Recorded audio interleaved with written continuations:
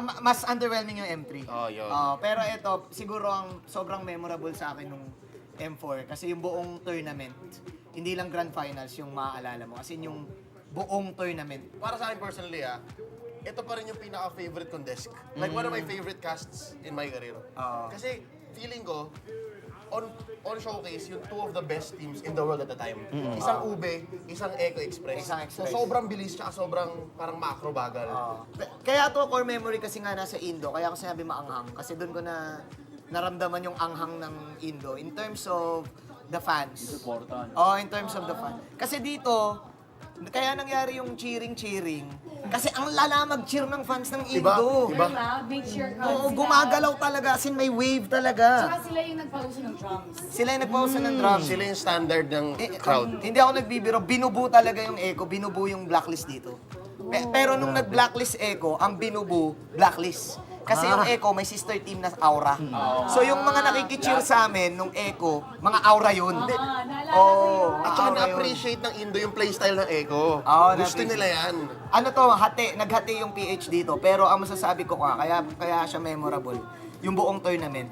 Kasi parang dama mo doon sa Indonesian crowd na proud sila na sila yung host.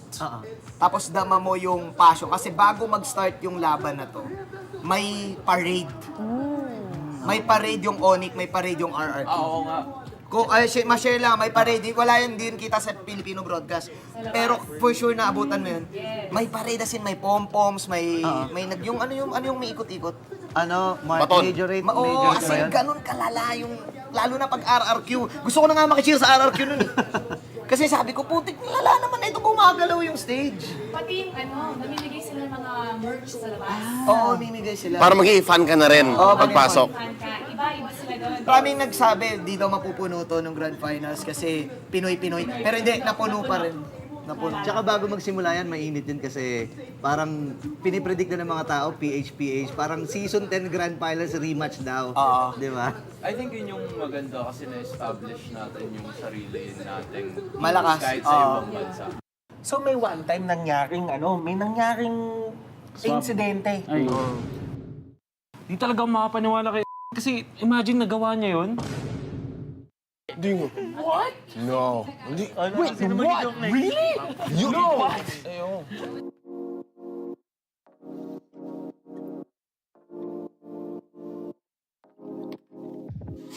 Hi everyone! Welcome back to the Philippines' most important championships. Sa ikalawang episode na ito, babalikan natin ang mga laban sa M2 and M3 World Championships na talagang nagpakita ng lakas ng Pinas sa mundo ng MLBB. Handa na ba kayo sa mga epic throwbacks at kakaibang trivia tungkol sa ating mga paboritong teams and casters? Kaya huwag kayong aalis, simulan na natin! Game! Game! Let's go! Game! Game! M2 World Championship was so memorable from all of us, but if you could take out one word to describe M2, what would that be, Butters? Shocking, unexpected, somewhere along the lines of that siguro. Shocking and unexpected. Unexpected na lang, sige. Yan. Okay, Para sige. may harapan to. Ano sa'yo? Iconic. Iconic for me dahil ito yung taon kung kailan ako nagsimula sumubaybay sa M-Series at dito nagsimula yung pagka-in love ko sa Mobile Legends. In love. Sa akin, groundbreaking kasi you have to understand yung nangyayari nung sa mundo nung time na yun was the pandemic, right? So, parang kakaiba yung situation for the players, for the casters. Nandun pa yung mga 15 days na quarantine na kung naalala mo yun. Huwag mo na paalala? Sa akin naman, historic. Kasi talaga yung nangyari doon, yun yung pag-umpisa ng PH era, and of course yung context na binigay ng nila Butters, OSX, and Wolf about the whole thing. Historic talaga. So we're gonna go back to M2. I'm gonna play it right now and actually what's your reaction? Di ko alam na kailangan pala i-explain, pre. Sabi one word kasi. So, one word ka lang talaga. Natatawa tayo. Kilala ko yung nagkakas. Oo, galing yan eh. Grabe naman. Easy ka pa pala nun. Ito yung Game 7. Game 7. Alam niyo yung story nito, nung araw ng broadcast mismo ng Grand Finals na pinag-usapan namin, papalitan namin yung pangalan sa cast ng casters. So sa presentation, imbes na Rep Tara Bluna, it was Rep TZ, Rob TZ. Pati sana, nabuo sila Phil TZ nung time na to kasi sobrang naging fan siya nung ano eh. So, kahit sa English broadcasting siya eh. Hanggang ngayon, Lafel TC pa rin siya. Yeah. Panis, Doc Ribo, Harit, panis. Yung mga era Pero, na ang yung pi- metang sikat pa dito. Ang kay pinaka Dr. Ray. naalala ko dito, yung sabi nila lahat na ang daming umiling nung pinili yung Minsitar na yan. Kasi nung panahon na yan, syempre si Minsitar alam naman natin na anti-dash, di ba? Pinili yan nung nag-harit bigla si Ribo. So pinaka-counter talaga kay Ribo yan. Kasi ang sabi pa sa akin ni Ribo dyan, nung bandang dulo na, minsan na nga lang ako mag-harit, nag-Minsitar pa kayo. Eh di talaga siya nag-enjoy dyan kasi may Minsitar nga. Ito, grabe. Ang ganda ng laban. Si Carlo. Ito. Grabe naman si Ano ba to? Ruby Hyper carry na Claude. By the way, Ruby Didi is a off-laner to, side laner nung time na to. Grak yan na damage build. Tapos ito yung iconic kay Ruby Didi, yung Lunox niya. Ruby Didi. And Baksha was played in the off-lane pa nung mga time na to. Off-lane pa yung tawag Pang natin. pang counter kay Yusong kasi yan yung panahon na sobrang lakas ng Yusong kasi. How time flies. And then nag-aagawan yung mga teams dito kung makakuha mo yung Brody, tank pa nga yung build-up nung time na yun. Tapos, kaya sobrang lapit ng Burmese goals. Kasi everybody expected na Indonesia yung parang papalag sa Philippines. Pero sila yung nauna dun sa upper bracket finals. Tapos then, umabot pa nga tayo dito sa Game 7. Nobody expected them. Tapos itong si Ruby Didi yung parang naging bida sa Burmese goals. Kasi imagine, kaisa-isang player na yung pangalan niya naging verb. Sa sobrang iconic niya. Ganun na yung naging impact eh. No? So, titignan mo yung lineup nila ngayon. Nakikita natin ngayon sa season 13 yun eh. Pero ba yung winning moment? Ito na ba yun? Hindi pa ata. Hindi pa ata eh. Hindi pa. Ay, hindi, ito na. Ito na. Ayan. Nalala ko, sinigaw ko yun eh. Kuya Moribo eh. Grabe si Carlo. Grabe. Uy, grabe. Last Ticho, grabe. And then, nakabili pa si Lasty ng imo. Galing. Well, Anong boses? Okay, oo nga. Lumaban na. Ang hindi ko makakalimutan dito, I think it was Game 4, Game 5. May nakita akong post ni Chooks. Parang minessage niya, parang, Munton, ano ba? Bigyan niyo naman ng tubig yung caster niyo. Paus na. Tapos ang daming nagtag sa akin doon. Ang saya nito mga moments. Imagine, in this case, hindi sila pwedeng mag-high five kasi nga dahil dun sa pandemic. Nakamask pa nga sila I eh. thought it was groundbreaking. Yeah, it was Joking. And Si Lysander. Lysander tsaka si Joking. Parang sobrang kalma ng brand dito. Alam mo nila natalo sila. No, they cannot celebrate kasi pandemic pa na tayo they to. can't Hindi sila pwedeng mag-hug, gano'n. Yung contact pa, bawal pa. Yung Singapore na parang yung nag-regulate sa Singapore. Bawal sila mag-appear. Bawal sila pa, mag-appear. Bawal? Kahit Oh, teammate Bawal sila. talaga. Yeah. They can. They can. Sobrang this was 2021, so sobrang strict pa ng Ito, guidelines. si Daki, tsaka si Daki, si EJ, si Kasi nga, di ba, may issue nun. Parang disrespectful. Sa totoo lang, pikon ako. Easy ka lang, boy. Kaya doon. Tinanong ako nung host eh. Diyan pala nagsimula yun, nga pala.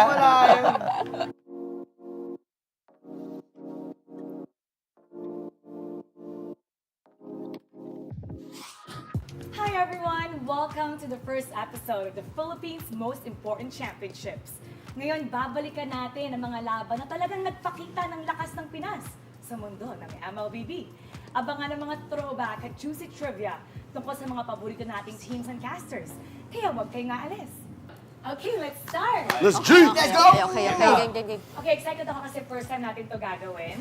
I wanna know kung ano nga ba yung mga naalala nyo tungkol sa M4. So if you can describe it in one word, and one word only, how would you describe that? Yeah, unahan ko na. M4 for me is dominance.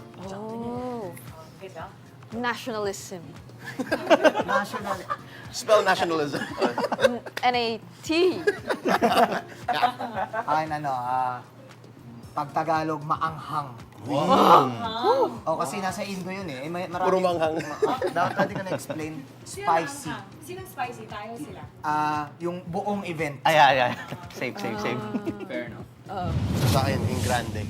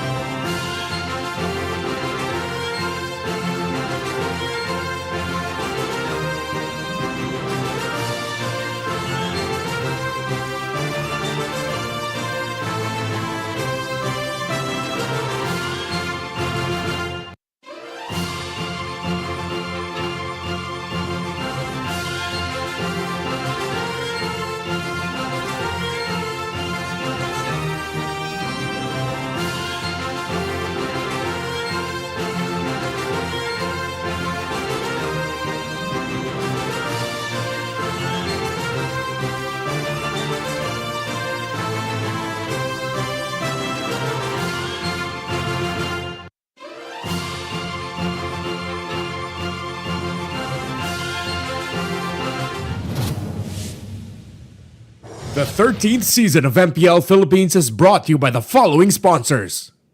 Smart, the official telco partner of MPL Philippines Season 13. Infinix GT Series, outplay the rest. Experience the MPL-PH Season 13 action live at SM South Mall Events Hall in Las Piñas City. Get your tickets now via SM Tickets. Don't miss any MPL-PH action by following our official Facebook page and subscribing to our YouTube channel. Follow MPL-PH on TikTok as well for more content. Don't miss the latest news and updates about the MLBB Philippine esports scene through our esports news tab. Visit the esports page on your MLBB app now and be a part of Lakas ng Pinas. To ensure the equality and fairness of our games, MPL Philippines is also monitored and supervised by the Games and Amusements Board.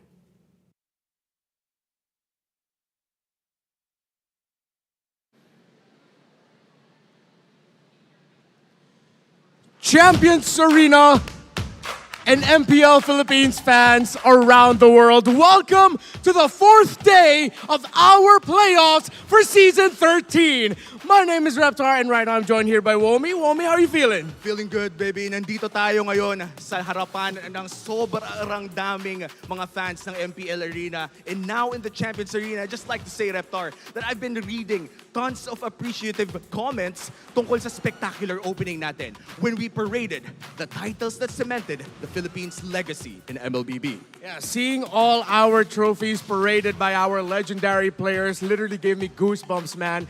But I believe that we are not just done yet. So please allow me to call on Mr. Otto Hernandez, Moonton Games Esports Production Lead for the Philippines. Good afternoon. Good afternoon, guys. Good afternoon.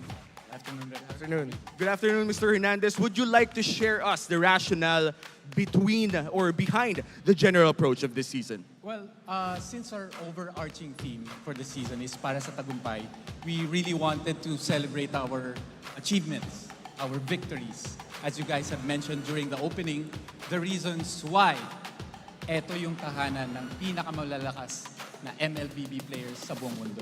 That is so true. And since we're talking about the playoffs and we are in the middle of what is so far one of the most legendary playoffs we've had for the entire history of MPL Philippines, can you please share with us the decisions behind this season's culmination? Reptar, eto na yun. It's the community, it's the people.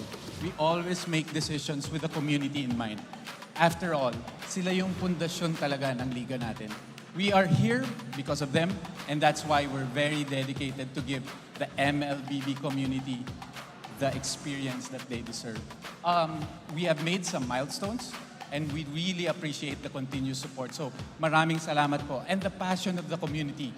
However, we have some lapses, like when we unintentionally raised a misunderstanding with the community and Fried Chicken. And this, we would like to extend our heartfelt apology to him and to our community. It was not our intention, guys, and we hope we can move forward together and focus on the heart of this all. This is esports. Broadcast, production, content. We've elevated our playoffs this season. We are in for 200%. We are in for all that matters. As such, we revolutionized the stage. As you can see, the layout and everything, we are actually presenting to you that is fitting for the Champions Arena. Kasi kayo po ay kasama sa Champions Arena. And we are trying to elevate everything, and we are also securing our a drone. As you can see, in the drone shots. The very first time, the drone that you can see. Kasi gusto namin ma-feel ninyo na you are part of the Champions Arena. Wow. And from the Parade of Champions, the revolutionary stage design, and renewed viewing experience, ano pa bang pwede nating abangan in the playoffs? We would like to further celebrate our champions, of course, and our versions of victories. And ito yung pinaka-iintay ng lahat eh, yung induction of our members to the Hall of Legends. So, we're going to start with the Alamat Awards. Thank you, Mr. Hernandez, and let's continue the celebration of our victories.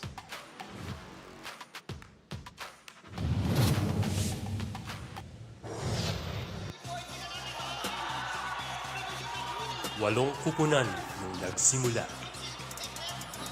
Sinubaybayan natin ang kanilang mga laban. Nagpakita ng lakas sa loob at labas ng laro.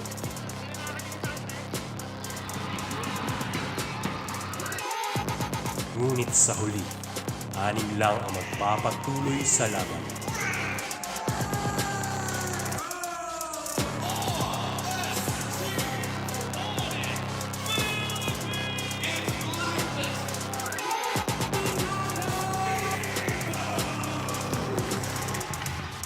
Sino ang magiging kampiyon? Sino ang tunay na magtatagumpay? Abangan ang huling laban para sa tagumpay.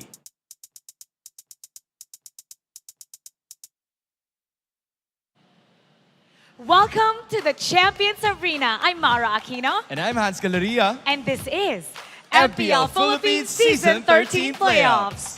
In line with the celebration of victories this season 13, we're going to honor the legends, outstanding personalities that promoted the growth of MLBB esports here in the Philippines.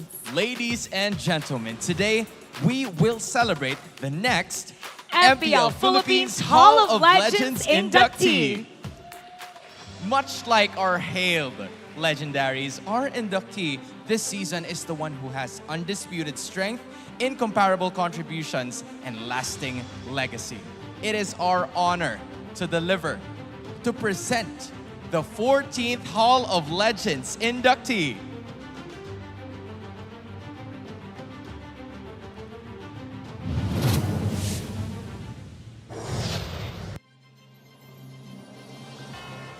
An outstanding player who achieved greatness multiple times.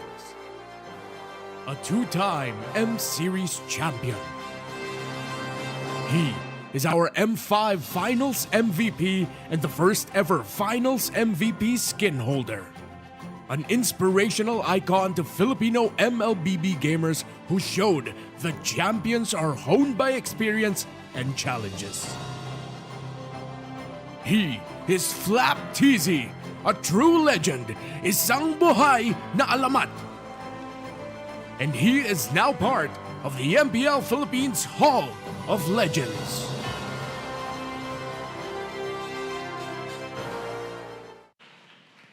Flap TZ!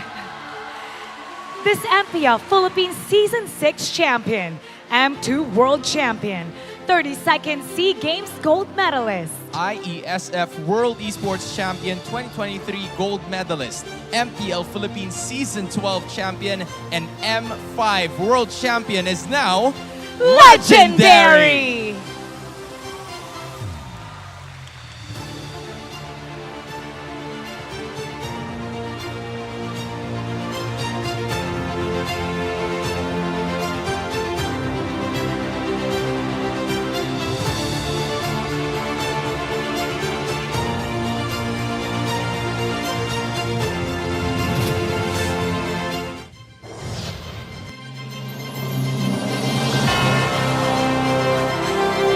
Congratulations kay David. You got into the Hall of Legends. We are super happy for you. And we want you to always remember that we are always here for you when you think no one is there for you anymore. Hi, Bed! Congrats!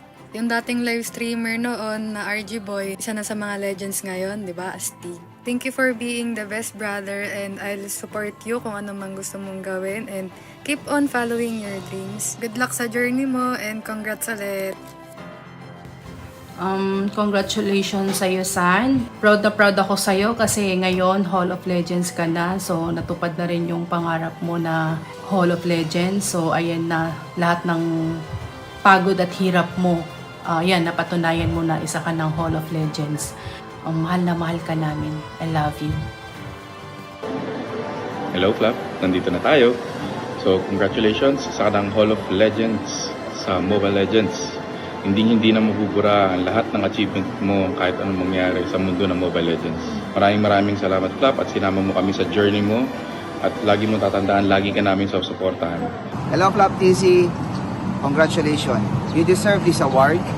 I'm very, very proud of you, especially your teammates, your coaches, and the AP management. And continue achieving more championship. Good luck! Congrats sa'yo, Flop. Galingan mo palagi. Deserve mo maging Hall of Legend. Ingat ka palagi. Oy, Flop, congratulations. Hall of Legends inducting ka na rin. Please, maging mabait na bata ka na. Congratulations sa'yo, Flop TC official. Sana malibro mo kami. Congrats sa'yo, Flop TC. Ito na talaga yung pinapangarap mo, maging isang the GOAT. Ito na yun. So yun, congratulations sa'yo, pre. Pagpatuloy mo lang yung pagiging masipag mo sa paglalaro. Congrats sa'yo, Flop TC. Isa ka na legend kahit ang bet-bet mo. Congrats sa'yo, boy. Alam mo na, ang pinag-usapan natin pag nanalo ka. Galingan mo lang lagi at di mo wala yung gigil mo. Ayun, focus ka lang lagi. Congrats sa'yo, Flop TC. You are now legendary.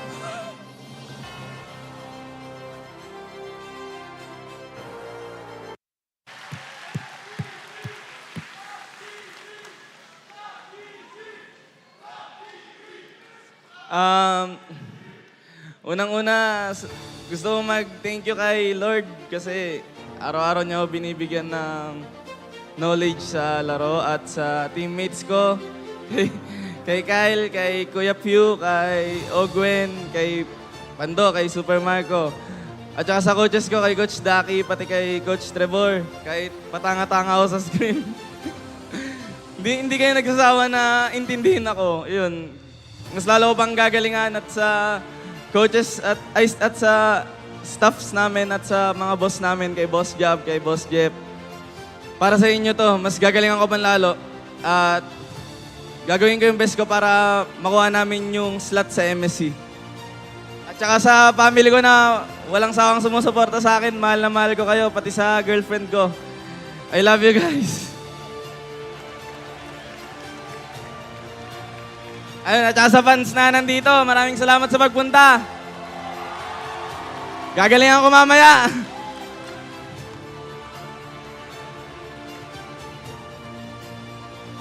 Congratulations once again to your 14th Hall of Legends inductee, Flop TZ!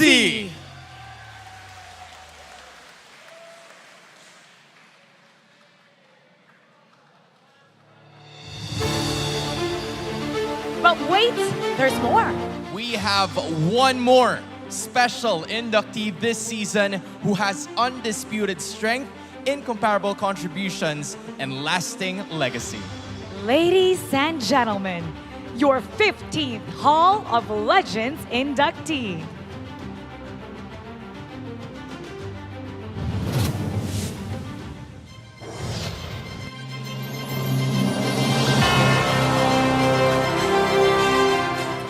Hello Kai, congrats dahil isa ka na sa mga Hall of Legends and sobrang layo na ng narating mo tol and alam ko dati gusto mo lang makapasok sa MPL and ngayon isa ka ng legend and good luck nga pala Kai sa playoffs nyo dyan sa Indonesia and sana makapag-forfeit kayo. Yun lang. Yo Kai, first of all, congrats sa achievement tol sa award. Very well. A high-level player who started our international rise. The first Filipino import who marked the start of globalization of Filipino MLBB esports talents.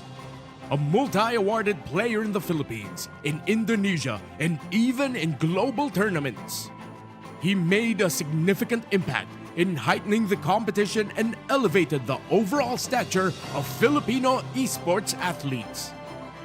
He is Kai Ree, a true legend, isang buhay na alamat. And he is now part of the MPL Philippines Hall of Legends.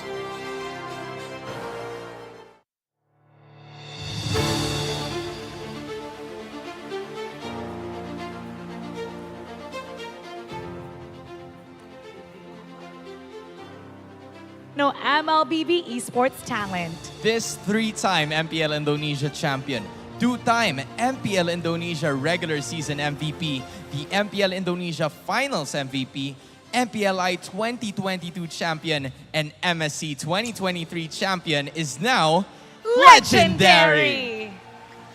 Hello po. Hindi ko po expected na makasali ako sa dito Hall of Legend.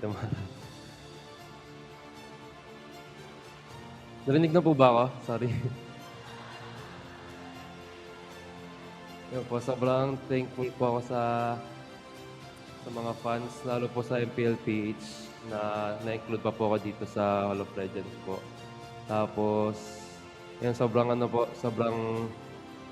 looking forward po ako sa laban, kung makasali man kami sa MSC. And thank you po din kay Lord sa mga kaibigan ko, sa teammates ko, kay Coach Sheb, sa lahat ng mga fans sa Pinas, international fans. Thank you so much po. Tsaka, yun, sobrang unexpected lang po na ma-include pa ako dito. Kaya thank you so much po. To award the mark of being an inductee, may we please call on Honorable Andre Peter C. Estanislao, Foreign Service Officer of Department of Foreign Affairs.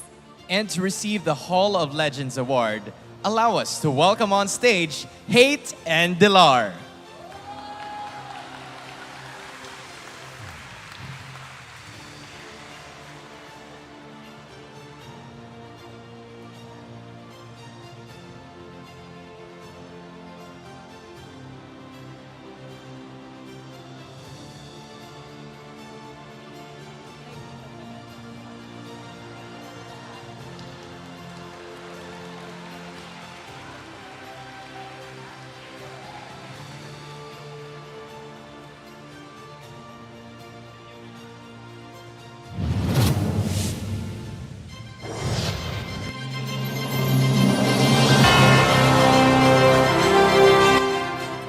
Hello Kai, congrats dahil isa ka na sa mga Hall of Legends. And sobrang layo na ng narating mo tol. And alam ko dati gusto mo lang makapasok sa MPL. And ngayon isa ka ng legend. And good luck nga pala Kai sa playoffs nyo dyan sa Indonesia. And sana makapag-forfeit kayo. Yun lang. Yo, Kai, first of all, congrats sa achievement tol sa award. Very well deserved. You've proven it one too many times already. You've proven it in the world stage, so no one can ever doubt it. We will never stop supporting you. We've been watching you all throughout your professional career. Always remember, tol, nandito kami para sa'yo. And again, congrats sa achievement. And hopefully, magkita ulit tayo someday soon pag nakauwi ka dito sa Bataan. Yo, congrats kay Riam. Alam kong deserve mo kong mapasama sa Hall of Legends kasi from the start, alam kong gaano ka kadeterminado at gaano mo pinaghirapan kung nasan ka man ngayon. Salamat sa suporta din sa akin, lalo na pag, may ups and down tayo and sana magpatuloy pa at makakuha pa ng championship. Yo, Tol Kai, kamusta nga pala yan, Tol? And congrats dahil na-achieve mo na yung mga gusto mong ma-achieve. Yan, Tol, isa ka na sa Hall of Legends, sa Mobile Legends. Yan, isa ka ng GOAT, man. Congrats sa lahat ng mga achievements mo. And deserve mo lahat yan kasi hindi madali lahat ng mga pinagdadaanan mo dyan sa ibang bansa, Tol. Tuloy-tuloy lang, Tol. God bless you. And bag-out na ako. Peace! Hello, anak. Kyrie, congratulations. Another achievement na naman. Proud na proud kami sa iyo, anak. Alam ko na God has blessed you so much kasi alam niya kung gaano ka kabuti, alam niya kung gaano ka kabait na bata. Nandito lang kami lagi ni daddy mo, mga kapatid mo. Lagi ka mag-iingat dyan. Mahal na mahal ka namin. And see you soon, anak. Love you. To Kyrie, binabati nga pala kita sa award na na-receive mo. Alam mo, proud na proud kami sa'yo ng mami mo at mahal na mahal ka namin. God bless na. Sana mas malayo pa yung marating mo. Love you.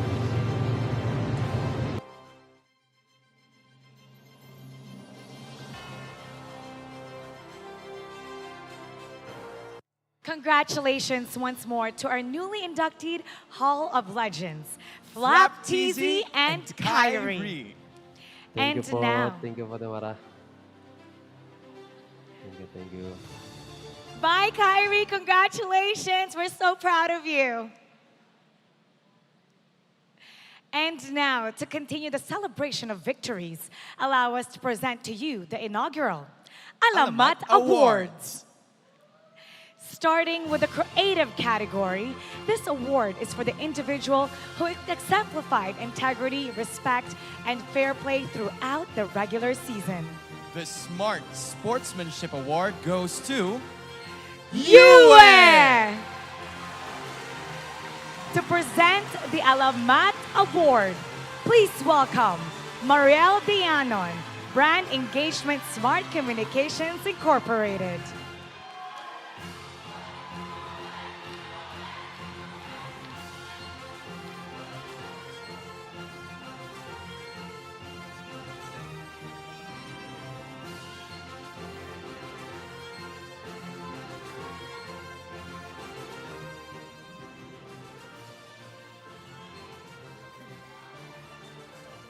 Hello.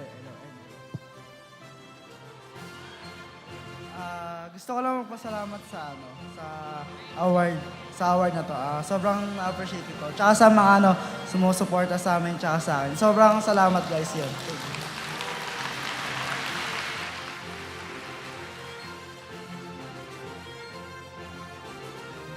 Once again, congratulations, Yue! And now for the team that treated us with the most creative way of announcing their roster for this season. The Infinix Best Roster Reveal Execution Award goes to TNC's Ipaglalaban Kita! To represent the Alamat Award, please welcome Irish Del Rosario, Public Relations Supervisor and Infinix Philippines Project Head for MPL-Philippines.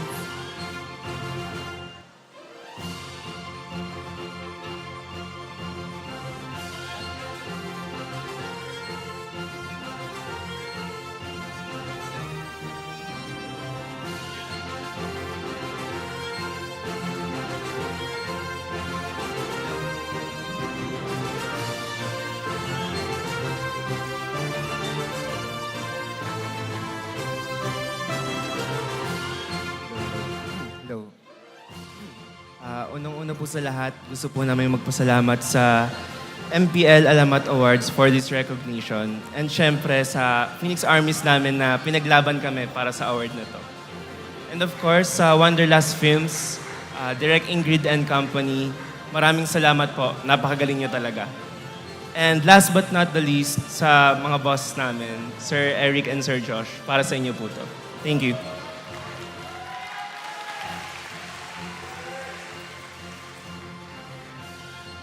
Congratulations once again, TNC!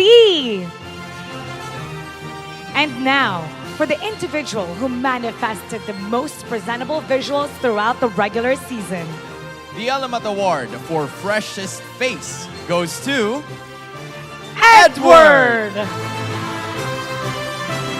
To receive the award on behalf of Edward, please welcome back on stage Blacklist International's Yue.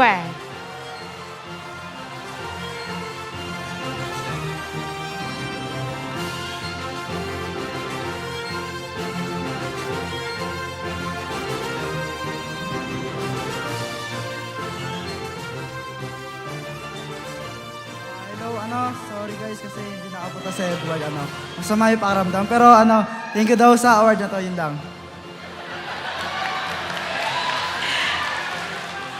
Congratulations once again, Edward, and thank you, Yue, for accepting his award. You too have a very fresh face.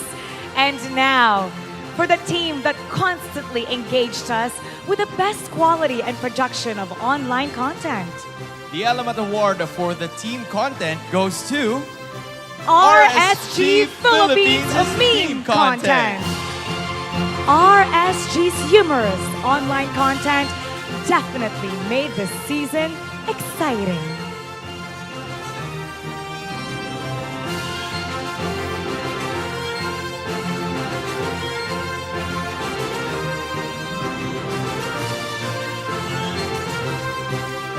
Thank you po for everyone. Actually, the people behind me are the ones behind the memes and all. So, they don't know they won. They just know right now lang. So, thank you everyone and congratulations. Congratulations once again, RSG Philippines.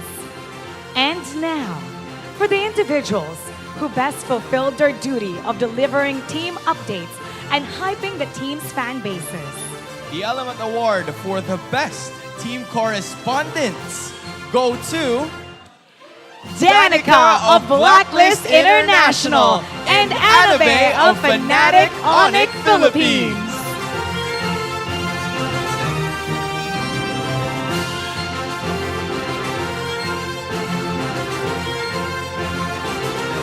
Danica and Anabe have definitely caught us up with the latest updates and hottest scoops about their teams.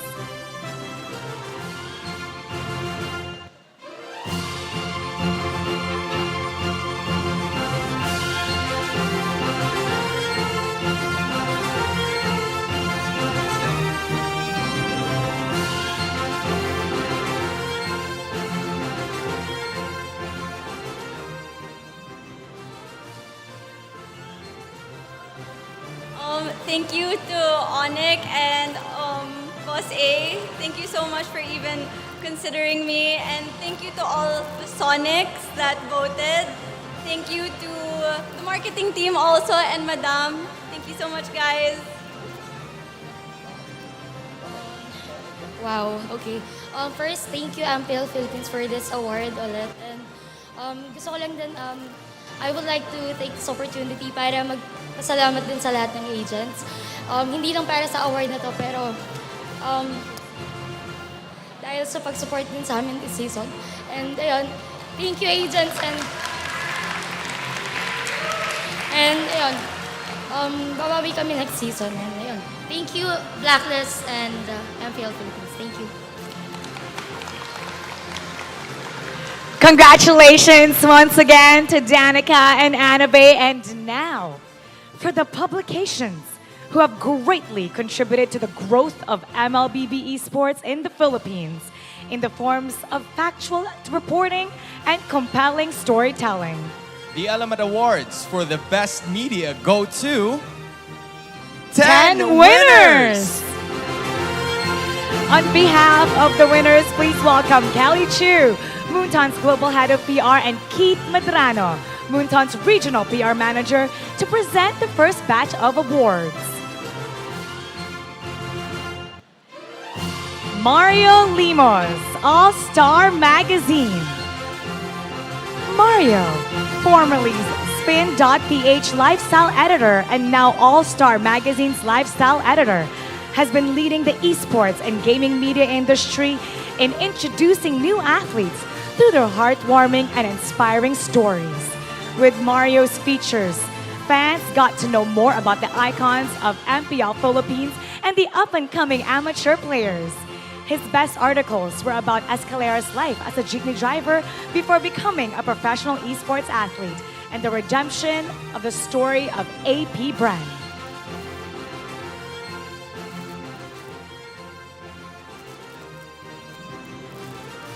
Michelle Loho, Philstar.com. Michelle is known to have advocated for media ethics and its importance in upholding excellence in journalism. As a teacher herself, she participated in several workshops to provide meaningful insights to the students when it comes to responsible journalism. The league commends her for her unwavering commitment to upholding responsible reporting and honing the next batch of esports and gaming journalists.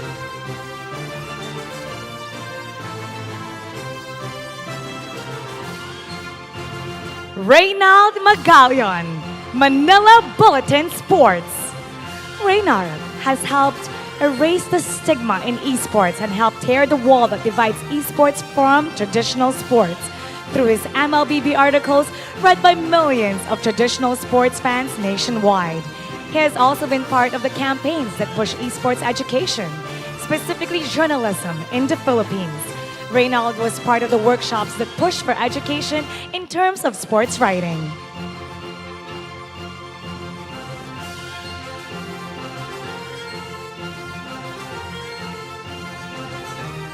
And for the second batch of awards, congratulations to Carlos Pineda, Spin.ph.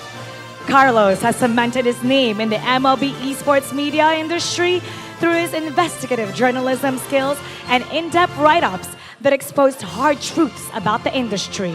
The stories have helped improve the current landscape.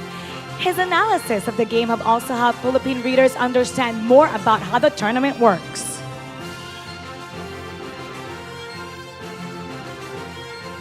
AC Coloma, ABS-CBN News.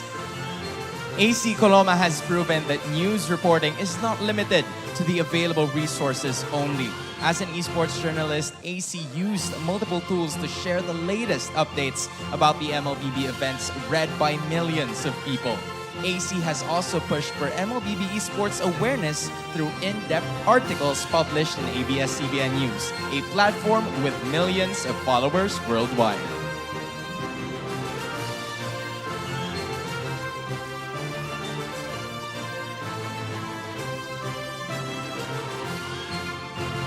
And for the third batch of awards, congratulations to Ron Muyot, 1 Esports. Julian Alona, 1 Esports. Calvin Trillias, 1 Esports. Ron, Julian, and Calvin have consistently been reporting on both MLBB esports events and the developments of and in the game. 1 Esports has also implemented programs that led to the discovery of amateur players in the local scene.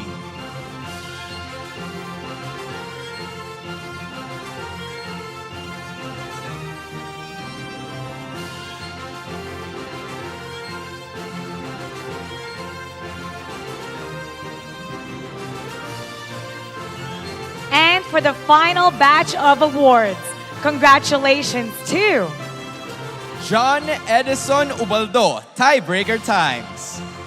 Jonash Danug, Tiebreaker Times. Edison Ubaldo has contributed to the scene through his swift reporting on the latest MLBB esports events.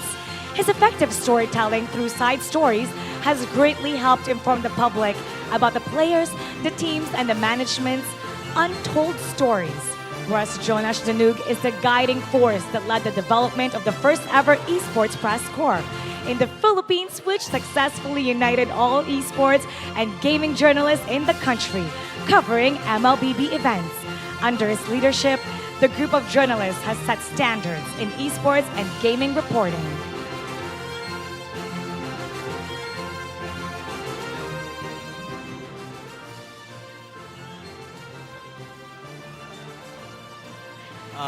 First of all, gusto ko lang po magpasalamat sa MPL Philippines and sa Munton for recognizing yung work na ginagawa ng media behind the scenes and also for recognizing yung role ng media sa liga na to. Also, thank you rin sa teams, sa players, sa coaches, sa managers for always accommodating yung media. Ayun lang po, maraming salamat.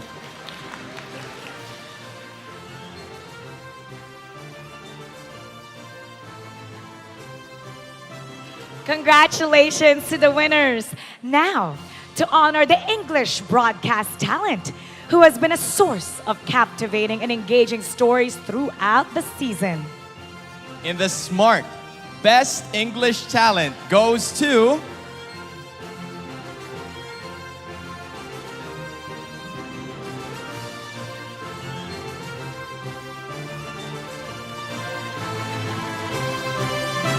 Renmar!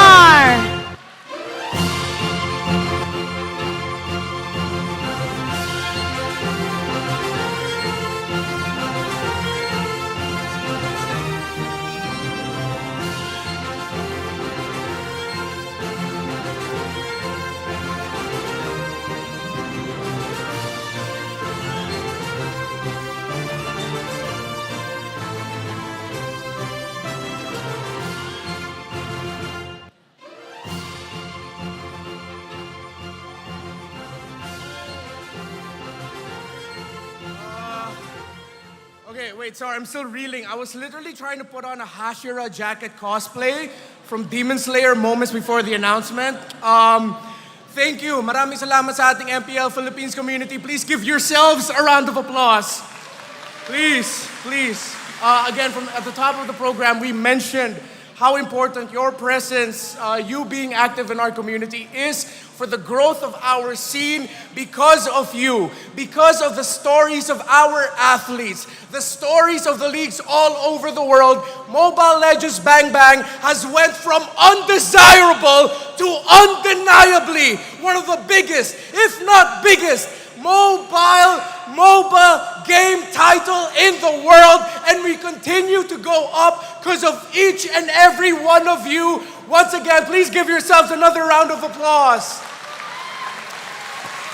Of course, I want to thank my parents, Mary Jane and Reynaldo Santa Cruz. Mom, Dad, 28 years ago, both of you were given a tough choice. Dad was given a tough choice. It would have to be your wife or your son. My dad said, please save them both. Here I am still 28 years later, and I've won this twice. So thank you, Mom and Dad. Behind every great man is an equally great woman. To my baube, Vey, Feli, I really hope one day you'll make it to the stage in MPL Indonesia and share a desk with you internationally. I would not be here with you if it wasn't for your support. Last but not the least, again, to our wonderful players and to our teams, the stories that you tell, yung mga aksyon na pinapakita nyo, it is a tremendous honor to call it on the English desk. To the best group of talents in the world, thank you so much to the MPL Philippines English and Filipino desk. Thank you. And you may no longer remember me, you may have forgotten me, but at this very moment, as I raise this with pride and humility, you will acknowledge me. Thank you.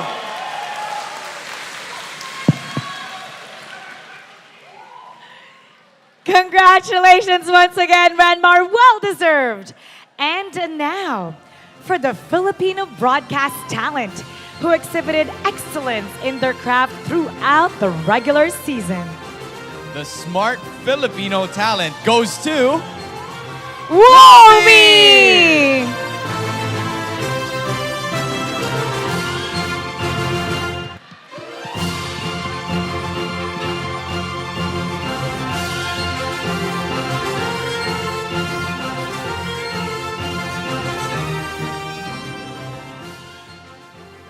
Una-una, isang karangalan na manalo at isang maging boses para sa ligang ito.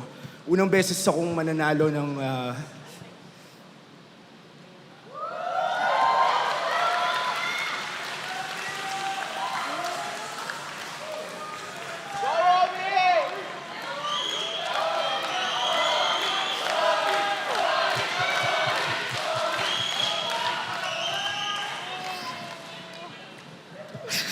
Sorry.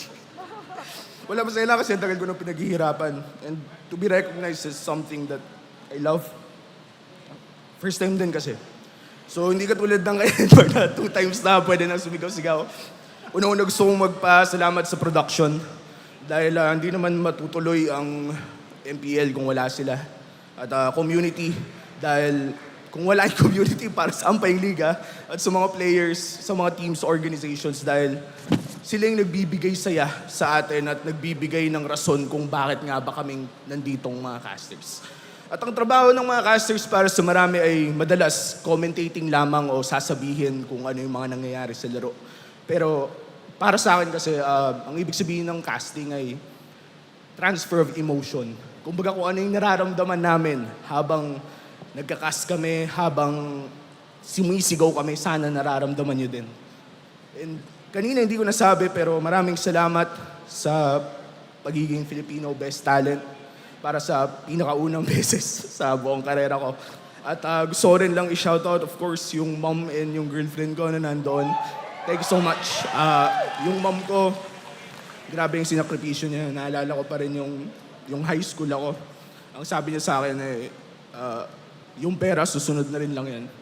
Hindi naman natin alam na yung esports magiging trabaho eh.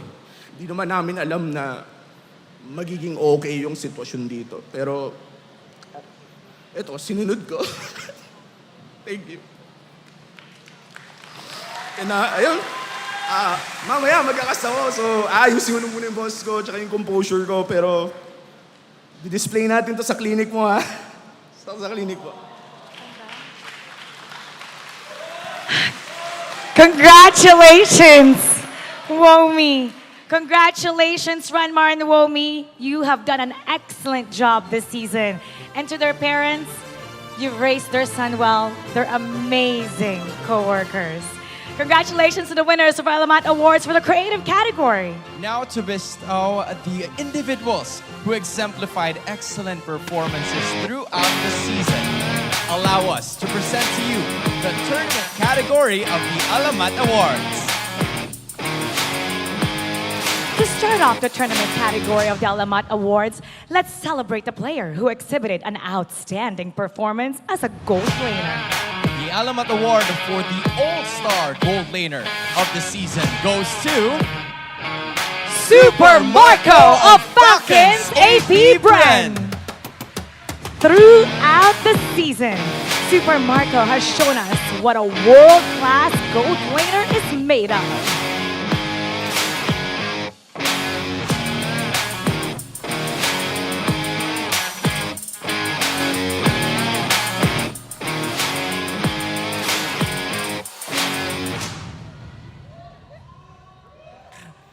Una-una, thank you sa Lord dahil nakamit ko award na to sa mga teammates ko. Tumulong sa akin para makuha itong award na to, tsaka sa mga coaches and boss namin na dito para lagi sa amin, and sa mga bumuta sa akin sa mga ML community, tsaka sa mga fans, tsaka sa family ko and girlfriend ko.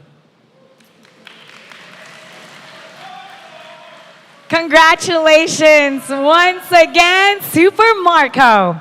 And now, for the player who delivered exceptional performance as a roamer. The Alamat Award for the All-Star Roamer goes to Ogwin! A back-to-back win for the Bees as Master Ogwin is rightfully recognized for the award.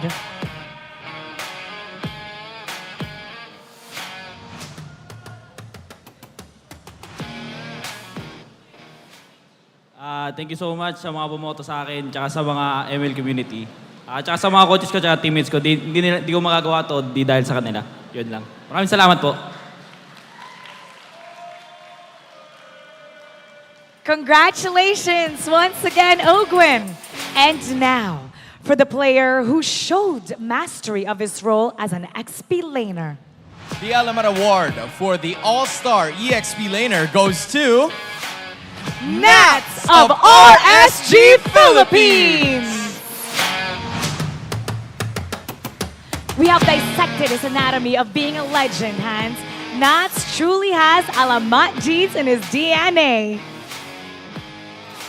First of all po, thank you sa mga sa bumoto sa akin and sa mga teammates ko dyan and coaches ko kasi kung hindi dahil sa kanila, parang feel ko di ko maabot to and di ko ma-deserve tong ganito.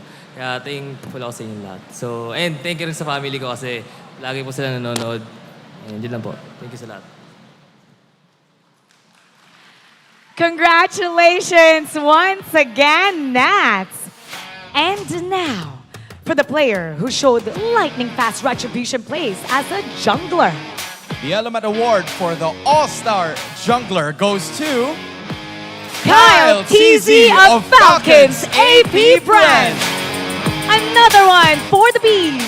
Their performance this season, thanks to Kyle TZ's lightning-fast retries, truly is legendary. Unang-una po sa lahat, nagpapasalamat po ako kay Lord kasi lagi po niya ako ginagabayan araw-araw. Tsaka sa family ko po na laging sumusuporta po sa akin dyan. Sa mga fans ng APBREN Falcons po, maraming salamat po sa lahat sa pagsuporta niyo po sa amin. Tsaka sa girlfriend ko po. Thank you po. Congratulations once again, Kyle TZ. And now, for the player who supplied the team with support in the battlefield. The Alamat Award for the All-Star Mid Laner goes to Sanji of Liquid Echo. Sanji's performance this season has brought Liquid Echo back to see the world.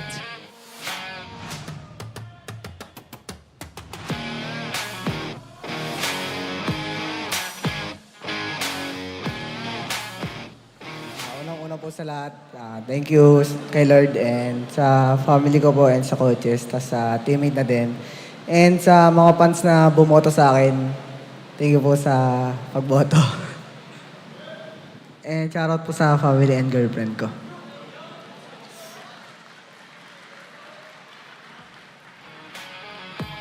Congratulations once again, Sanji. And now, let's take a photo op.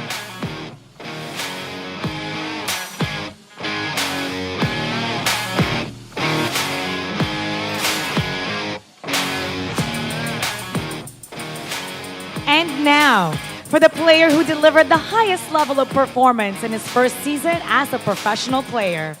The Alamat Award for the Rookie of the Season goes to Nomad of TNC Pro Team. Nomad, the neophyte gold laner who scored the first savage of the season.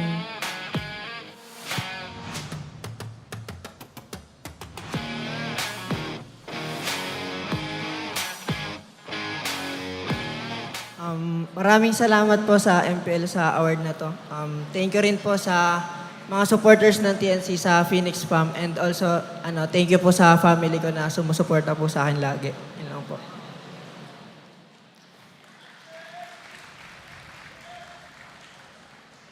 Congratulations once again, Nomad.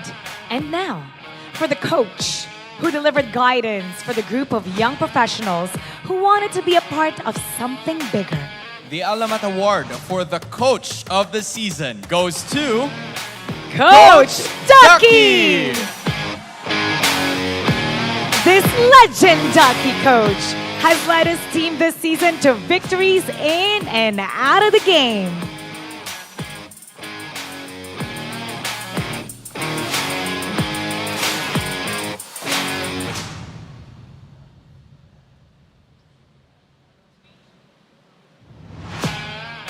I don't really like receiving awards, so I think the reason why I'm here is because of my mom, so this is your fault, Ma. I'm just kidding. I dedicate this win to my mom. Hi, Ma.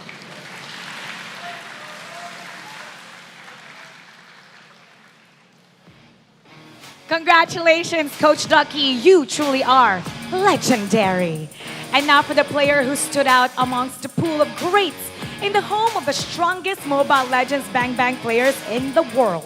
the Alamat Award for the regular season MVP goes to Super Marco of Falcons APBREN.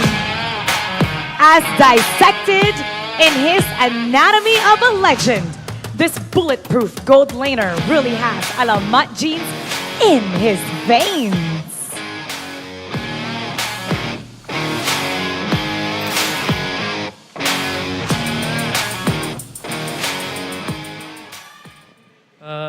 Thank you po ulit sa mga nag-vote sa akin, tsaka supportahan niyo kayo mamaya against sa RSG.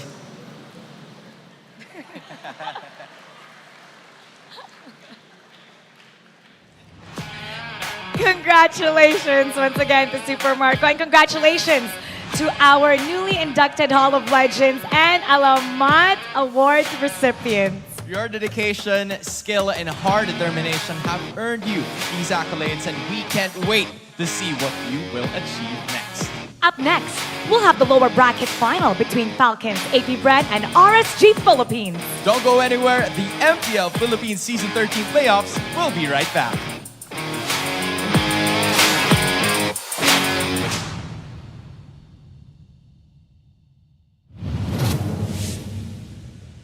The 13th season of MPL Philippines is brought to you by the following sponsors. Smart, the official telco partner of MPL Philippines Season 13. Infinix GT Series, outplay the rest. Experience the MPL-PH Season 13 action live at SM South Mall Events Hall in Las Piñas City. Get your tickets now via SM Tickets. Don't miss any MPL-PH action by following our official Facebook page and subscribing to our YouTube channel. Follow MPL-PH on TikTok as well for more content. Don't miss the latest news and updates about the MLBB Philippine esports scene through our esports news tab. Visit the esports page on your MLBB app now and be a part of Lakas ng Pinas. To ensure the equality and fairness of our games, MPL Philippines is also monitored and supervised by the Games and Amusements Board.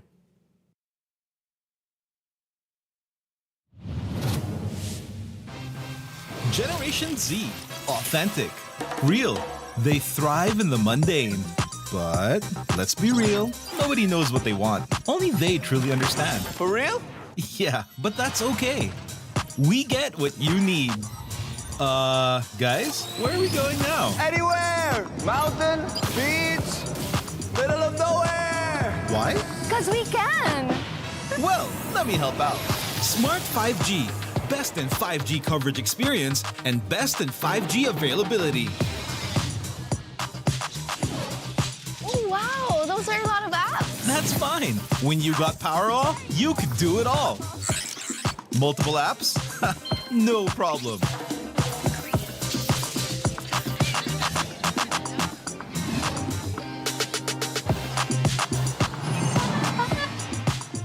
Whoa! From Wi-Fi to data in an instant! Yes, sir. Magic Data saves you anytime you need it. And it doesn't expire? That's right. Cool! Oh, dead spot. If only you could switch in an instant. Oh, wait. What? eSIM is that easy? For For real kasi! backed up by nationwide coverage. So, yeah, nobody knows what Gen Zs want, but we can keep up with real connection and real fast data. Live for real with Smart 5G plus nationwide LTE, Powerall, Magic Data, and eSIM. You guys pretty much know what we need. Live more today.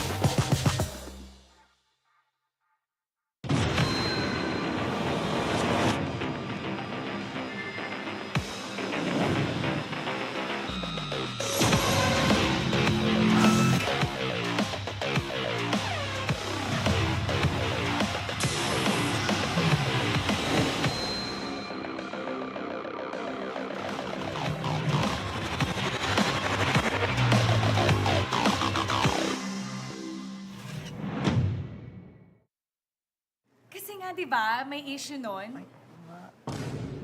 Parang disrespectful. Sa totoo lang, pikon na pikon ako. Easy ka lang, easy ka lang, boy. Tinanong ako nung host eh. Diyan pala nagsimula yun, no? Nga pala.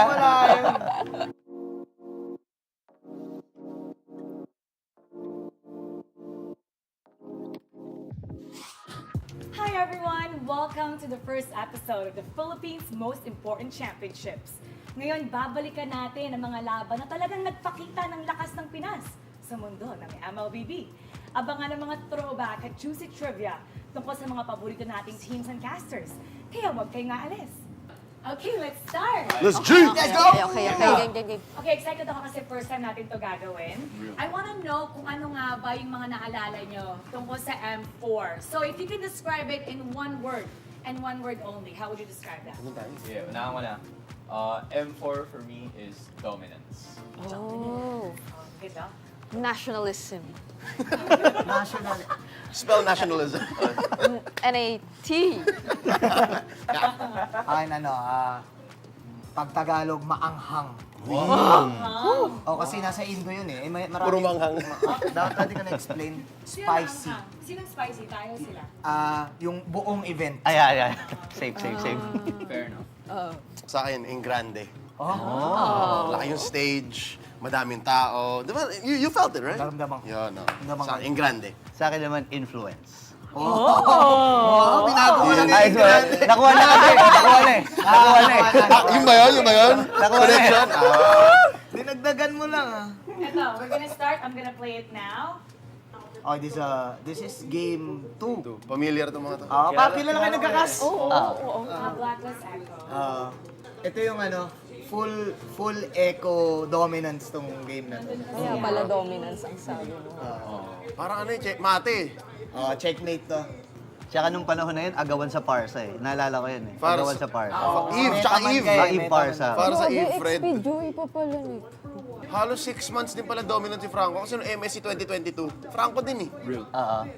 Oo, light. No, sila light. Sobrang lala nitong M4. Ang dami kong memories. Masasabi ko itong M4 yung core memory ko tong M4. Bakit?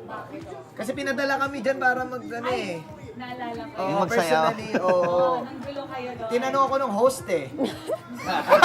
Diyan pala nagsimula yun, nga pala. Dito, ang lala kasi, ito yung nag-finals PH. Tapos, nag-double jacket ako nito. Dalawa, blacklist oo. echo. Ay, oo, yan. Sobrang, yung finals na to para sa akin, isa sa mga underwhelming na grand finals. Personally, kasi 4-0 eh. More than M3?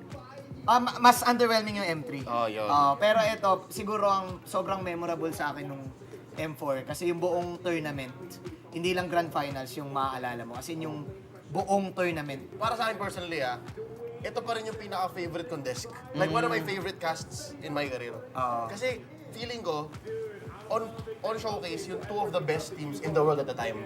Isang Ube, isang Eco Express. So sobrang bilis, tsaka sobrang parang macro bagal. Kaya to core memory kasi nga nasa Indo, kaya ako sinabi maanghang. Kasi doon ko na naramdaman yung anghang ng Indo in terms of the fans. In terms of the fans. Kasi dito, kaya nangyari yung cheering. Kasi ang lala mag-cheer ng fans ng Indo. Iba? Make sure Oo, gumagalaw talaga. As in, may wave talaga. Saka sila yung nagpauso ng drums. Sila yung nagpauso ng drums. Sila yung standard ng crowd. Hindi ako nagbibiro. Binubu talaga yung Echo. Binubu yung blacklist dito. Pero nung nag-blacklist Echo, ang binubu, blacklist. Kasi yung Echo, may sister team na aura. So yung mga nakikicheer sa amin nung Echo, mga aura yun. At saka na-appreciate ng Indo yung playstyle ng Echo. Gusto nila yan. Naghati yung PH dito. Pero ang masasabi ko kaya siya memorable, yung buong tournament. Kasi parang dama mo doon sa Indonesian crowd na proud sila na sila yung host. Tapos dama mo yung passion. Kasi bago mag-start yung laban na to, may parade. May parade yung Onyx, may parade yung RRQ. Oo nga. Ma-share lang, may parade. Wala yun, din kita sa Filipino broadcast. Pero for sure na abutan mo yun. May parade as in, may pom-poms, may yung may ikot-ikot. Majorate As in, ganun kalala yung, lalo na pag RRQ. Gusto ko na nga makicheer sa RRQ nun. Kasi sabi ko, putik, lala naman na ito, gumagalaw yung stage. Pati yung namimigay sila ng mga merch sa labas. Oo, mimigay sila. Para maging fan ka na rin pagpasok. Iba-iba sila doon. Maraming nagsabi, di daw mapupuno to ng Grand Finals kasi Pinoy-Pinoy. Pero hindi, napuno pa rin. Tsaka bago magsimula yan, mainit din kasi parang pinipredict na ng mga tao, PH, parang season 10 Grand Finals rematch daw. Di ba? I think yun yung maganda kasi na-establish natin yung sarili nating Malakas. kahit sa ibang bansa. So may one time nangyaring insidente. Di talaga ako makapaniwala kay kasi imagine nagawa niya yun. What? No. Wait, what? Really? You know?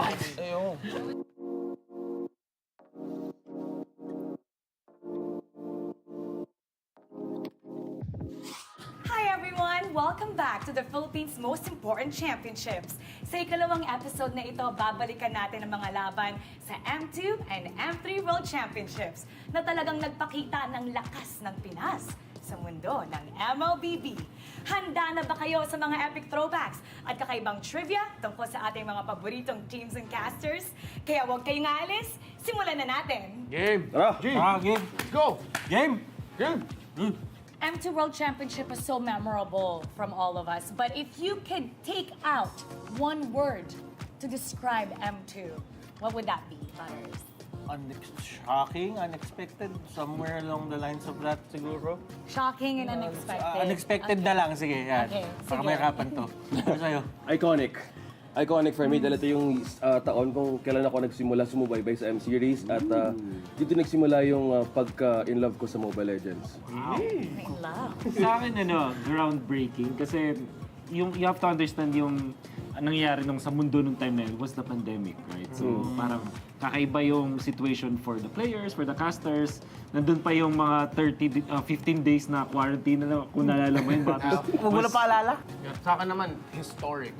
Kasi talaga yung nangyari doon, yun yung pag-umpisa ng PH era, and of course yung context na binigay nung nila Butters, OSX, and Wolf about the whole thing. Historic talaga. So we're gonna go back to M2. I'm gonna play it right now and Oh, actually what's your reaction? Oh, Di ko alam na kailangan palang explain, pre. Sabi one word kasi. So, okay lang. Natatawa tayo. Kilala ko yung nagkakas. Oo, galing yan eh. Grabe naman. Easy ka pa pala nun. Ito yung Game 7. Game 7. Alam niyo yung story nito, nung araw ng broadcast mismo ng Grand Finals na pinag-usapan namin, papalitan namin yung pangalan sa cast ng casters. So sa presentation, imbes na Rep Tartar Luna, it was Rep TZ Rob TZ.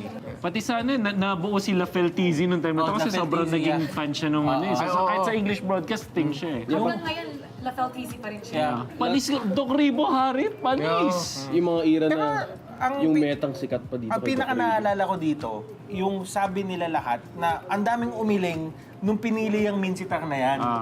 Kasi nung panahon na yan, syempre si Minsitar alam naman natin na anti-dash, di ba? Pinili yan nung nag-harit bigla si Ribo. So pinaka-counter talaga kay Ribo yan. Kasi ang sabi pa sa akin ni Ribo dyan, nung bandang dulo na, minsan na nga lang ako mag-harit, nag-Minsitar pa kayo. Di talaga siya nag-enjoy dyan kasi may Minsitar nga. Ito grabe. Ang ganda ng laban. Si Carlo.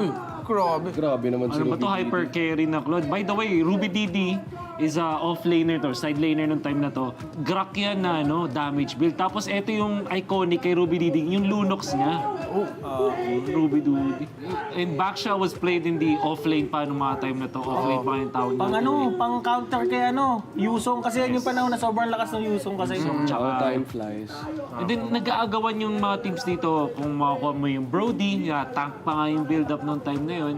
Tapos, kaya sobrang lapit ng Burmese Goose. Kasi everybody expected na Indonesia yung parang papalag sa Philippines. Pero sila yung nauna dun sa upper bracket finals. Tapos then umabot pa nga tayo dito sa Game 7. Nobody expected them. Tapos itong si Ruby Didi yung parang naging bida sa Burmese Goose. Kasi imagine, kaisa-isang player na yung pangalan niya naging verb. Sa sobrang iconic niya. Ganun na yung naging impact eh. No? So, titignan mo yung lineup nila ngayon, nakikita natin ngayon sa season 13 yun eh.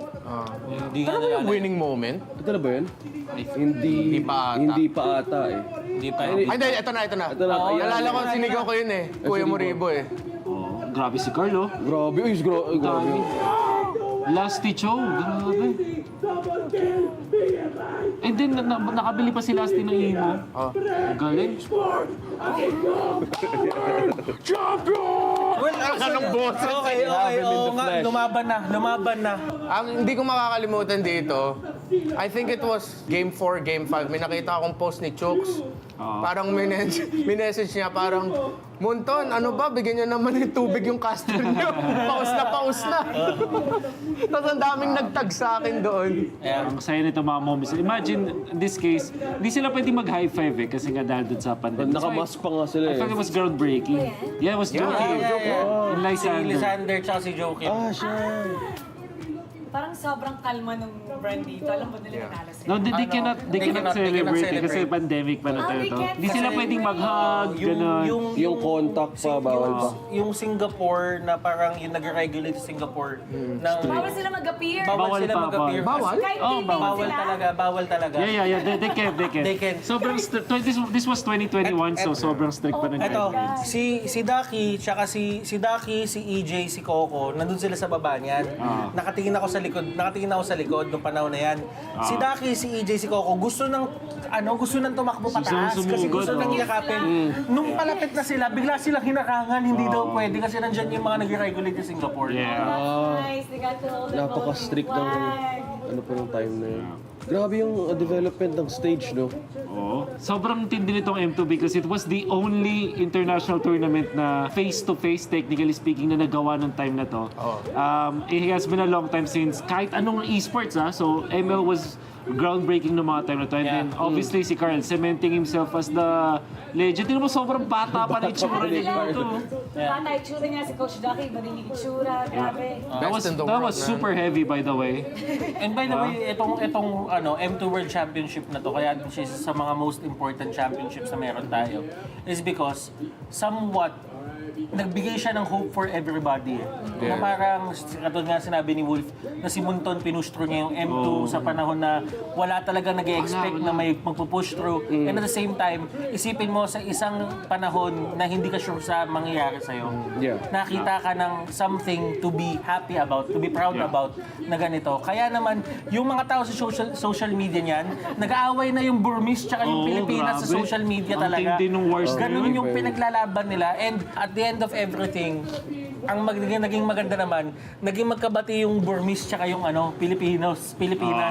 Since we're going back, at saka na-mention ni OSX na ito yung tournament na parang nag-umpisa yung love mo for MLBB and MLBB esports. Ano yung dumadaan sa'yo sa utak mo noon nung winning moment, nanalo na yung Grand Esports? Do you remember that moment, yung winning moment nila?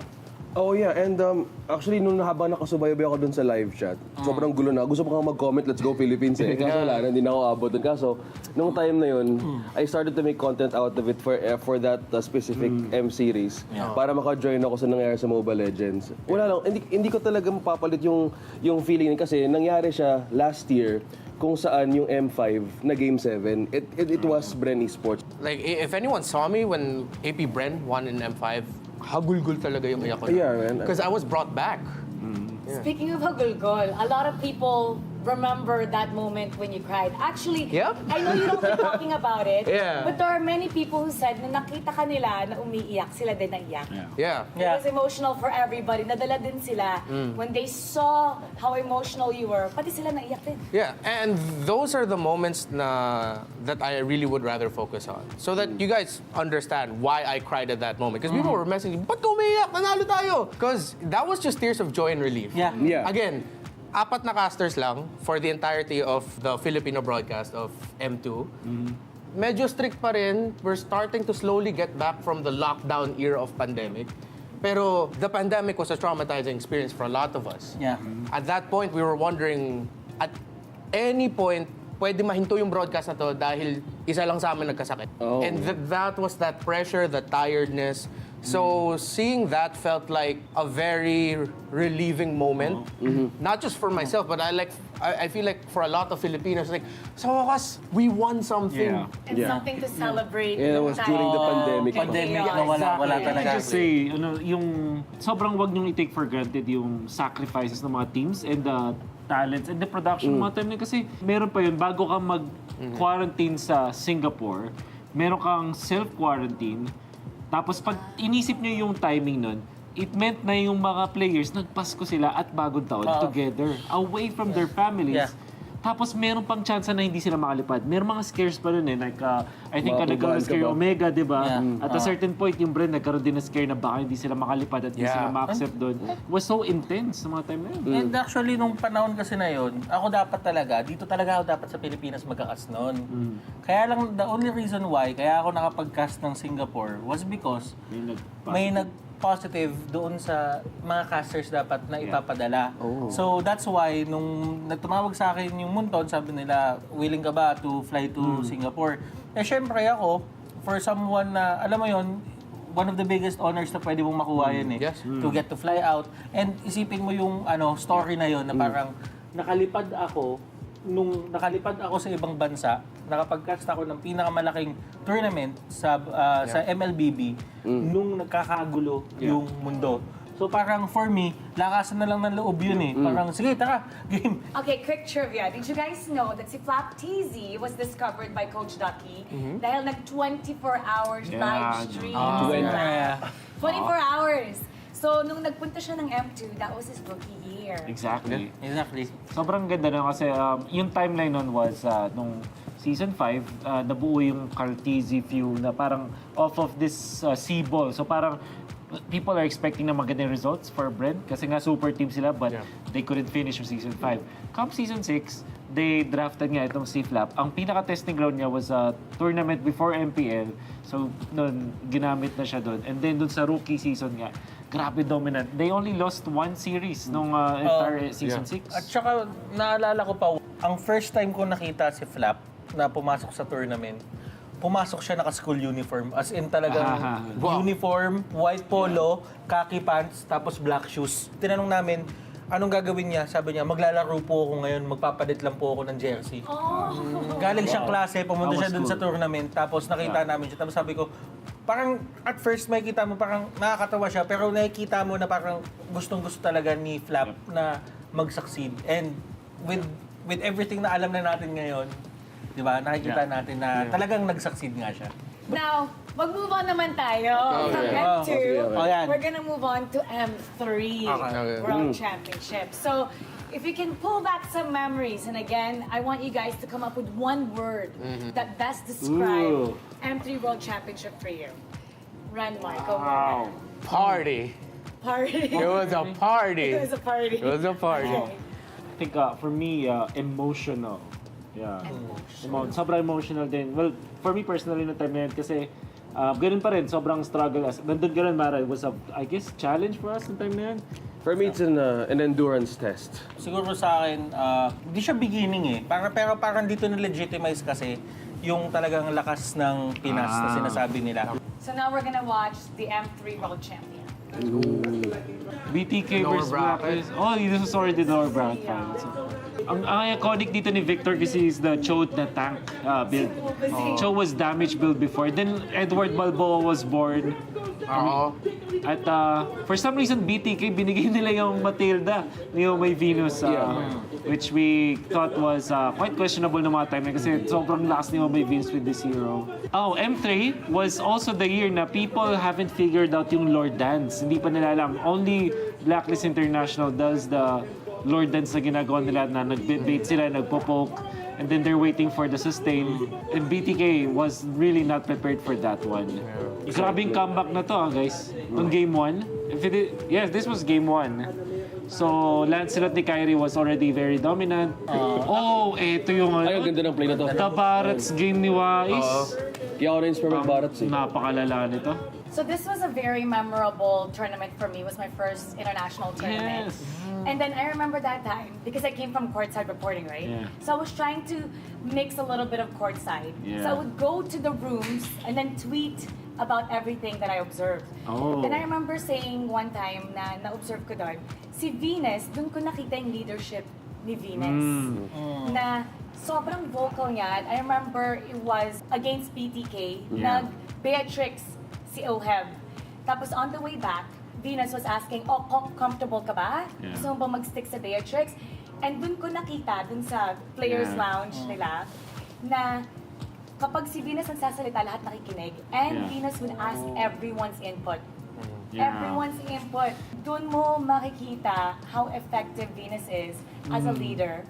At nakakatuwa yun. And it worked with the entire tournament. Ang naalala ko naman, sorry to share this. Pero kasi when you're talking about leadership sa Blacklist, ang nakita ko naman sa Onyx was friendship. Imagine, every night we would hang out dun sa, by the beach kasi, kaya masaya eh. So ganun yung hangout. And then, Sentosa. you know, madaming ibang players from other teams that actually hung out with the Onyx people, guys. Like Oheb, for example, always hang out. Victor was always there.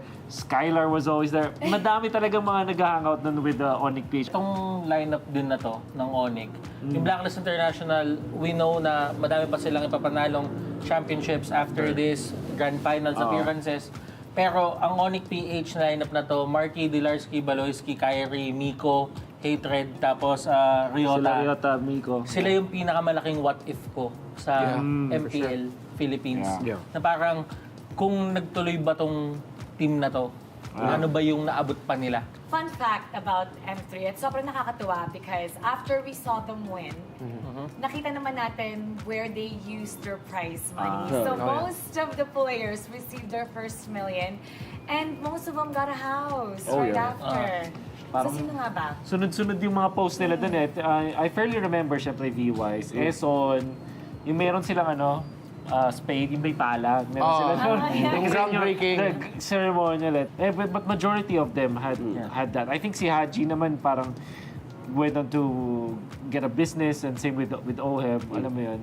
And then the coaching staff obviously. So it was nice kasi they knew that they needed to invest now. Siyempre, with Wise, binili pa rin niya yung mga bagay na nagpapasaya sa kanya. Ganun bagay. Pero yung bahay kailangan niya yun eh. Kailangan niya yun. So nung M2 tsaka nung M3, dito nagsimula yung term pinaslang malakas. So bakit nga ba natin ito sinasabi? Well, if we're gonna start from M2, simple lang. Doon nag-umpisa eh. It was a Game 7 at that point, greatest Grand Finals we've seen for a long time, and doon nag-umpisa yung pinaslang malakas. Yeah. And this is funny kasi what I was going to tell you is, kasi nanggaling yan sa Aether lang malakas, tas Bren lang malakas. Eh, nag-champion yung Bren internationally, so Pilas lang malakas na inherit kumbaga. So yung M3 naman, ito kasi yung pinaka-challenge. For a team who's being on top, syempre, meron talagang mga team na kailangan talunin to. Yun yung pinaka-challenge eh, like how to be consistent and how to be number 1 for so long. Kasi para sa akin, ang M3 talaga, 2 storylines siya and 2 playstyle siya. Yung isang team, yung Onyx, they were out for redemption, and at the same time, for Blacklist International, sila naman was on their way to prove everybody na sila talaga yung pinakamalakas. And kung titignan mo yung playstyles nila, one team, Blacklist, mostly on macro play. Si Onyx naman, nasa micro play, yung pagka individual skills sila. So makikita mo doon na sa kahit anong angulo na pinakita ng Pilipinas nung M3, talagang Pinas lang yung malakas. So makikita natin na pinatunayan talaga ng mga representatives natin yung term na yun. Now let's get everyone's support for the upcoming MSC. We've done it before, you've done it before, and I know we can do it again. Let's support our Philippine teams para sa MSC. At kung sino man yung magre-represent sa atin sa Philippines, we know that they'll do their best. So, supportahan natin sila. Ito ang pinakamalaking prize pool sa MLBB, 3 million USD. Napatunayan na ng mga teams natin na kaya nilang maging best sa mundo. Kaya naman as fans, ipakita natin na kaya natin sumuporta hanggang dulo. Para sa tagumpay! Thanks for watching! Sama-sama ulit tayo sa susunod na episode tungkol sa MSC 2021 at 2022 Championship. Kita kids! Kanina siya ano tawag sa ibon na mahihain? Ano? Introvert.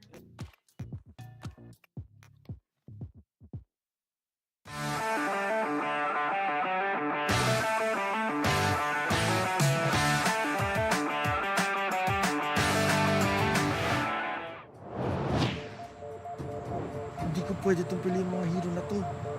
Dahil alam ko nang kayang-kaya na itong pigilan. Isip-isip. Gugula na ako. Kailangan kong isip. Meta check! Tama. Manonood ako ng mga bagong updates. Welcome to Ben Tips! Tara, tutulungan kita. Alam kong nahihirapan ka na. Oo, ikaw. Ikaw na nanonood ngayon. Aminin mo na kasi. Tara, bibigyan naman kita ng tips eh. Tutulungan kita. At doon tatapos ang ating Ben Tips. Sana may natutunan kayo. Kita-kits ulit sa next content. Galingan mo ha! Kapag di makapili ng hero, check and study the game updates.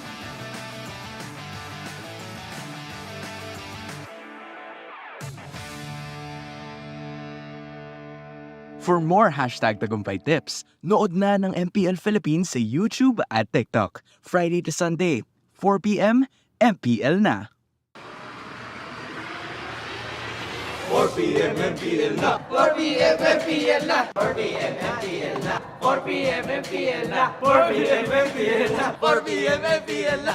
4 p.m. MPL na! 4 p.m. MPL na! 4 p.m. MPL na! 4 p.m. MPL na! 4 p.m. MPL na. 4 p.m. MPL na! 4 p.m. MPL na. 4 p.m. MPL na! 4 p.m. MPL na! Catch your favorite MPL matches every Friday to Sunday. Only at the MPL Philippines YouTube and TikTok. 4 p.m. MPL na! 4 p.m. MPL na! 4 p.m. MPL na! 4 p.m. MPL na!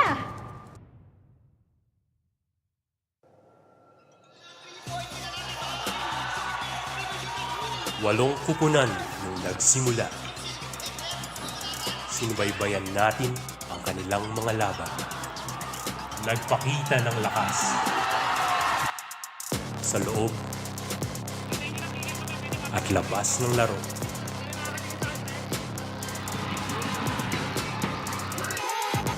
Ngunit sa huli, 6 lang ang magpapatuloy sa laban.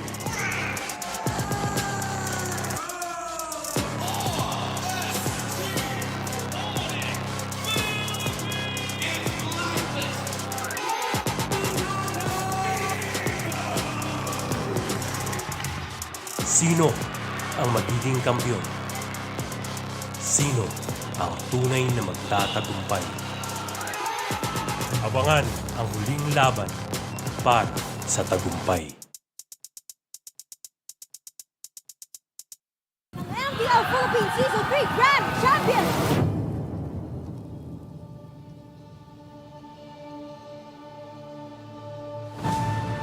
Sa loob ng 3 araw, hindi lang lakbay sa tagumpay ang ating matutunghayan. Handa na ba kayong maging parte ng kasaysayan? At ito ang Road to MPL-Playoffs, Lakbay Pasulong! Inaantay ng ating mga teams ang inyong suporta, hindi lamang on-site but also online. Yes. We want to feel the love. Of course, dahil ito na nga yung first time, yung on-site MPA Playoffs natin.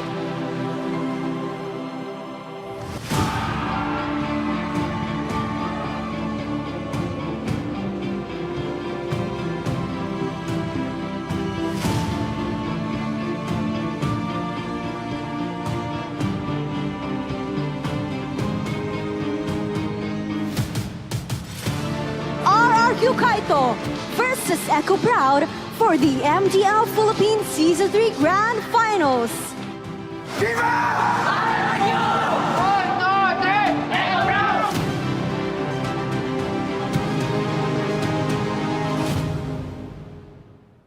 Ay sawa na lang ang natitirang buhay para sa mga orka. Kaya na bang tapusin to ng RRQ Kaito kasi kumpleto pa sila? And RRQ Kaito ang kukuha ng unang laban sa serye na to. Kung napigilan pa yung finals na gagawin ni Birds. Birds is down. Iniisa-isa ng mga orka ang buhay pero base pa rin. 1-1. Palos na lang ang nag-iisa at mukhang eto na talaga. RRQ Kaito will extend the series to game number 5. Matagal na nating tinatanong kung nagahari ang kaharian at hanggang kailan, hanggang dulo, tuloy sa paglipad, tuloy sa pagangat. Viva RRQ! Viva! We have ourselves new champions para sa MPL Philippines!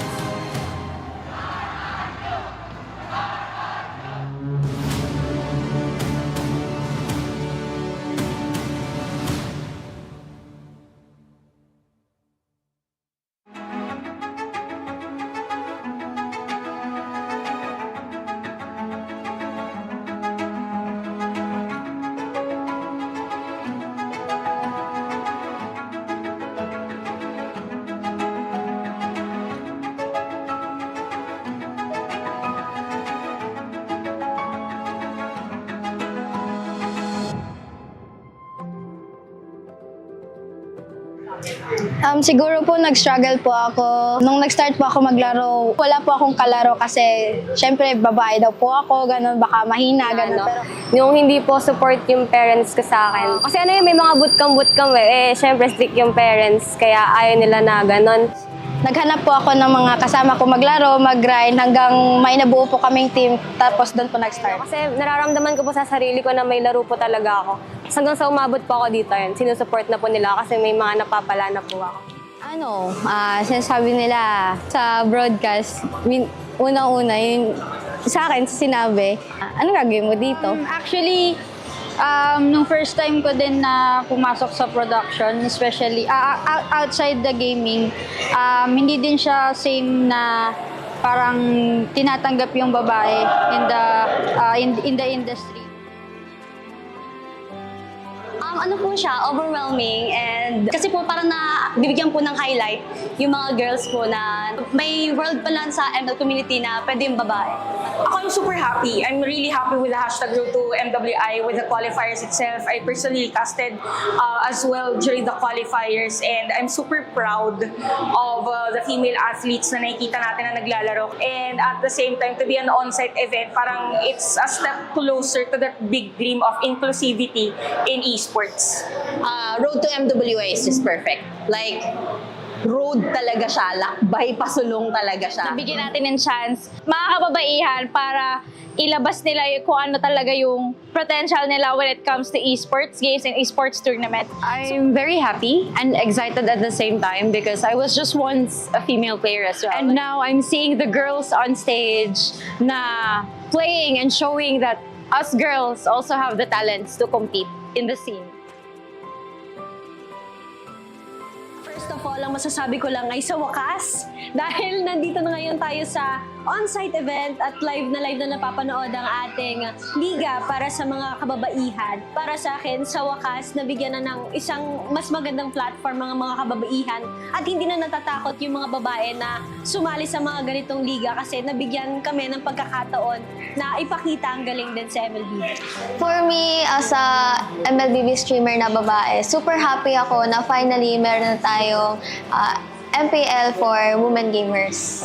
Honestly, sobrang nakakatuwa and nakaka-proud din syempre as a female gamer ng Mobile Legends. Kasi alam naman natin na this is the first time na magkaroon tayo ng tournament para sa mga kababaihan. Masaya ako, lalo na ngayon na nagkakaroon ng awareness na meron tayong community, not only for men but also open for women, especially yung C-Lab. I'm really happy na nagkakaroon tayo ng movement to include women more in esports.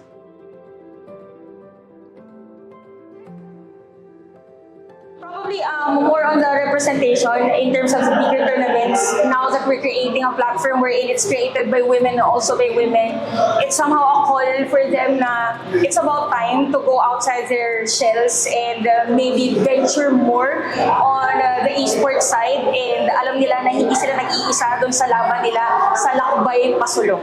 So to add to that din, parang sila is here to guide kung ano yung sa mga back-end pa when it comes to esports. So hindi lang siya for players but also for the back-end parts. The esports industry is for women.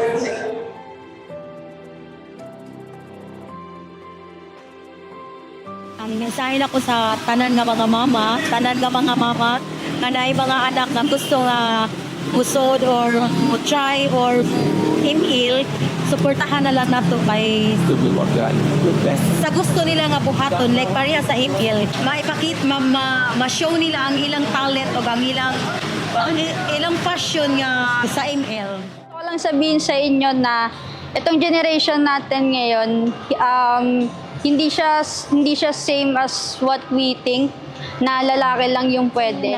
Pagpatuloy nyo, kung ano yung passion nyo, yung dedication, lahat yan, alam ko, magbubunga din yan soon. So, ayun, good luck sa inyo lahat. Talagang subukan lang yung tapangan, lakasan yung loob. Kasi as much as iniisip natin siguro na hindi meant for us or mahirap yung papasukin natin, pag nandito ka na, hindi basta ganun yung mararamdaman mo.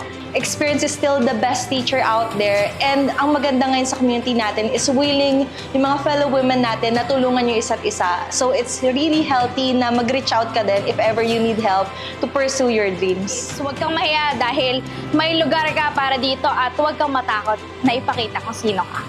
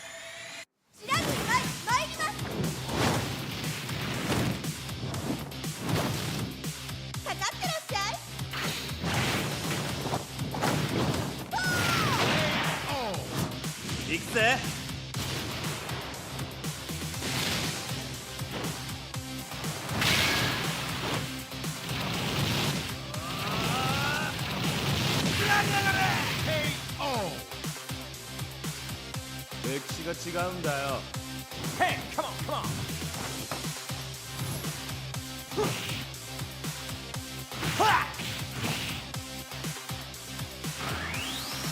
Okay. Power Gazer.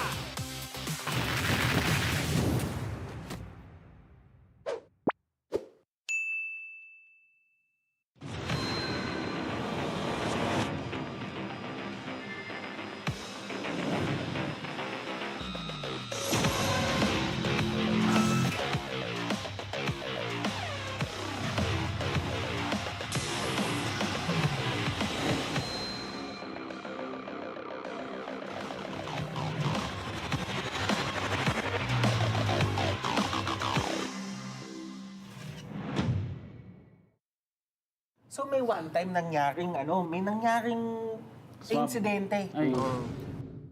Di talaga makapaniwala kay kasi imagine nagawa niya yun. Di mo. What? No. Hindi. Wait, what? Really? You no. What?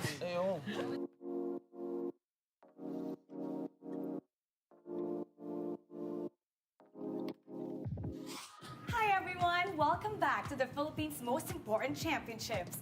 Sa ikalawang episode na ito, babalikan natin ang mga laban sa M2 and M3 World Championships na talagang nagpakita ng lakas ng Pinas sa mundo ng MLBB. Handa na ba kayo sa mga epic throwbacks at kakaibang trivia tungkol sa ating mga paboritong teams and casters? Kaya huwag kayong aalis, simulan na natin! Game. Game. Go. Game. M2 World Championship was so memorable from all of us, but if you could take out one word to describe M2, what would that be, Butters? Shocking, unexpected, somewhere along the lines of that siguro. Shocking and unexpected. Unexpected na lang, sige. Yan. Okay, Para sige. may kapan to. Ano sa'yo? Iconic for me dahil ito yung taon kung kailan ako nagsimula sumubaybay sa M-Series at dito nagsimula yung pagka-in love ko sa Mobile Legends. Sa akin, groundbreaking. Kasi you have to understand yung nangyayari nung sa mundo nung time na yun was the pandemic, right? So, parang kakaiba yung situation for the players, for the casters. Nandun pa yung mga 15 days na quarantine na kung naalala mo yun. Huwag mo na paalala? Sa akin naman, historic. Kasi talaga yung nangyari doon, yun yung pag-umpisa ng PH era, and of course yung context na binigay ng nila Butters, OSX, and Wolf about the whole thing. Historic talaga. So we're gonna go back to M2. I'm gonna play it right now and actually want to see your reaction. Di ko alam na kailangan pala i-explain. Ay, sabi one word kasi. Okay lang. Kilala ko yung nagkakas. Oo, galing yan eh. Grabe naman. Easy ka pa pala nun. Ito yung Game 7. Game 7. Alam niyo yung story nito, nung araw ng broadcast mismo ng Grand Finals na pinag-usapan namin, papalitan namin yung pangalan sa cast ng casters. So sa presentation, imbes na Rep Tara Blue na, it was Rep TZ, Rob TZ. Pati sana, nabuo sila Fel TZ nung time na to kasi na Fel sobrang TZ, naging fan siya nung ano eh. So, kahit sa oo. English broadcasting siya eh. Hanggang ngayon, Lafel TZ pa rin siya. Panis, Doc Ribo, Harit, panis. Yung mga era na ang yung metang sikat pa dito. Ang pinaka naalala ko dito, yung sabi nila lahat na ang daming umiling nung pinili yung Minsitar na yan. Kasi nung panahon na yan, syempre si Minsitar alam naman natin na anti-dash, di ba? Pinili yan nung nag-harit bigla si Ribo. So pinaka-counter talaga kay Ribo yan. Kasi ang sabi pa sa akin ni Ribo dyan, nung bandang dulo na, minsan na nga lang ako mag-harit, nag-Minsitar pa kayo. Di talaga siya nag-enjoy dyan kasi may Minsitar nga. Ito, grabe. Ang ganda ng laban. Si Carlo. Grabe naman si Ano ba to? Ruby Hyper carry na Claude. By the way, Ruby Didi is a off-laner to, side laner nung time na to. Grak yan na damage build. Tapos ito yung iconic kay Ruby Didi, yung Lunox niya. Ruby Didi. And Baksha was played in the off-lane pa nung mga time na to. Off-lane pa yung tawag natin. Pang counter kay Yusong kasi yan yung panahon na sobrang lakas ng Yusong kasi. Tsaka time flies. And then nag-aagawan yung mga teams dito kung makakuha mo yung Brody, tank pa nga yung build-up nung time na yun. Tapos, kaya sobrang lupit ng Burmese Goose. Kasi everybody expected na Indonesia yung parang papalag sa Philippines. Pero sila yung nauna dun sa upper bracket finals. Tapos then, umabot pa nga tayo dito sa Game 7. Nobody expected them. Tapos itong si Ruby Didi yung parang naging bida sa Burmese Goose. Kasi imagine, kaisa isang player na yung pangalan niya naging verb. Sa sobrang iconic niya. Ganun na yung naging impact eh. No? So, dito namin yung lineup nila ngayon. Nakikita natin ngayon sa season 13 yun eh. Pero ba yung winning moment? Ito na ba yun? Hindi pa ata eh. Hindi pa. Ay, hindi, ito na. Nalala ko, sinigaw ko yun eh. Kuya Moribo eh. Grabe si Carlo. Grabe. Grabe. Lasty Cho. Grabe. And then, nakabili pa si Lasty ng imo. Galing. Champion! Anong boses? Okay. Oo nga, lumaban na. Ang hindi ko makakalimutan dito, I think it was game 4, game 5. May nakita akong post ni Chooks. Parang minessage niya, parang, Munton, ano ba? Bigyan niyo naman ng tubig yung caster niyo. Paus na, paus na. Tapos ang daming nagtag sa akin doon. Ang saya nito mga moments. Imagine, in this case, hindi sila pwedeng mag-high five kasi nga dahil dun sa pandemic. Nakamask pa nga sila I thought it was groundbreaking. Yeah, it was joking. And Si Lysander tsaka si Joking. Parang sobrang kalma ng brand dito. Alam ba nila nanalo sila? No, they cannot celebrate kasi pandemic pa na tayo to. Hindi sila pwedeng mag-hug, gano'n. Yung contact pa, bawal pa. Yung Singapore na parang yung nag-regulate sa Singapore. Bawal sila mag-appear. Bawal sila mag-appear. Kahit teammate Bawal sila. talaga, bawal talaga. Yeah, they can. Sobrang this was 2021, so sobrang strict pa ng Ito, guidelines. si Ducky, tsaka si Ducky, si EJ, si Coco, nandun sila sa baba niyan. Nakatingin ako sa likod nung panahon na yan. Si Ducky, si EJ, si Coco, gusto nang tumakbo pataas kasi gusto nang yakapin. Nung palapit na sila, bigla silang hinarangan, hindi daw pwede kasi nandyan yung mga nag-regulate sa Singapore. Nice, they got to hold the Napaka-strict ng ng time na yun. Grabe yung development ng stage, no? Oo. Sobrang tindi nitong M2 because it was the only international tournament na face-to-face, technically speaking, na nagawa ng time na to. It has been a long time since kahit anong esports, So, ML was groundbreaking ng mga time na to. And then, obviously, si Carl cementing himself as the legend. Tingnan mo, sobrang bata pa na itsura niya dito. Bata itsura niya, si Coach Ducky, iba din yung itsura, grabe. That was super heavy, by the way. And by the way, itong M2 World Championship na to, kaya siya isa sa mga most important championships na meron tayo, is because somewhat nagbigay siya ng hope for everybody. Na parang, katulad nga sinabi ni Wolf, na si Munton pinustro niya yung M2 sa panahon na wala talaga nag-expect na may magpupush through. And at the same time, isipin mo sa isang panahon na hindi ka sure sa mangyayari sa'yo. Nakita ka ng something to be happy about, to be proud about na ganito. Kaya naman, yung mga tao sa social media niyan, nag-aaway na yung Burmese tsaka yung Pilipinas sa social media talaga. Ganun yung pinaglalaban nila. And at the end of everything, ang naging maganda naman, naging magkabati yung Burmese tsaka yung Pilipinas. Since we're going back, at saka na-mention ni OSX na ito yung tournament na parang nag-umpisa yung love mo for MLBB and MLBB esports. Ano yung dumadaan sa'yo sa utak mo noon nung winning moment, nanalo na yung Bren Esports? Do you remember that moment, yung winning moment nila? Oh yeah, and actually nung habang nakasubaybay ako dun sa live chat, sobrang gulo na. Gusto ko nga mag-comment, let's go Philippines eh. Kaso wala na, hindi na ako abot dun. Kaso, nung time na yun, I started to make content out of it for that specific M series. Para maka-join ako sa nangyari sa Mobile Legends. Wala lang, hindi ko talaga mapapalit yung feeling kasi nangyari siya last year kung saan yung M5 na Game 7, it was Bren Esports. Like, if anyone saw me when AP Bren won in M5, hagulgul talaga yung iyak ko. Yeah, man. Because I was brought back.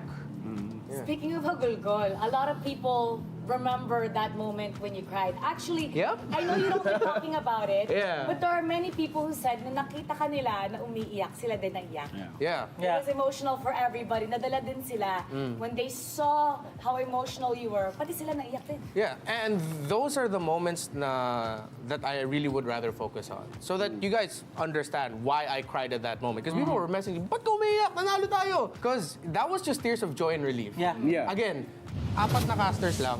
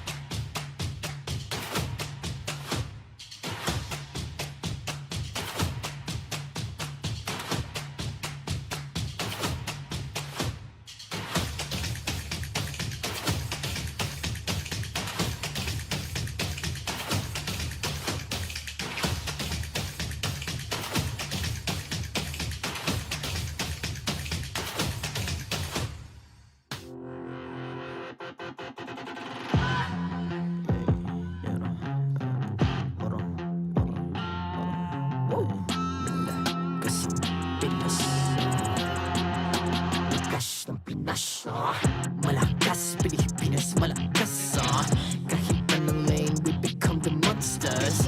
Malakas, Pilipinas, malakas Face the golden sun and ripping for the 3 stars. Look at us to the top, no ifs, no buts. Winning any game, para to sa PINAS. Di mo matitinag aming boses sa new level. Nasa kalye man o mobile, you know I become a legend. Weapon fire, we unite, we winners. Built with pressure, the diamonds are made of. Switch in a lane na parang gera. HP racing, may reset up. Built na katang buhat ni Hilda. Full load SS parang Laila. Susundan ko ang iyong bakas.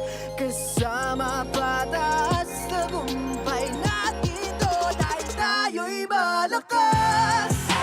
Para sa Pinas. Nasa amin ang alas, hindi tuwa atras. Kinikilala sa taas kasi kami ang malakas. Para sa Pinas. Nasa amin ang alas, hindi tuwa atras. Kinikilala sa taas, ganito kami sa Pinas. Wow! Hold on. Yeah, wala ka sa Pinas. We are laging every beat, no surrender, no retreat. Pag nagsama-sama, just imagine what we can achieve. Lacking every beat, no surrender, no retreat. Giving 100 all my all, cause we just cannot be defeated. We are unstoppable, immune and invulnerable. Ready ang equipment, lahat frozen, malak crowd control. Pakita ko na jab like pow, beast of the southeast. Taas sa watawat, proud and loud, cause every enemy we devour. Susundan ko ang iyong bakas. Kasama patas, tagumpay natin to. Dahil tayo'y malakas. Para sa Pinas. Nasa amin ang alas, hindi tuwa atras. Kinikilala sa taas kasi kami ang malakas. Para sa Pinas. Nasa amin ang alas, hindi tuwa atras. Kinikilala sa taas, ganito kami sa Pinas. Wow!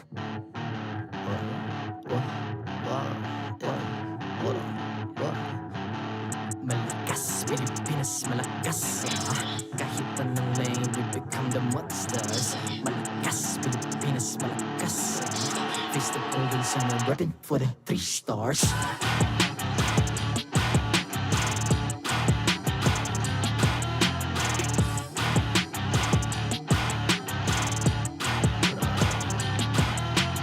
Ang lakas ng Pinas, we unite, be the stars. Ang lakas ng Pinas, we unite, be the stars. Ang lakas ng Pinas, we unite, be the stars. Ang lakas ng Pinas, we the stars. Ang lakas ng Pinas, we unite, we the stars. Ang lakas ng Pinas, we unite, we the stars. Ang lakas ng Pinas, we unite, we the stars. Ang lakas ng Pinas, we the stars.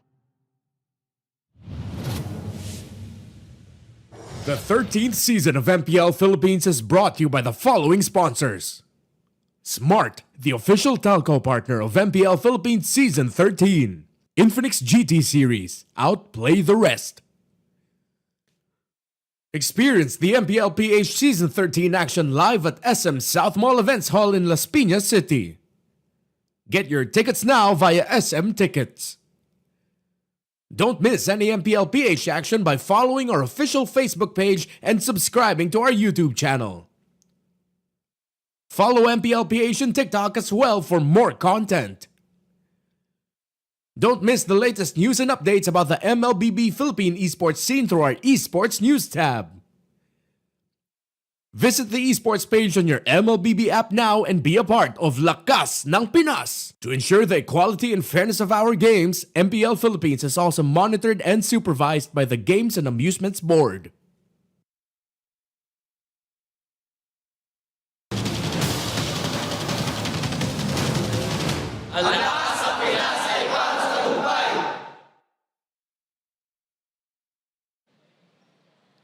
Welcome back to the Champions Arena. I'm Mara Aquino. My name is Hans Galeria. And this is MPL Philippines Season 13 Playoffs. After the celebration of earlier's Alamat awardees and Hall of Legends inductee, we're finally down to the only match of the day. So how about let's take a look at our updated tournament bracket. So this will be a best of 5 series, and it will be an elimination match between Falcons APBREN and RSG Philippines. The Bees fell short against the Cavalry, while the Raiders were able to keep fighting for victory after winning against Blacklist International in the lower bracket. And this fight will determine which team will join Liquid Echo in the grand final as the Philippines representatives for MSC 2024. And now, it's time for somebody to join us here on stage, an expert, the analyst, Midnight. Welcome. Grabe, ngayon lang ako nakarating dito ang dami palang ilaw. Maraming ilaw dito. At paliliwanagan mo din kami, iilawan mo din kami with a lot of information because we're gonna be discussing and dissecting both teams and both players. So this is their last chance to see the world. RSG Philippines and Falcons APBREN. You were a coach before. So in this type of situation, what kind of pressure would they be feeling right now? I mean, kapag laglagan kasi, yung mga players sure naman na may pressure malalaglag and it's also like nerve-wracking. But I feel like at this point, yung mga players natin, especially yung mga Philippine teams, sanay na sila sa ganito na parang lagi naman sila nandito and they're backed up with wonderful coaches. So I feel like our players is, at this moment, they're fine. Ito ko kanina magaganda yung mga ngiti. Magaganda nga yung ngiti nila. Nakakatuwa. I mean, ang daming inakot ng awards din ng Falcons APBREN, no? And you're also gonna have to take a look at a matchup that is massive. XP-Lane matchup it is. That's right. So we have two legends who will face each other in their last chance to see the world. Our newly inducted Hall of Legends Flap TZ and Alamat Award All-Star XP-Laner Nats. For Flap TZ, a part of his anatomy that's worth noting is his unbending will. So we've seen him have a little bit of a struggle after M2, but now he's back as the Hall of Legends inductee. Now for Nats, let's recall how Coach Panda mentioned about preparing for an RSG match without Nats. His performance this season shows how valuable his contribution is. Kung masisilip din natin yung ilan sa mga playoff stats nila, halos katiting lang or ilang numbers or even decimals yung agwat nila sa isa't isa. But you can also take note of the fact na mas maraming nagamit na heroes si Flap TZ in this current playoffs compared to Nats. So maybe there would be some sort of discrepancy or gap there with the mastery of the role in the AXP lane. You know why I love having our analyst Midnight here with us? Because he's one to tell the truth. He's one to give us a real talk. Real talk. So everything that we're gonna ask you, kailangan real talk to. Game. Okay. Game. So for you, what makes Flap TZ and Nats a legend? They are the best at what they do in each of their individual play style. Si Nats and si Flap, magkaiba silang laro. Pero if i-compare mo sila sa XP-Laner sa buong mundo, they sit at the top. Alright, now you mentioned na they're at the top. Pero how important is the EXP lane dito sa matchup na to? Not only in the current meta, in this specific series alone. Well, first of all, it's very important kasi alam natin gano'ng kabigat yung neutral objectives for a lot of these teams. And I feel like they are very fundamental sa mga success ng RSG, ng Falcons APBREN because they do a lot of spectacular things, especially sa first turtle. So with Nats and Flap TZ, even though again, no, very contrasting yung plays nila, they each fulfill their role to fit kung naman yung kailangan ng team, specifically sa RSG and Falcons APBREN. For those that need a little bit more detail, how in contrast are their playstyles? What makes it different? And with that, ito yung real talk. Who comes out on top? Ayan na. I would say Nats is a little more of a star player compared to Flap TZ. Kasi madalas na natin nakikita na gumagawa ng individual play si Nats. Laging yung RSG yung sumusunod kung saan papunta si Nats. So medyo may solo star quality si Nats. All the while si Flap TZ is more of a team player. Lagi natin siya nakikita gumagamit ng mga X-Borg, ng mga Terizla, ng mga glue. Kumbaga, si Nats yung sinusundan ng RSG, yung tempo naka-revolve around sa XP-Laner ng mga Raiders. All the while, you have Flap TZ na bahala kayo kung gusto nyo gawin, susunod ako dyan. Balikan natin yung franchise history ng dalawang ito, itong RSG Philippines and Falcons APBREN. They faced each other twice, and in both counts, it went on to a best of 5. Now, the first instance, nangyari to nung Season 10 when RSG Philippines eliminated the then Bren in the lower bracket semifinal of Season 10. And then, APBREN kicked RSG down the lower bracket in the upper bracket semifinals of Season 12. Which is the reason why sobrang significant ng matchup na ito para sa dalawang koponan, that's Falcons APBREN and RSG Philippines. For RSG, ito ang kanilang pagkakataon for a comeback after being once hailed as the Kings of C at MSC 2022. On the other hand, it's Falcons APBREN and it's their chance to claim the only title na hindi pa napapanalunan ng kanilang koponan. Now, we talked about Nat and Flap TZ, how they differ in play style. But the team as a whole, what's their difference and similarities? What works for them? Similar to us for sure, yung macro approach sa game. RSG is very dependent on the macro-based objectives, kaya nga nabuo yung Task Force RSG. I would just say na mas aggressive dito yung mga Raiders compared sa Falcons APBREN. Pero ang amazing kasi sa Falcons APBREN, and for some reason, napakahirap i-explain ito, is yung idea na ayaw nila magpalaro. So parang kapag kalaro mo yung Falcons APBREN, nandun yung takot, nandun yung capability nila na kung may gusto kong gawin, hindi mo makuha. Yung mga objectives, laging nakaharang sila Ogwed, sila Flap TZ. So I think pagdating sa team play style, they're more of the same, but aggressive lang yung RSG. But there's some magic with Falcons APBREN na parang napakahirap nila labanan. Okay, you've talked about the play style of both of these teams. I want to know, for RSG side, na-mention mo kanina lang before we went here that you've worked with Coach Panda. Care to elaborate on that and how does it feel working with an MSC winning organization? Oh, this guy, Coach Panda, is a very detailed and technical guy. He is a coach na, in a sense, na overall parang head coach, life coach, tapos technical coach pa. Kumbaga lahat ng hahanapin mong coach nasa iisang tao. And the thing about Panda is that he's so very detailed na lagi natin gina-joke yung mga notebook niya na may mga lamang graphs. Nag-upgrade na siya actually nung nanalo silang MSC, naka-laptop na siya.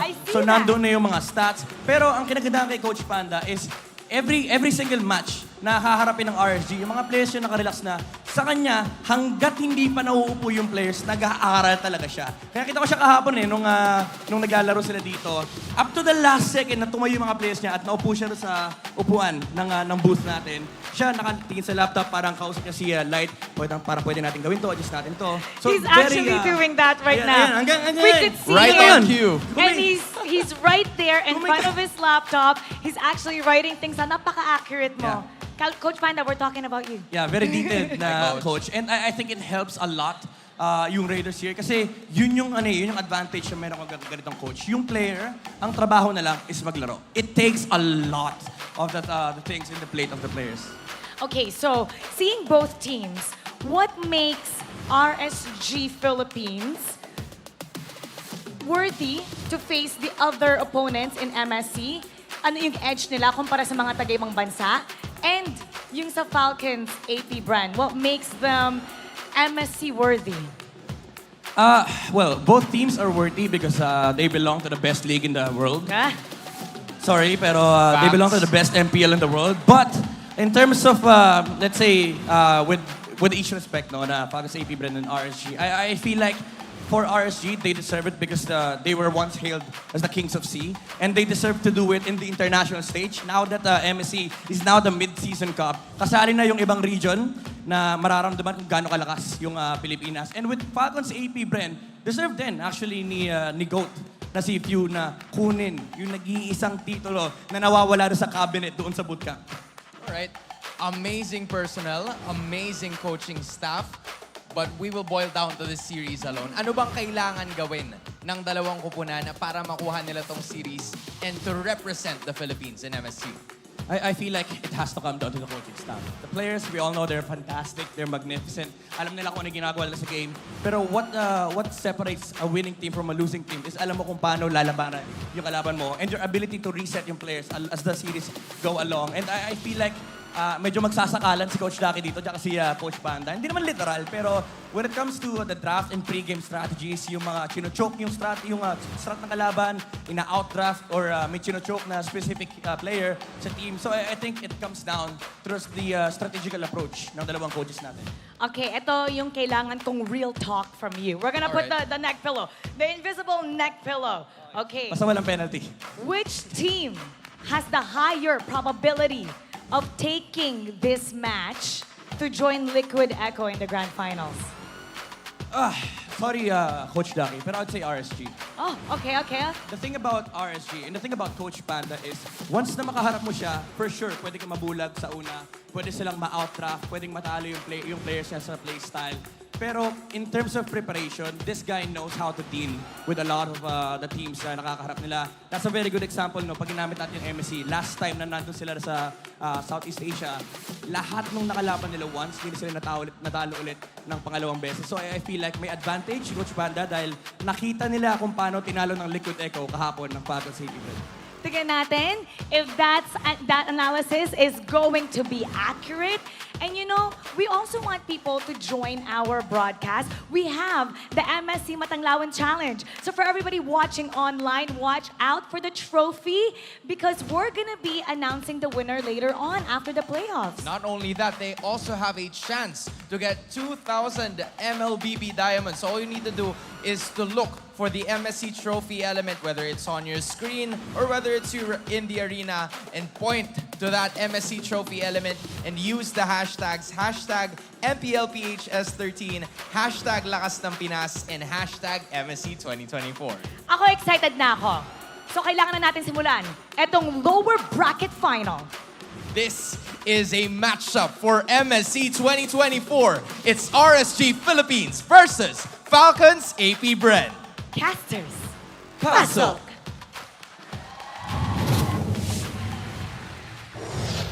Bakbakan para sa huling ticket para makita ang mundo ang inyong matutunghayan. Magandang araw sa inyong lahat. Ako nga pala si Umi, kasama dito si Chantel at pati na rin si Wolf para i-welcome kayo sa ating best of 5 elimination match between Falcons APBREN and RSG Philippines. Sobrang excited na ako makita. Parang kahit yung mga kasama natin ngayon na manunood ay talagang nag-aabang at excited na rin. Nakahiwalay yung lower bracket finals. Parang ito lang yung papanoorin natin buong araw to decide who gets to MSC once again to join Liquid Echo. Sobrang exciting. At bago tayo bumalik sa bakbakan, shoutout muna sa ating official sponsor na Smart. Feel the power with every tap sa Smart app.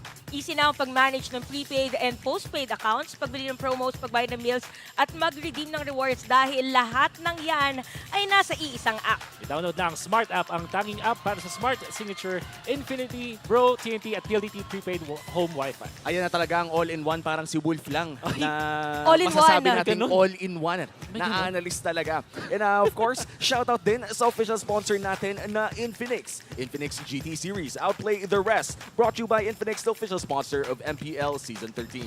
Be unstoppable and outplay the rest with the Infinix GT Series. Dito na natin itatanong kung sino nga ba ang ma-outplay in this best of 5 series dahil nabanggit nga ni Midnight kanina, no, napakalaking bagay ang pag-a-adjust during this best of 5 na mga pangmatagalan talaga. Parang kahapon lang, umabot tayo ng 5 games. Oo, sobrang dami nating nakitang games yesterday. At ako naniniwala ko pagdating sa playoffs, meron talagang mga teams na habang tumatagal, yung mga laban nila ay talagang nag-iinit. At yung adrenaline rush ba, nagiging continuous ng ilang araw. Sobrang importante experience dito ng mga players, pati ng mga coaches, ng coaching staff. Thankfully, lahat ng mga players na makikita natin ngayon, talagang veterano na. Oo, ito na yun. Malalaman na natin kung sino nga ba ang makakarating sa MSC. At narito na nga ang ating marshals na mag-officiate ng laban na to. Sinisiguro nila ang fairness at integrity ng ating games. Kilalanin na natin ang mga manlalaro para sa laban natin ngayon. It's Falcons APBREN and RSG.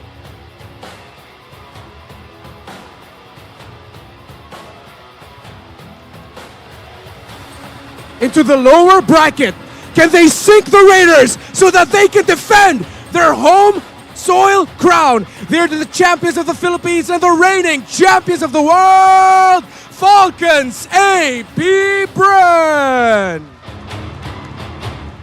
They are the King Slayers. They slew the Kings in Black last night. Now they might just slay the hopes of the Falcons to defend their crown and fly to MSC. They are RSG Philippines!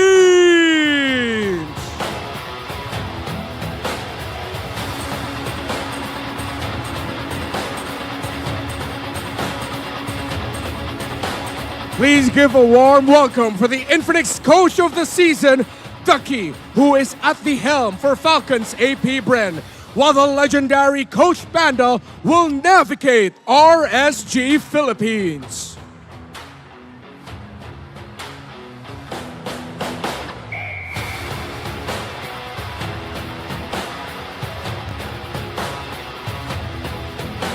This is the lower bracket finals. The loser will be eliminated. The victor will qualify for MSC 2024 and challenge Liquid Echo for the Season 13 Championship. Champions Arena, let them hear you scream!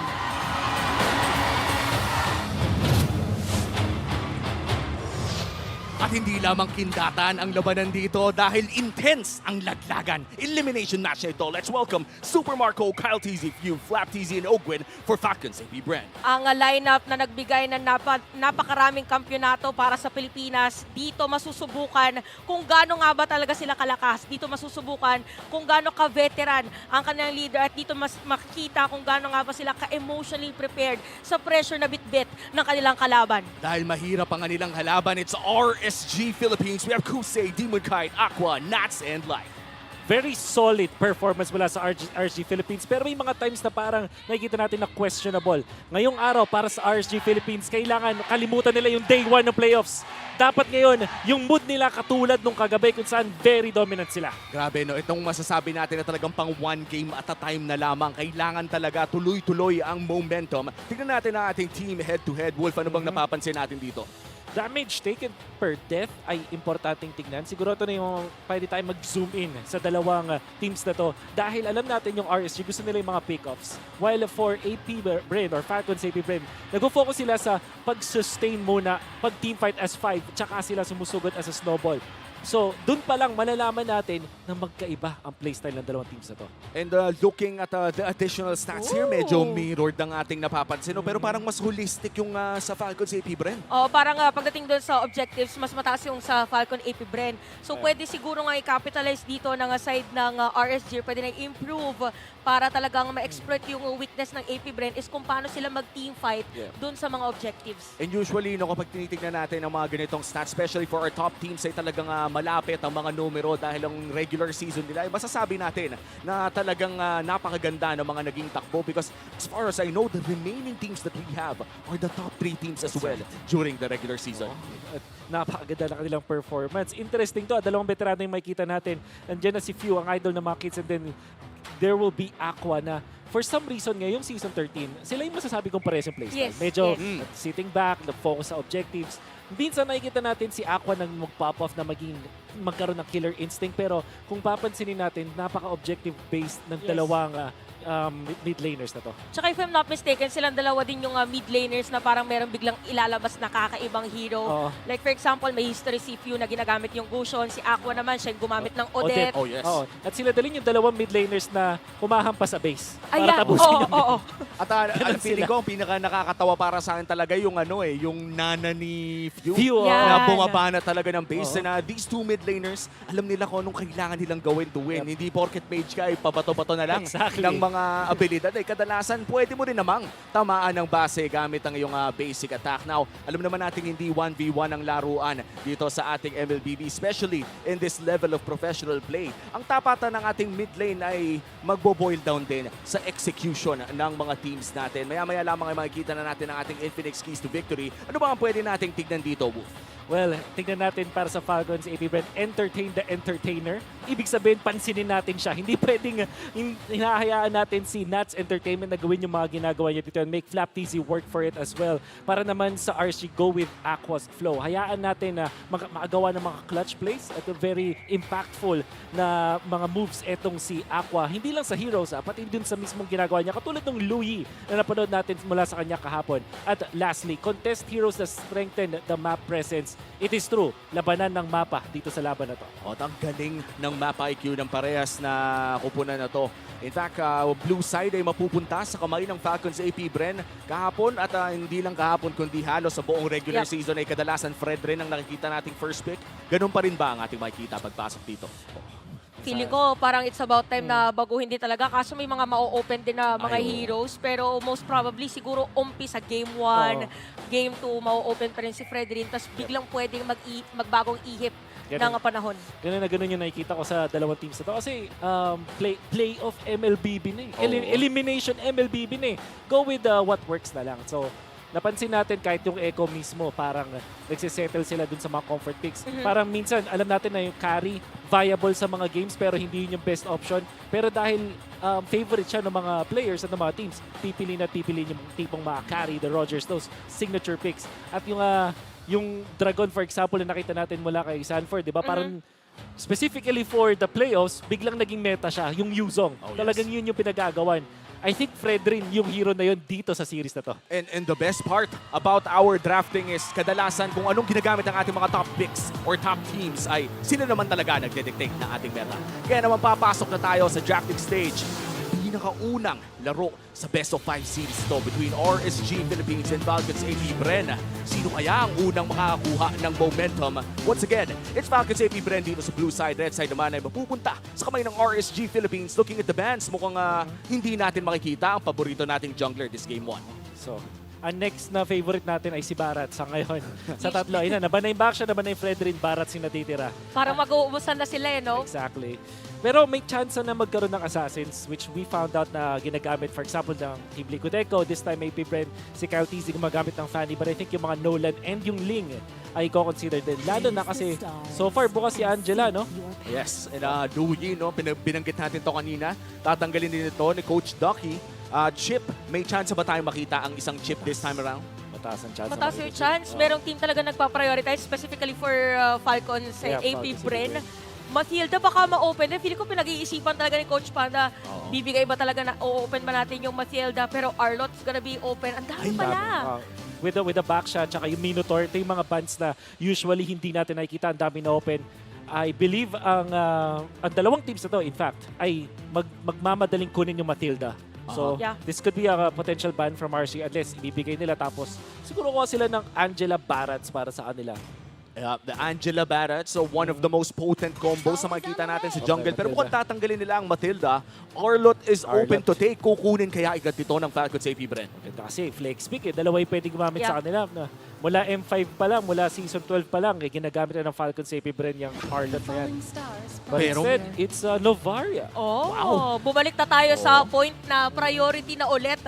Ang isang Novaria, binanggit kanina ni Wolf kasi din na yung ma-presence ng mga heroes ay talaga napaka-importante. At nakita natin kanina yung stats si Super Marco Roger, ang kanyang most played pa na during the regular season. It's still open to take para sa FCAP, pero RSG Philippines may chance ding agawin ito mula kay Super Marco. Maganda yung Arlot plus Barats kung sakaling kukunin ng RSG.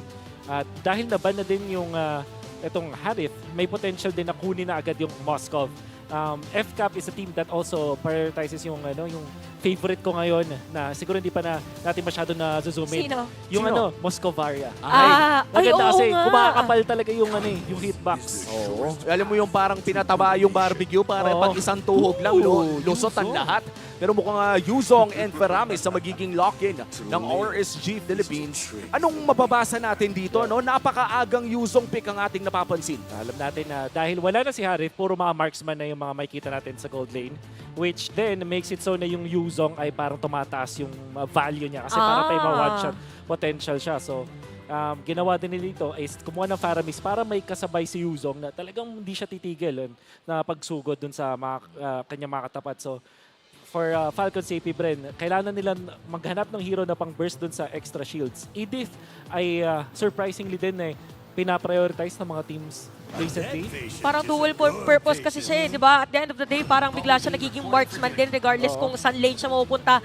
Ito na yung binanggit din Si Roger. Pero ako, honestly, hindi ko na-expect si Xborg na as early as second pick ay makuha na agad. Gusto ko yung export though. Kasi ito yung mga, di ba favorite ni Manji na term ngayon? Freeze lane. Oo. Ayan, Yung export. F. Bago niya natutunan eh. Bago natutunan. Pag talaga may natututunan niya si Manji, ginagamit niya palagi. Oo. At maganda siyang hero for the Yuzhong kasi parang may, alam mo to, Womi, bilang isang XP laner, kapag nandun yung export, kayang ma-freeze itong Yuzhong. And additionally, pwede siyang pangtunaw nga dun sa extra shields ng Faramis. Tsaka ang nakakainis kasi dito kapag export yung katapat mo, kadalasan kailangan mong mag-all-in para lang matanggal yung Firaga armor as the Yuzhong. Speaking of Yuzhong, 50% win rate pala dito si Nats. Tignan natin kung aangat ito ng 55 kung sakaling manalo ng Game 1. Pero Claude ang magiging sagot nila sa gold lane. Claude versus Roger. Ano ba mga pwede nating abangan dito? Early game Roger, masasabi ko. Tapos siguro kasi pag tinignan natin yung difference ng mga heroes na kasama nila, parang magkaiba eh. Para for the Roger, for example, gusto niya pang early. Pero yung export Chanovaria, medyo scaling pa to, di ba? And then if you're looking at Claude, siya naman yung scaling. Pero yung kasama niya pang early, Faramis tsaka tong Yuzhong. So parang ang idea dito ng dalawang teams parang magpo-focus sila dun sa kanilang gold laner. Pero susupplement nila yung kulang dun sa gold laner na yan. So parang balance lang sa akin ng mga komposisyon. Pero ngayon napapasok na tayo sa second banning phase. Ano kaya mga pwedeng tanggalin ng parehas sa koponan? Ayan na. Chip, sinimulan na ng RSG Philippines. Parang imbalance kasi kapag binan mo si Louie tapos i-open mo lang si Chip. Lalong-lalo na ginagamit talaga siya ni Ogwen ng mga previous days. So magandang ban siya para sa side ng RSG. And feeling ko dito para sa dalawang teams natin, inaabangan pa muna nila yung next na mga heroes bago nila i-reveal talaga kung yung jungle ba nila is more on the makunat side. Hindi ako magugulat kung yung Xborg ay biglang maging jungle talaga para dito sa APBREN. May chance din pala. No? Pero when was the last time? Kailan natin huling nakita ang isang Xborg jungle? Parang medyo may katagalan na rin eh, no? Kung hindi ako nagkakamali nung Isang araw, O nung isang araw. Kagabi, it was, kung hindi ako nagkamali, Team Liquid Echo versus Falcons APBREN. Unang gamit si Carl, tas parang the following game, si Kyle naman yung gumamit. So may malaking chance nga na makita natin ang isang export inside the jungle. Pero mukhang Edith ay tatanggalin na nga rin dito ni Coach Ducky na parang naging sleeper pick so far na parang ang taas ng win rate ng Edith lately. Lalo na nung unang araw, talagang parang nagpapalitan lang yung mga teams once na na-open siya. At nagulat ako na ang nagban pa rito yung Falcons APBREN kasi parang maganda yung Edith dun sa lineup nila, pang tanggal nga dun sa Faramis, magandang tack shock in combination with Novaria. At in a way, parang pwede rin niyang sabayan itong Claude. Kaso siguro kasi, ang inisip ng Falcons APBREN, first pick sa second phase ang RSG. So pag nanakawan sila nung Edith na yun, karoon sila ng malaking problema. Mukhang hindi naniniwala na XP lane ang isang Xborg dito. Terisla, taken away by RSG Philippines. Ano ba ang pwede natin ma-expect? Final ban mula kay Coach Ducky. Probably, nabanan nila yung Minotaur. So, not sure kung nauuso ba ang mga Lolita sa mga dalawang members. But no, I mean, if you remember RSG kasi, nandiyan si Light eh. So, ginagamit niya rin yung hero na yun. Now, gonna be looking for the jungle ang RSG. Bukas ang Barats, ha? Oo nga, and frankly speaking, bukas din yung Arlot pero walang kumukuha. Oo nga nagugulat nga ako na hindi siya napaprioritize ngayon, lalong-lalo na very flexible din yung hero. Feeling ko Barats na to. Pwede, no? Barats siguro, or siguro kasi inisip ng RSG, wala export tsaka Roger, parang hirap mag-Barats. So baka mag-isip sila, maybe Guinevere, napakombo, or yung Carmilla. Actually, Carmilla para sa RSG looks really good. Magandang combo with the Faramis. Tsaka sa Claude. Sa Claude. Exactly. Parang same mechanic ito ng nakikita nating Vexana plus the Carmilla combo. Pero mukhang ang kukunin nila dito ay Croc. Ito talaga. Pag play of MLBB, comfort talaga. It's all about the comfort. Playoffs MLBB hits diff talaga pagka makikita natin itong mga ganitong pick. Croc para kay Light. Ano kaya ang magiging reply ng Falcons APBREN? Last two picks. May potential ng Benedetta. Or Lapu-Lapu for Falcons APBREN. And i-combo nila yan. Okay, parang iba. Babae. This is rough. Wow, bago. Tsaka Barats ba? Biglang nagulat. Okay. With this Rafaela pick na nagmumula kay Ogwen, Ano ba mga pwede nating ma-expect in this type of lineup? Parang medyo kulang. Ewan ko kung ako lang pero parang kulang sa burst eh. Kulang sa burst pero sobrang bilis at sagasa ang Falcons APBREN. So that means RSG, kailangan nila dito big burst, big damage jungle, or isang jungle na kaya mag-deal ng damage. Carmilla looks good on paper pero parang ano siya parang nag-iipon pa ng damage bago biglang sasabog. So tricky yung situation doon para doon sa RSG. I don't know if i-risk nilang mag-ling sa lineup na to. Funny? I think yung ling yung among all the junglers, yun na yung best. Pero iba. Alpha! Yun pala! May tinatago naman pala si Coach Panda. Debut pick ng isang Alpha ngayon. Round 1 pa lamang ito ng ating Best of 5 series. May bago na. May nanggulat na agad. Tsaka maganda si Alpha, lalong-lalo na sa hero composition ng buong team. Ang gusto kasi din ni Alpha, ang hinahanap natin di ba damage. Tapos medyo may konting sustain. Alpha yung nakita natin dito, which is really good kasi siya yung magbibigay nung initial burst dun sa unang mga teamfights. Tapos sa Claude sila aalalay sa dulo. Woo! At tignan naman natin ang ating audience prediction. 80% kumakampi ang audience sa Falcons APBREN, the defending world champions against the Kingslayers, RSG Philippines. Game 1 pa lamang ito, silipin natin ang lineup rating. Ano ba ang basa dito, Wolf? Seems like sa utility, lumalamang ng matindi ang Falcons APBREN, which means na sustain yun sa kanila. At understandable naman yan. Maganda sustain ng Barats, then meron ka pang Rafaela pang speed up. At etong Roger din, maganda dun sa may early game. I think yung early to mid game, Welcome to masasabi Mobile kong lalamang Legends! ng Falcons APBREN.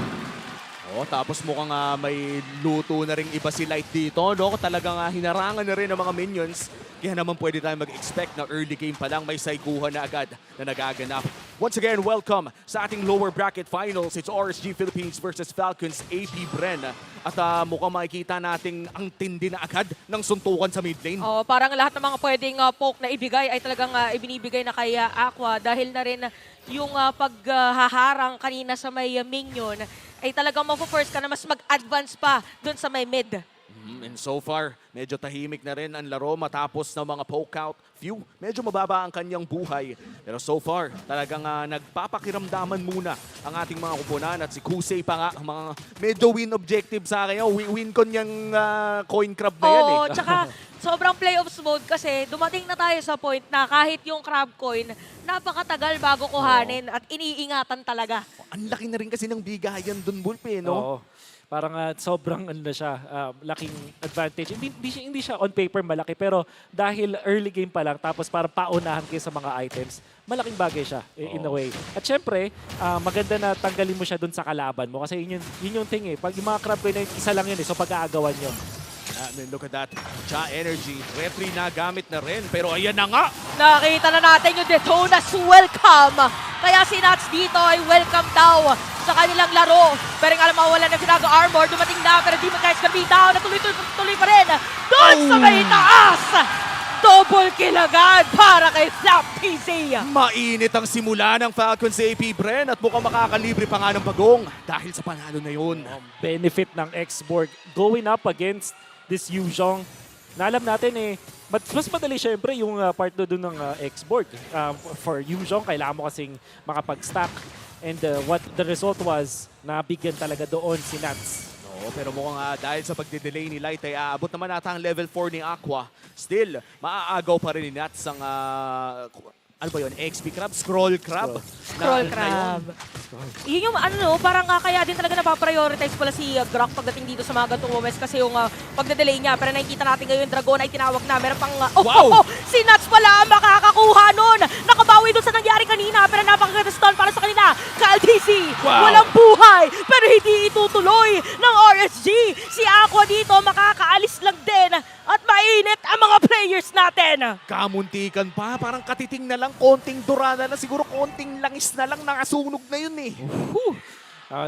Very good zone out mula doon sa RSG. Maganda yung pagkaka-box nila doon sa may turtle fight na yun. Utilizing agad si Yuzhong. Parang hindi nila inantay na dumating yung kanyang kakampi. Alam niya na may pangalawang ikot pa yung Dragon, di ba? Pagbalik mo. So, because of that, nakaabot pa rin yung mga members ng RSG. At syempre, ang benefit kasi sa isang alpha, pwede mong gamitin yung ultimate mo pag magre-retry ka.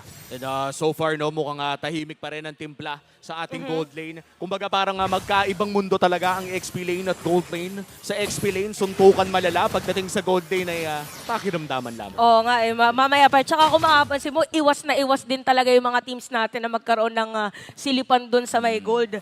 So, pili ko yung observer natin, napapaisip, ay, XP lane muna to. Bibigyan muna ng chance si Super Marco tsaka si Kusei na mag-farm. Hindi ba parang lugi ang Falcons APBREN doon? Yung tipo na nakaka-farm yung Claude ng tahimik? For sure. Hindi yan gusto na Falcons APBREN.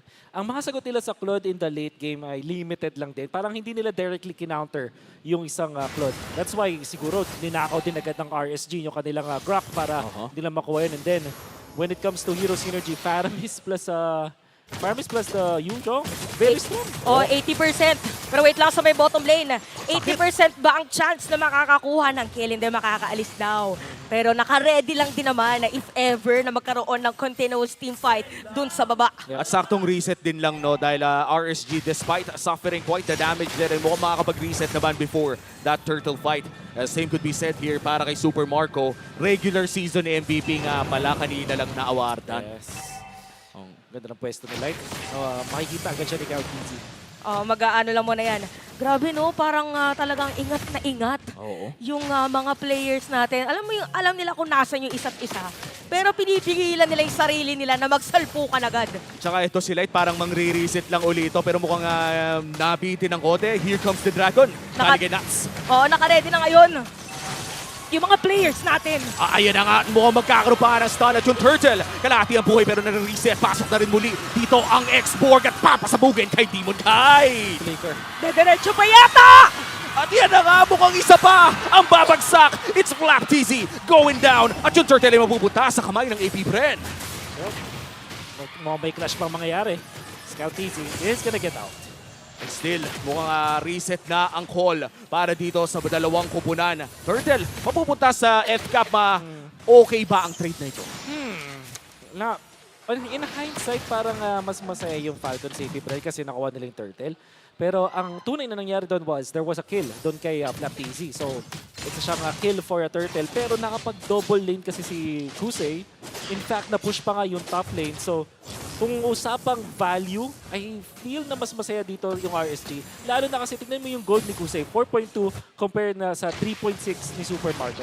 Yeah, and mukhang yung side ng RSG talagang binabagalan lamang nila ng konti ang ating laro, making sure na yung Claude nila ay sasakit din at as time goes by. And I think the same could be said para dito sa Alpha. Ito yung tipo na pag nakakuha ng 2 items, masakit na talaga. Parang nagsasplash damage kasi din talaga yung Alpha anytime, tsaka meron pang crowd control.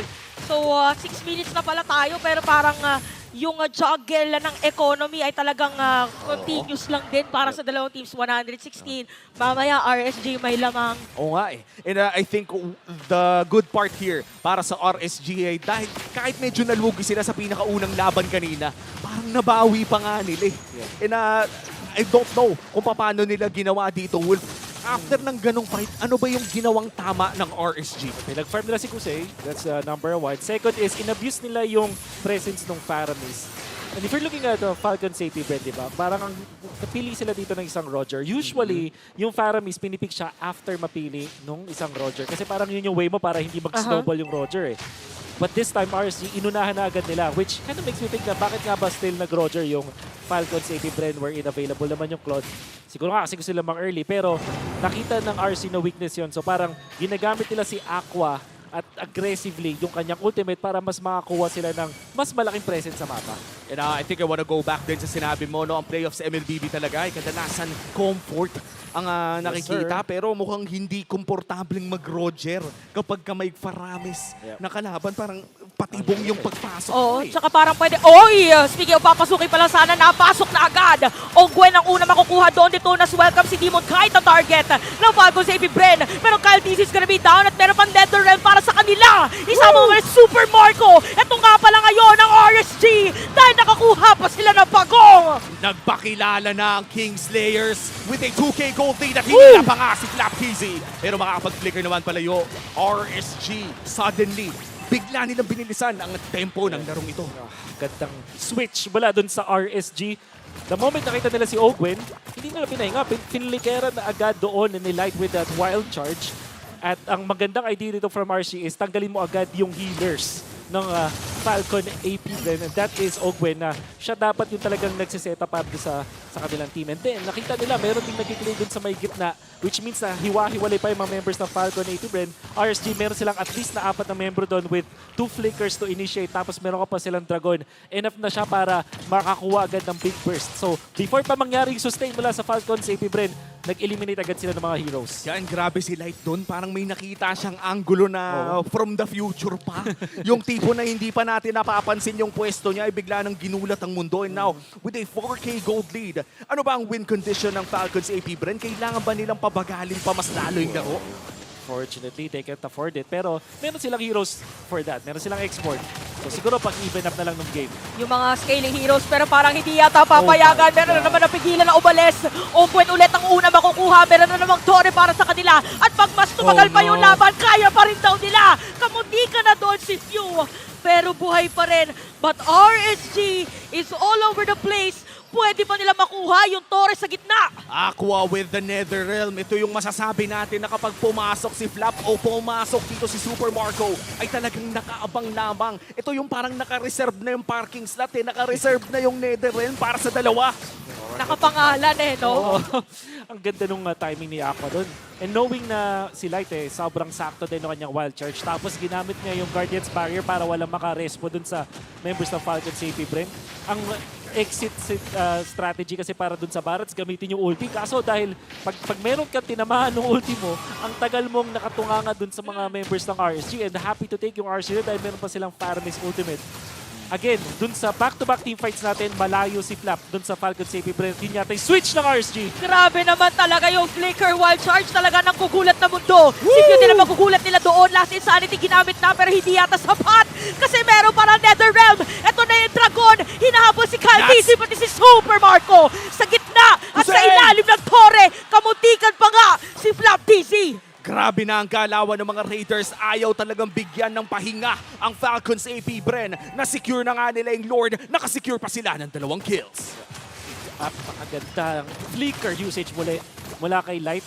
So parang dalawang objectives na important nakahanap ng initiation doon si Light. And knowing na may flicker din si Aqua, talagang maganda yung synergy nilang dalawa to dive into the backlines. And this time kasi, naka 3 item power spike na si Gusay noong time. Actually, 4 item siya. Ngayon, pero kanina, nakita natin na yung Trinity nakuha na niya, which means na may pang-burst talaga siya at pang-sunod kung sakali may ma-initiatean man ng RSG. 2K gold lead between the gold laners. Makikita talaga nating mas masakit na ngayon si Kusei. At ang usapan natin kanina ay dapat lamang ang Roger ng early game. At ngayon umabot na ng late game. Mid-game pa nga lamang, parang late game na ang items ni Kusei. Parang talagang sobrang napabilis yung farming dito ni Kusei. Lahat ng mga kailangan niyang makuha kanina ay nakuha na niya. 8.3k gold lead pala dito ang RSG. Konti lang nakakagawa ng ganito sa Falcons APBREN. That's right. Makikita natin for Falcons APBREN, tinanong mo kanina kung ano yung pwedeng win condition. Pwede silang maghintay ng super late game kung saan even na yung gold. At siguro doon na sila pwedeng pumalag. Katulad ng sinabi ko din, meron silang heroes for that. Meron silang Navaria as well as X-Borg. So, ito na ang panahon para sa Falcons APBREN para mag-tiis pogi. Oo, mukhang tiis pogi talaga ang kanilang gagawin dahil kung ilang minuto ba ang ating tinitignan dito, ilang minuto ng pagtitiis ng kapugian ang ating pwedeng abangan. Feeling ko mga 15 minutes. So 3 minutes. 3 minutes. Maikli lang pala ang antayan natin ng ng tiis pogi. Sa tingin ko nga parang kung ako lang feeling ko 18 minutes. 18 minutes. Sa mga 18 pa to Ang tunay na accurate na parang talagang yung even na kayo. Yung pogi moment. 23 pero yung 18 pwede mo nang pwede na yon siguro. Papogi ka na nun. Pogi ka na nun. Cute ka na. May Cute appeal ka na ng nun. konti. 23 pag pogi ka na. Yan. Buti na lang worth 23 ka na. Ay, thank you. Yan Ay, na 20 years. Oh, wow, 23 years old. Happy 18th birthday nga pala, Chantel. Thank you, thank you. Yan na.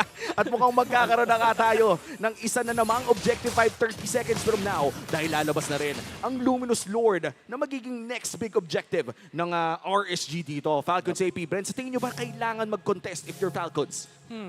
I think wala silang karapatan na mag-contest pa sa ngayon. Level 15 si Demon Kite.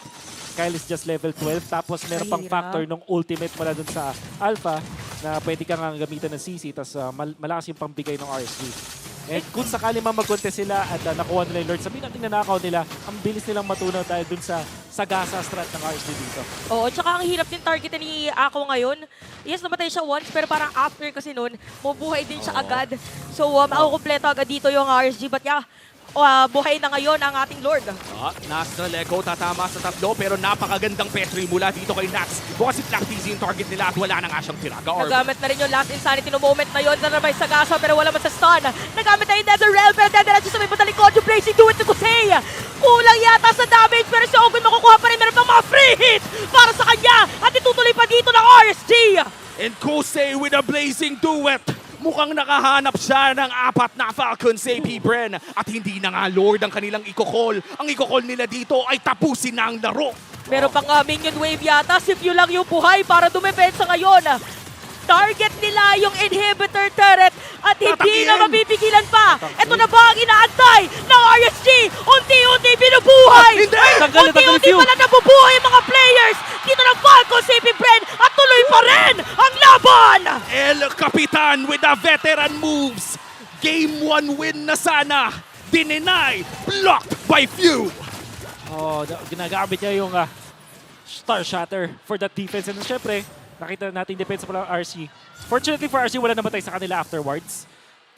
Yun nga lang, di natin pwedeng kalimutan na maganda yung Lord Dance doon mula sa RSG. The moment na nagpakita si Flap TZ, hindi na nagdalawang isip. Yung RSG, tinalo na agad. Ginamit yung kanilang pang-go doon kay Flap TZ to take out the Firago Armor. Tapos nung nag-tumbling na si Flap TZ, alam nila na hindi na magagamit yung ultimate ng Last Insanity. So, pinuntaan na agad ang RSG sa likod. This time though, wala pang flickers yung RSG. Lucille, pinetre na. Naka-ready na yata dito ngayon. Mawala ng Firago Armor si Flap TZ. Parang ganun din nakita natin. Nakita rin natin ang Crazy Do It si Kusei. Doon sa may badalikod. Flap TZ is down. Tapos tumatakas ngayon si Super Marco. Pero pa Netherrealm para mas mapabilis pa. At tinuloy-tuloy nga nila ang pagpasok dito dahil si Ogwen na ang susunod ni Kusei. At napaka-sexing pag-iwas doon, PM ay pabalik.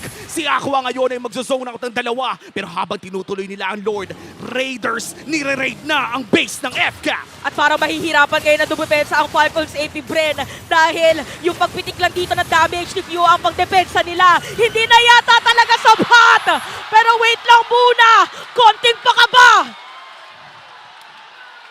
Mukhang hihinga muna tayo ng malalim dito bago bumuga. Ilang hits na lang sana yung mukhang RSG victory na as we head on a short troubleshooting phase. We have a packed Champions Arena right now. Let's appreciate the fact, grabe, ang daming tao ngayon dito sa Champions Arena. Oo, punong-puno tayo dito ngayon kasama mga pamilya, mga kaibigan at kaibigan. Oo. At yung mga tropa-tropa din. Yung mga na-shoutout kanina. Yung mga na-shoutout kanina ng mga awardees natin. Parang required, no? Requirement. Ikaw, congratulations wala Omi. Maraming Best salamat. Filipino talent. Maraming salamat sa mga nanalo na rin dito sa mga katabi ko. Parang nag-a-acting kayong hindi na nanalo ng award na yon. At makikita natin, of course, ang Raiders at ang mga Bees. Gusto ko rin lang i-confirm, no? With the Falcons branding, with Falcons APBREN, Bees pa rin ba ang tawag natin sa kanila? Meron ba tayong fans dyan na pwedeng umoo? Ayan, Bees pa rin ba ang tawag natin sa Falcons APBREN? O may bago na bang pangalan ang kanilang grupo?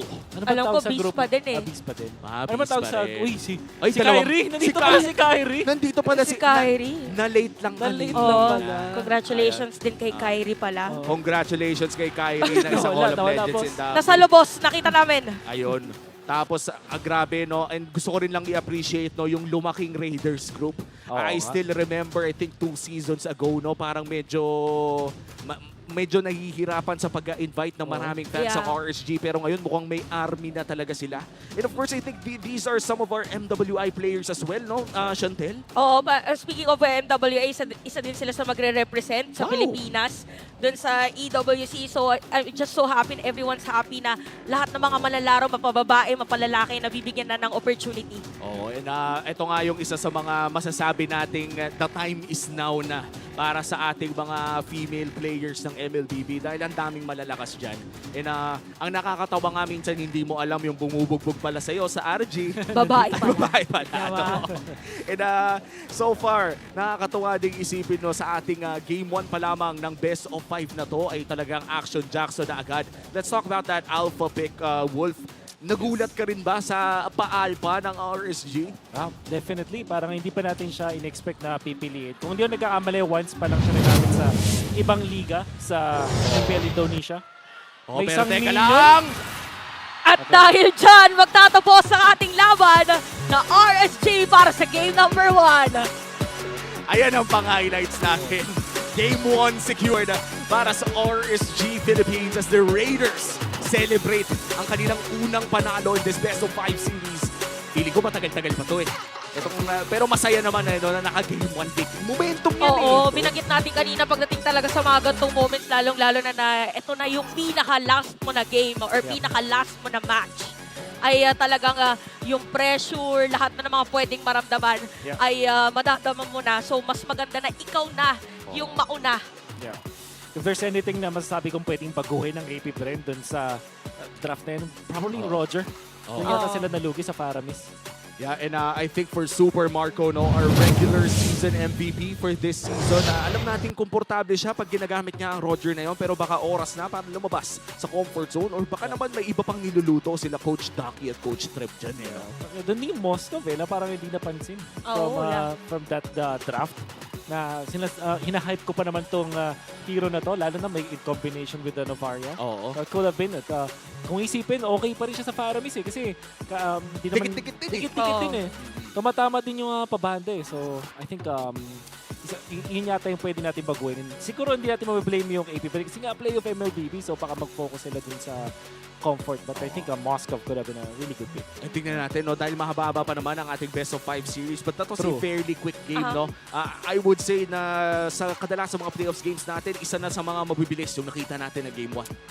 Kasi si Light din talaga, sobrang on point lahat ng mga ultimates niya. Parang if there was a time or if there is an opportunity na gamitin yung Flicker ultimate, automatic ginagamit niya na agad. When I think about that game number 1, ay maisip ko, parang mahirap yata i-analyze yun. Pero buti na lang napakagaling ng ating analyst. Midnight, ikaw na to.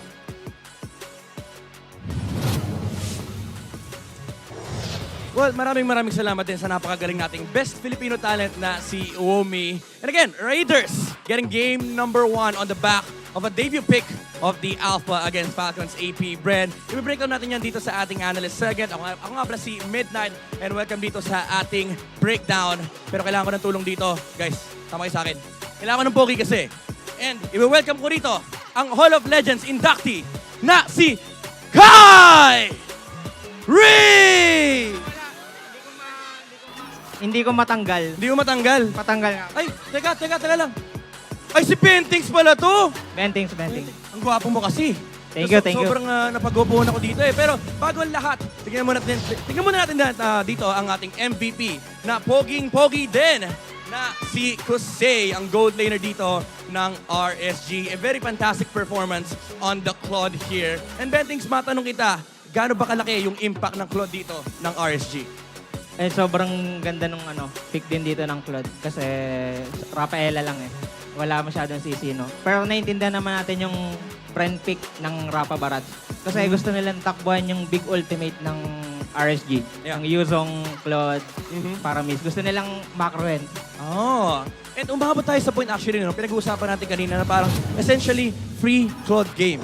Yung laro ni Kusei dito at di nga natin siya nakitang nahirapan dahil 0 deaths yung nakuha dito ni Kusei. Well, naiwasan niya yung mga deaths. And syempre on the back of the amazing Netherun din na nanggagaling dito kay Aqua na nabanggit ng ating mga shoutcaster kanina na parang sunod-sunod yung pagpasok dito ng RSG and napakaganda ng layering. Would you say na with this debut of the lineup ng RSG, execution ba to or may something sa draft ni Coach Banda? Ay, may something halatang pinagandaan tapos kailangan na ilabas. Kasi sobrang ganda ng pick ng Alpha, no? Meta na rin naman yan sa scrims, may nakakalaban na rin kami, no?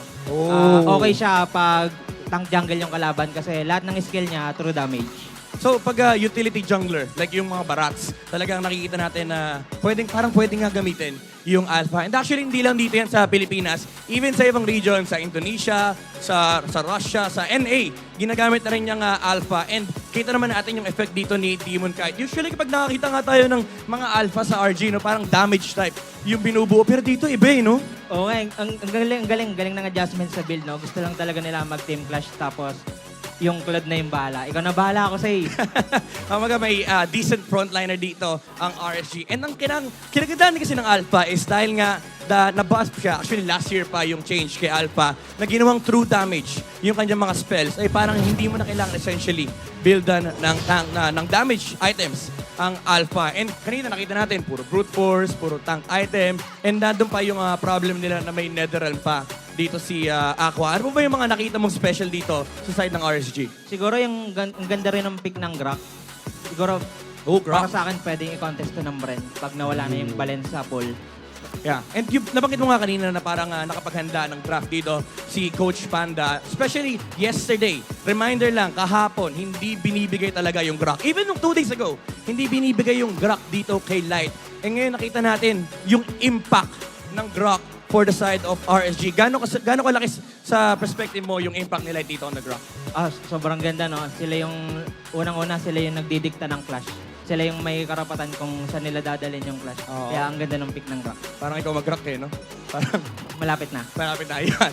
And makikita natin dito actually, ang daming sapatos, punong-puno ng quantum charge dito, yung RSG. So tama yung sinasabi ni Bentix kanina na ang daming panghabol dito ng RSG na parang puprontahan lang nila, may protection sila ng netherrealm. And again, yung Claude dito yung bahala mag-deal ng damage. Well, ang dami rin ng mga damage siya rito talaga ng Claude pagdating ng late game. Pero again, yung binanggit natin kanina, naka-defensive items. Si Demon Kite, hindi siya nag-deal ng damage. Just provide enough of a leeway or space kay Kusei na makapag-farm. And kita naman dito, napakataas ang kanyang GPM. 784 and 77.4k damage dealt.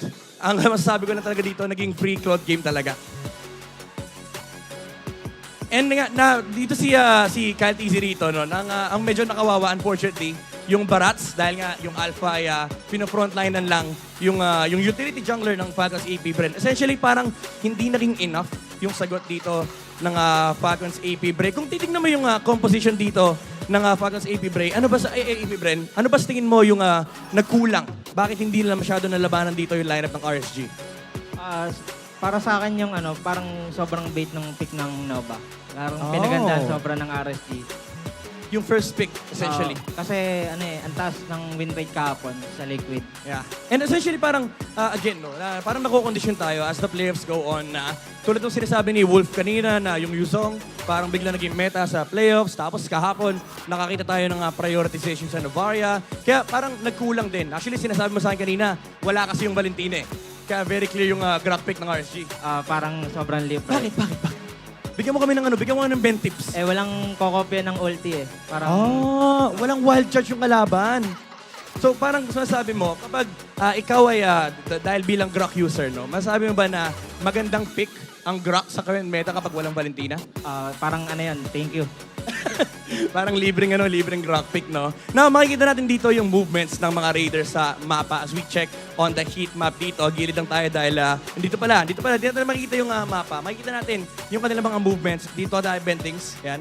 Makikita natin dito yung malupit na 3D ng mapa natin. Napakalupit. Huwag ka magtago. Napaka-pogi mo para magtago ka. Kinakabahan ako eh. Bentings, makikita natin yung movement dito ni Aqua. Yung sinasabi nila na parang silent killer sa RSG. Now, as we look at the minimap here, kanina binabanggit mo yung importance nung Paramis habang nag-uusap tayo. Tingin mo, ano yung naging special sa movements ni Aqua dito for RSG to be able to take this game against Falcons APBREN? Sobrang malaya si Aqua kasi mabibigyan siya ng vision ng Grok eh. Tapos wala talagang babawas sa Grok dun sa composition ng Bren. Yeah. And again, yung protection ng Netherrealm yung talagang nagpahirap dito sa Falcons APBREN. And kung makikita natin yung first 5 minutes, again, yung sinasabi ni Bentings dito na may vision din kasi binibigay yung Grok, napakalalim lagi ni Light, and nasa mid lane lang lagi yung Faramis. Just, playing it safe para hindi mag-snowball din yung Falcons APBREN. Kasi kahapon nakita natin yung idea ng X-Borg na pagdating ng late game, medyo mahirap din talaga labanan itong lineup na to. Pero again, dahil nga, yung sinasabi ni Bendix dito, very thank you kay Grok dahil nakuha ni Light yung kanyang Grok. Nakuha pa yung Faramis and yung Alpha pickup dito ni Demon kahit napakaganda, world-class preparation mula kay Coach Panda. Now, Bendix, may itatanong ako sa'yo. Kung ikaw ang RSG, ano sa tingin mo yung dapat gawin? Kung ikaw yung Falcons APBREN, ano sa tingin mo yung kailangan gawin nila para sa game number 2? Okay lang ba ako mag-tips? Oh, sige, Ben Tips. Sige, Ben Tips. Teka lang, guys. Clip nyo. Ready nyo yung clip nyo. Ay, siguro parang high, pag dibinan yung balin, parang high prayo. Tapos, pwede nila iban yung rock. Parang yun. Ayan, Ben Tips dito para sa Falcons APBREN. Let's see kung masusunod nga yan sa game number 2 as we go back to our casters.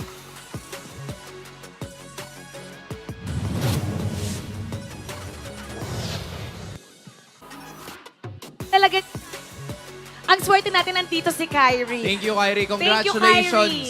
sa Hall of pag-induct sa'yo sa Hall of Legends. Yes. At ngayon kasama natin ang isa pang sensation, TikTok sensation and MLBB streamer, Franca. Kamusta ka? Okay naman po. O, paano ka ba sumikat sa MLBB?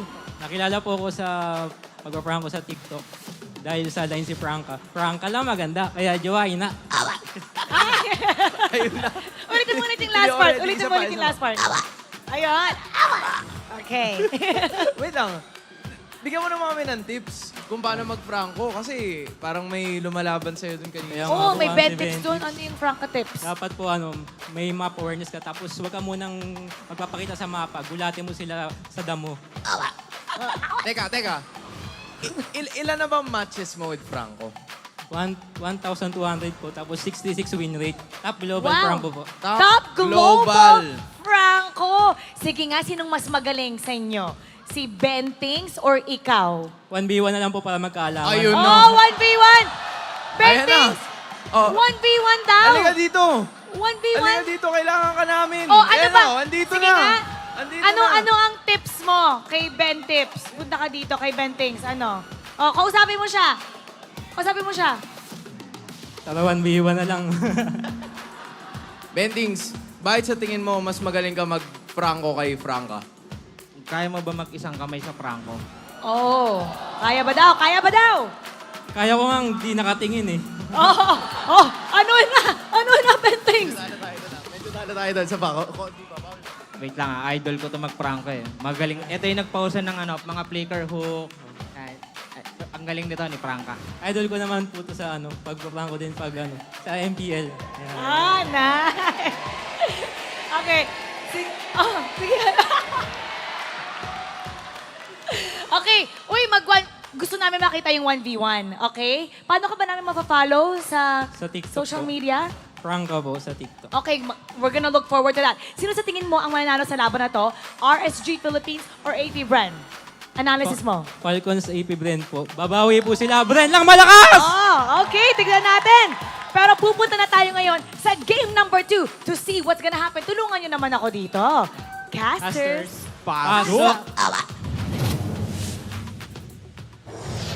Maraming salamat, Mara, Hans, Franca, at pati na rin si Kyrie, a.k.a. Ben Thinks. Nagbabalik tayo dito sa ating caster desk for game number 2. Pinag-usapan na natin ang Moscow, pinag-usapan na rin natin ang mga Grok. Pero maya-maya natin babalikan yan dahil pwede na kayong sumali sa MLBB XKOF 97 Bingo Draw Event. 3 brand new KOF collab skins ang pwede nyong mapalanunan with their exclusive ID tags. May 50% discount din yan sa unang 10 times draw at daily first 1 times draw. Huwag niyong palagpasin tong event na to, promise. Nakakuha na ba kayo ng mga KOF skin nyo? Ako hindi pa. Sana mabigyan ng tayo mo, Ads. Wow! Nung isang beses na nag-regular season tayo, live, meron nag-roll eh. So naingit ako, nag-roll din ako ng live. Sino nga nakuha mo nun? Si Valier. Si Valier. Si Valier. Ako naman ang nakuha ko ay lahat. Dahil Ay, ako ginasa. sana all. Sana all. Pero syempre joke lang yan. Dahil nagsisimula na ang kauna-unahang rank party ng MLBB. Sali na para makakuha ng rank party bonuses. Maraming activities, free rewards ang ipamimigay simula May 11 hanggang June 21. Tagal pa. Tagal pa. Huwag palampasin ang rank up time na to dahil maraming libreng rewards ang hinihintay at maghihintay at na-claim nyo. Nakaisa na ako dyan. Yung isa sa mga reward dyan ay parang, I think, Star Protection. Na talagang napaka-okay kapag ka nag-RG ka mag-isa at nabibigyan ka ng mga zilong main. Shoutout sa mga zilong main, by the way. Hindi naman kami galit sa inyo. Kailangan kaya tayo kasi niyayaya ko nila Manjin mag-rank soon eh. Sakto, Kailangan mo ng protection points, kaibigan. Damay mo na rin ang isa sa ating mga kaibigan na si Butters. Available na ang live stream of viewer rewards ng MPL-PH. Halika't manood ng MPL-PH sa TikTok para makasali sa Goodie Bag Lottery at magkaroon ng tsansa para magtagumpay. Para makasali, pumunta lang sa TikTok at pumunta sa official MPL Philippines TikTok channel. I-click syempre ang ating official live stream at i-tap nyo yung top left corner para makasali. Tama pa ba? Ito pa rin ba ang top left natin? O dito na ba tayo? Ito, top left. Dito na ang top left. Okay, kung mali kami, paki-screenshot na lang Ibig po. sabihin, kung hindi dito, dito. Pwede doon, pwede dito. Dito natin titignan. Pero at this point, of course, game number 2 na ang ating pinag-uusapan. The Moscov was a suggestion na nanggaling dito kay Wolf. At ang suggestion naman, galing dito kay Coach Bentings ay tanggalin ang Grok.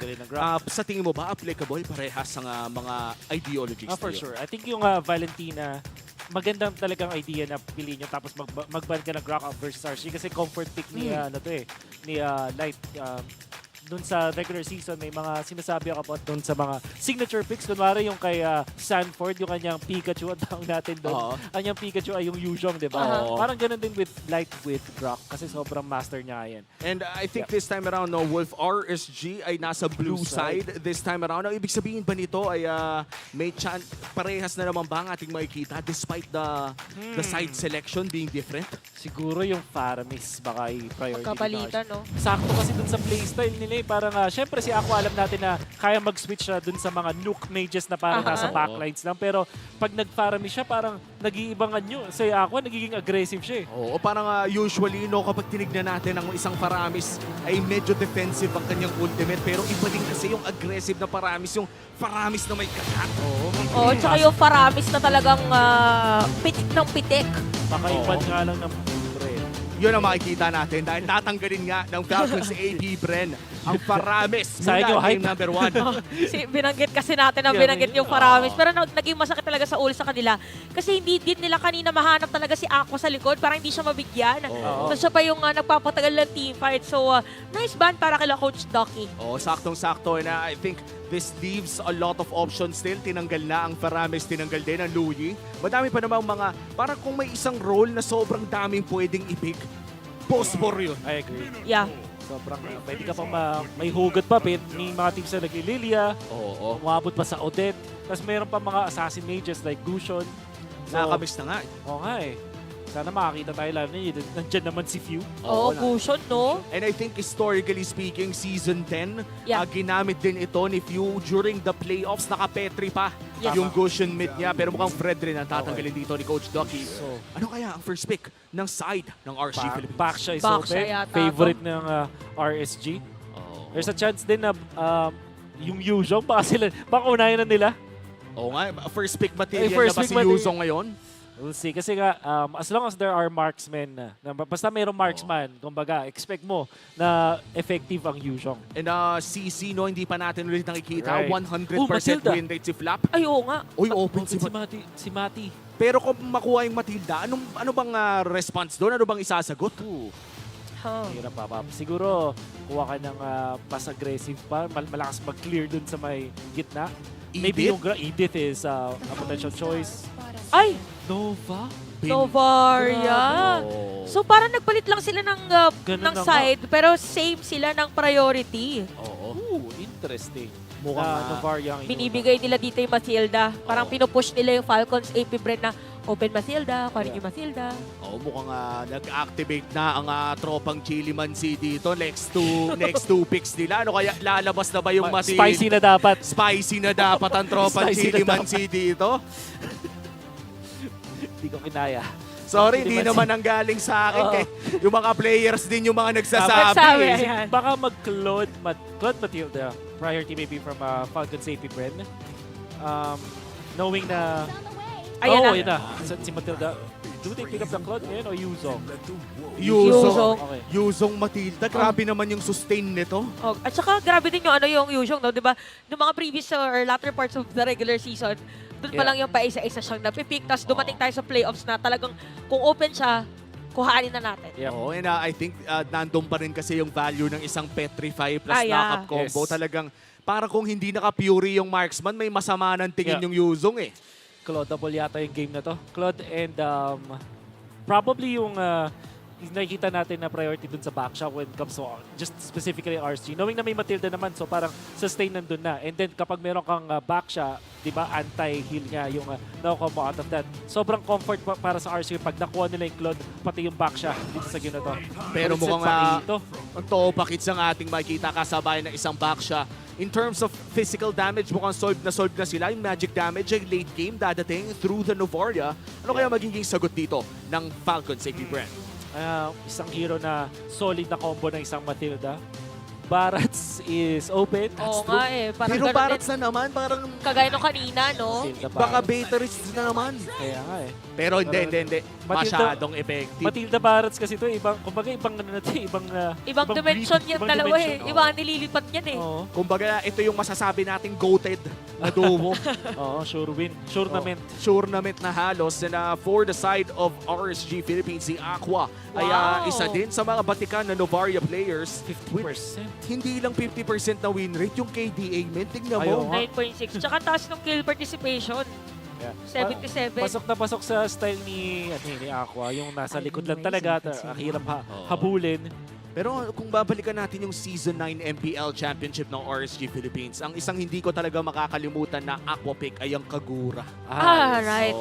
And sadly, no, parang hindi na natin masyado nakikita sa meta ngayon si Kags. Pero yan na atang bagong meta kapag coach ngayon, kailangan yan ang Akala ko nakaupo rin. Low-key ang natawag na Low-key lang. Low-key. Low profile. Ito si Coach Trevor.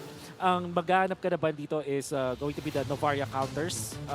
I feel yung mage na malayo din yung reach ay pwede rin para sa side ng Falcons APBREN, para kay Few. So, there's also that Vexana na pwede rin iban. Oo nga. Roger! Oh. Naguupasan sila ng marksman kahit parehas silang wala pang marksman. Ay, mukhang hamunan na ng palaliman na ng hero punto. Tsaka ang ganda nung sequencing dito ng dalawang coaches natin kasi 'di ba nakita na natin yung moments kung saan meron specific team na sa specific player lang yung banning nila, pero dito naka-base talaga doon sa sequence na parang sinisira nila yung next possible pick nung kalaban nila na team. At ayan na nga, tinanggal na ng Falcons APBREN ng Grok as their final ban. At mukhang nakuha nila ang memo. Sinabi ni Kyrie ni Bentix kanina, no? Na tanggalin nyo na yan, Gra. Yes. Is there a chance na pumili ng big burst mula dito kay Few? Yun nga, katulad ng Gushon na inaabangan natin. That could be the potential. Sino pa bang mga big burst mages yung mga nasa isip natin? Kadita. Parang pwede yata. Double Petri plus the Yuzong pa. Oo nga, El Classic. El Clasico na yan. Nilagyan mo pa ng Matilda para ka namang nag-RG ng no-bans. Ganyan yung itsura ng mga... Thoughts about Chang? Medyo matagal-tagal na rin tayong... It's a no for me. As the kids would say, it's a no for me. It's a no for me. It's a no for me. Parang Radiant Armor talaga kill Chang. Oo nga. Talaga. Kumbaga parang kahit budburan mo ay hindi nasasarap pa. Hindi nalalambot pa. Ganun na talaga. Pero wala kang purple kapag may Changa na kalaban. Yun lang yung maganda. Siguro kung may Ling kang kalaban, tas nag-Changa ka na, maganda yun dahil hindi makakapag-purple. Florinable ata to para sa RSG. Florinable. Tapos kuha sila ng hard carry talaga, mga tipo mga Moskov, even the Beatrix, the Novatrix could be a good combo. Yung Moskov variant, nandiyan pa rin ang potential. Oo nga. And then pag pinair up mo siya with Florin, it is perfect. Meron ding option ng Nathan na... Ayan na nga. Ayan na. Moskov. Angela kaya? Uy, pero maganda yung Angela. Or any na may or heal. Lolita. Pangsalo, no? Pangsalo. And I think kung si Light ang usapan, isa rin siya sa mga Lolita experts ng ating liga. Ito yung may mga anggulong hindi ma-explain ng siyensya. Oo, parang mathematically talagang inano niya. Okay, so standard muna ito. I like Nothing too fancy. Pwede mag-Valentina ang Falcons APBREN dahil lang dun sa edit, pwede niya kopyahin. Apart from that, naghahanap tayo ng burst muna dito mula sa Falcons APBREN. Kasi yung Claude sa dulo pa dadating. So, pag initiate ni Matinda Barats, kailangan may damage na kasabay. So, Kadita looks good. Siguro Farsa, na hindi masyado napipili ngayon, pero it's also a good hero na may reach na pwede pangsabay. Oo, tingnan natin. Pero mukhang Valentina ata ang magiging lock-in dito ng Falcons APBREN. And now, with everything locked in, sigurado naman na si Light ang hawak nitong Edith. Dahil nung napaisip ako ng mga possibilities, tumawa yung utak ko ng konti. Naisip ko, Pakito Rome, parang may mga taong may bad memories dito. May bad memories talaga yan. Traumatic experience yung mga ganun eh. Yung huling taong nag-Pakito Rome, after nung game, umuwi siya sa kanyang hometown. Rumekta uwi na. Rumekta uwi. Ilang kilometro mula sa Manila ang kanyang dinayo. Shoutout sa'yo. Shoutout sa'yo, Batute. Kilalang kilala. And this is it, game number 2. Tumatawa man tayo dito, light man ang ating usapan. Heavy gut ang matchup na to dahil kung sino man ang makakuha ng match na to, kung sino mananalo sa best of 5 ay makaka-qualify sa MSC. This is not an easy feat. Ito yung tipo na talagang masasabi natin na milyon-milyon ang nakasalalay sa laban na to. Tsaka napaka-importante talaga dito kung paano mo i-stand ground na ganito kaming klaseng team ngayon na kaya namin regardless kung anong klaseng strategy yung ilalabas sa amin. But yeah, this is game number 2. At tingnan natin kung paano ang magiging strategiya ng ating dalawang koponan. Yeah, in terms of early game, ano bang pwede nating i-expect dito, Wolf? May isang team ba na ina-expect nating mas lamang in the first 5 minutes? Tingin ko 50-50 sa dalawang teams eh. Parang sobrang parehas at sobrang standard ng gameplay ng dalawang teams. Nandyan yung Matilda na maganda sa early, panghanap pang scout. And then yung Edith naman defensive na pwede rin malakas din mag-protect ng teams ng kanyang mga teammates. And then if you're looking at the gold lane, Moscow versus Claude, pagalingan na matchup. Wala naman din unless may magkamali talaga na todo dito, walang matatalo dyan. And then that also goes with Pakito as versus Yuzong.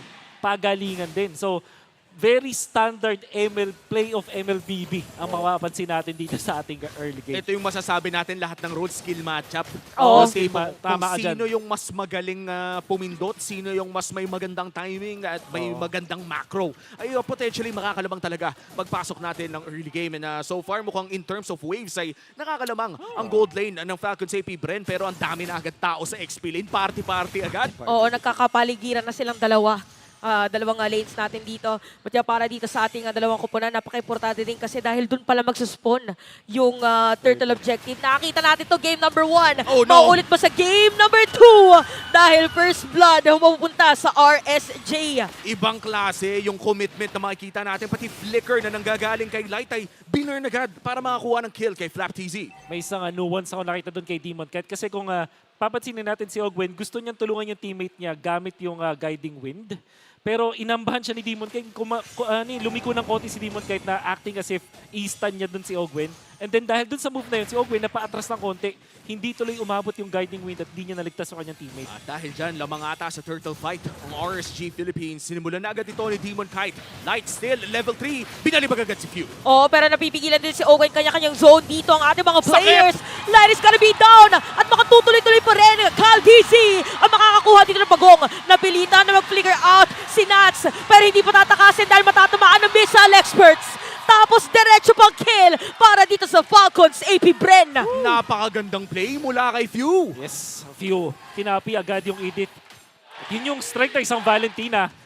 Sinasabi din ni Sir Bentings kanina. At nakuha ni Owen. Ayan na. Ang sakit nun. Lumabas na ang chili sa chili mansi. Nararamdaman na natin yung sweet and spicy. Ito na talaga yung masasabi natin kung Game 1 ay talagang nag-dominate ang RSG Philippines. Parang gumising ngayon ang Falcons APBREN, World Champions for a reason. Pero sa ngayon na may 1K gold lead pa lamang ang Falcons APBREN, panigurado pwede pa naman pumayag ang RSG dito, no? Siguro maghintay sila ng third turtle. Maybe ibigay na nila yung second turtle para at least sa third pwede nilang gamitin yung kanilang Moskov. Mag-i-spear lang mula sa malayo to initiate for them. But I think ito na, kailangan na nun i-concede ng RSG. Sa FCAP na talaga yung early game na to. Huwag na nating i-attempt na lumaban, mag-farm muna tayo. At ito talaga yung kalakasan ng isang Barats Matilda, no? Oo. Yung dinosaur nandun na agad. Tapos mukhang nagkasagutan pa ng retry, pero ang mananalo doon ay si Kyle TZ. Iba ang comfort ng Barats Matilda. Oh, ayun Tail as, ano yun? Tail Old as time. Basta old as Basta time. yun na yun. Tama. Tama. Dinosaur. Oo nga naman. Pero dito para sa side ng Falcons APBREN, maganda yung nangyayari ngayon dahil talaga nakakapag-double lane na si Super Marco. Kanina kasi parang nang-aurahan siya. Ay, grabe naman si Kapitan Q doon sa may middle lane. More on pokes lang. Tapos ito yung masama, no? When you're playing the Barats Matilda, pwedeng pumasok yung Barats sa torre. Kasi pwede naman lumipad palayo. Ito yung magugulat ka, kakainin ka sa ilalim ng torre mo, tapos lilipad din lang palayo eh. Iba ihahati do. Pero wait lang, nakikita natin dito na ginamit na yung set of play para dito kay Light. Si Demon kahit na kanila matatarget doon. Meron pa sapat na damage dito. Falcons APBREN. Pero mababaliktad. Suntok para sa suntok. Sabi ni Nats. At nabaliktad nga talaga. But still, Falcons APBREN ang lamang dito sa gold. The killer instinct coming in from Nats Entertainment. Mukhang nabili ng RSG doon ang karapatang lumaban sa turtle na to. To think na wala pang full item dun si Nats, parang ano pa lang yun.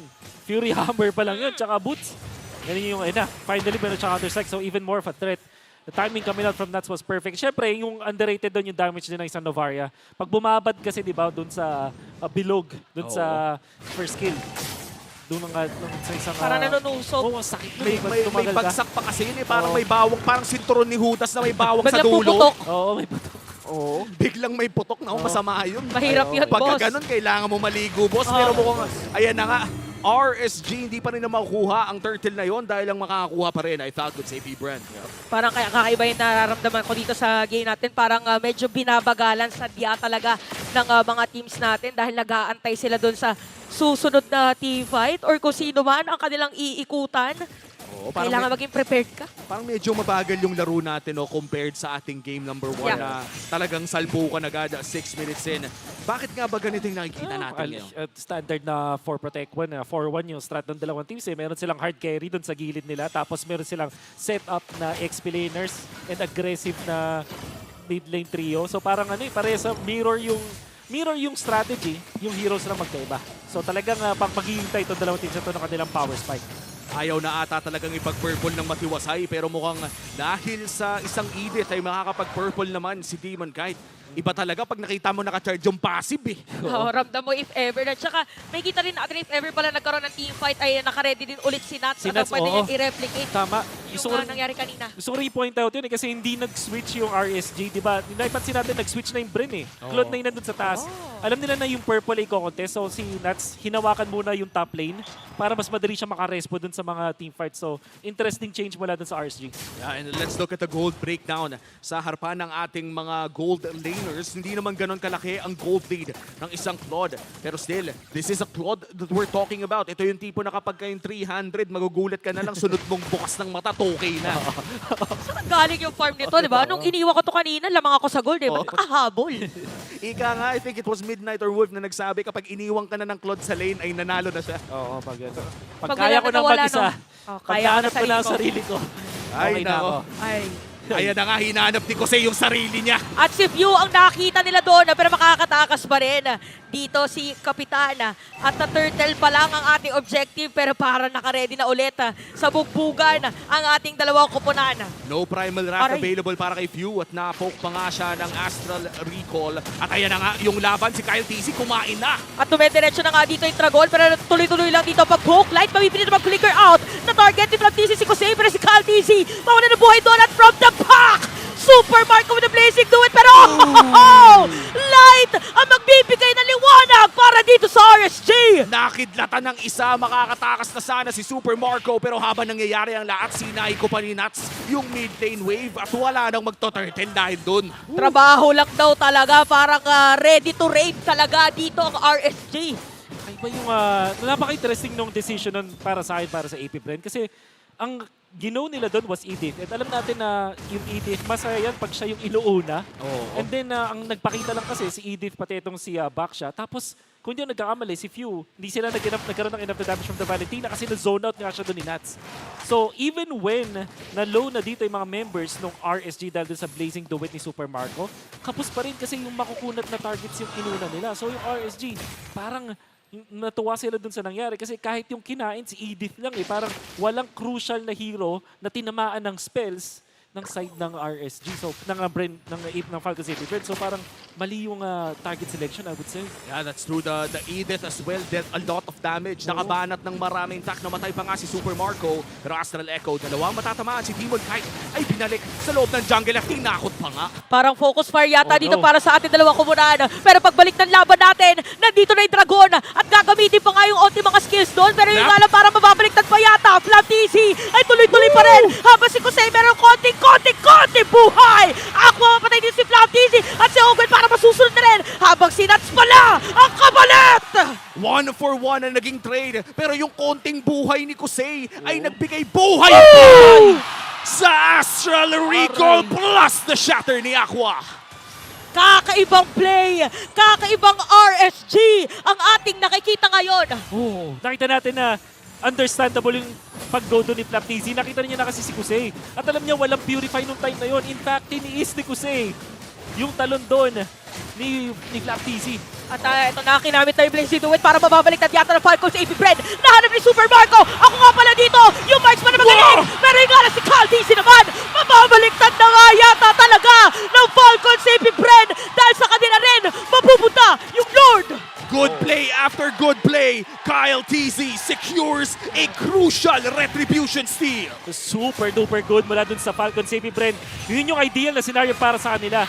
Sabay-sabay silang mag-go with the Blazing Duet.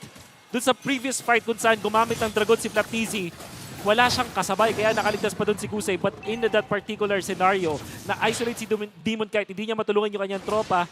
Tapos napuntaan sa likod ni Super Marco with that Purify as well to secure that team fight.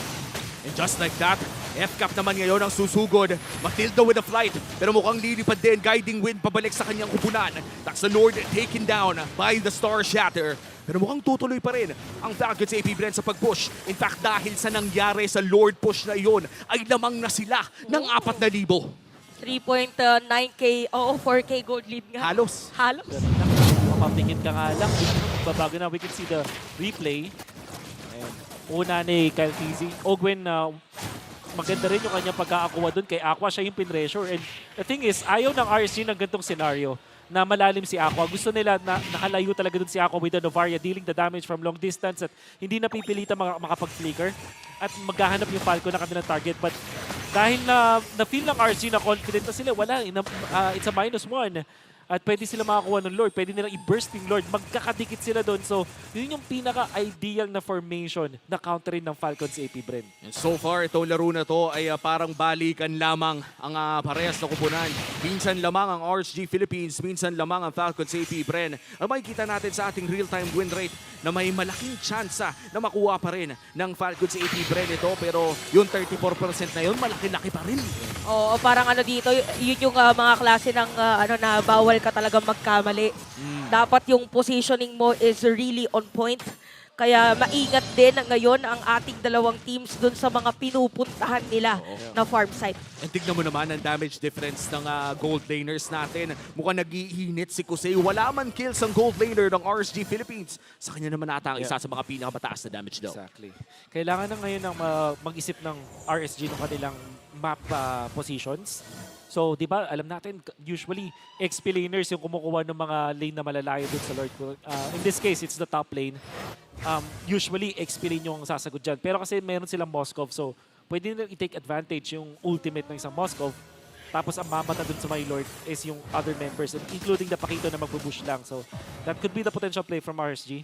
And para naman sa Falcons APBREN, pwede silang mag-all-in sa isang hero na pupunta dun sa may side lanes. Malakas yung damage nila at this point eh. So, kaya na lang mag-pick off and one-shot. Yeah, 13 minutes in at mukhang lalabas na nga ang Luminous Lord. Tingnan natin kung i-employ nga ba ng RSG Philippines ang estratehiyang ipadala ang isang Moskov sa malayo. Pero mukhang sama-sama jutsu ang makikita natin mula sa RSG at nang zone out na nga ang Falcons APBREN. Nakinabahan naman ako doon, Super Marco! Grabe mga pagtalon, pero napakagandang Astral Echo dahil 4 ang tatamaan nun. Si Ogwen tatalunan, pero ginamit na dito yung Detonas. Welcome habang si Q wala ng buhay doon. Si Ogwen may na mag-dash away, merong stun. Si Nats ay medyo mawawalan ng buhay, hinahabol at hindi itutuloy. Parang maingat talaga ang mga players ngayon at marereset pa nga yung Lord. Reset with the Lord at onting pahinga muna para sa lahat. Onting hinga munang malalim. And again, this is a packed Champions Arena. Wolf, meron akong nakikitang trend ngayon sa ating mga fans na nakakatuwang tignan. Anong tignan? Kadalasan may mga tropa within na mga 3 or 4 na makikita mo kung sino talaga yung maalam sa ML eh. Okay. Yung tipo na kapag may nangyari, siya yung automatic na may ibubulong sa katabi niya. Ayan, yan. Yan, yung mga dati, ang tawag sa kanila mga dash tips. Dati kasi pag nag-type ka ng dash tips dati sa mga laro, lalabas yung mga tips. Ngayon naman, hindi na. Ngayon hindi na. Kunwari, tatanong, no, bakit nag-iingay mga tao? Tapos may magbubulong, sasabihin, kasi ganyan eh. Tsaka meron pa yan, ayan, tinan mo yung pwesto dito na, no? Mamaya, tignan mo yan. Tsaka yung mga ganyan, no, yung mga bebe time. Ayan. Talaga. Shout out sa mga nag-bebe time sa MPL. Happy Saturday po sa inyo. Ang sunod nating kanta ay naka-dedicate para sa ating mga lovers dyan. Yan. Ano ba ang sunod nating kanta dito?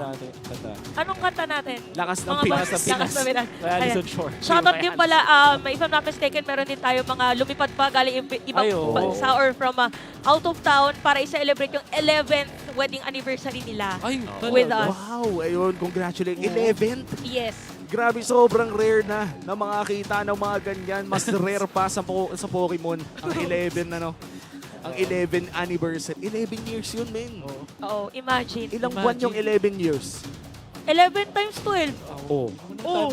Ano yun? Ilang dosena yun? Ilang dosena?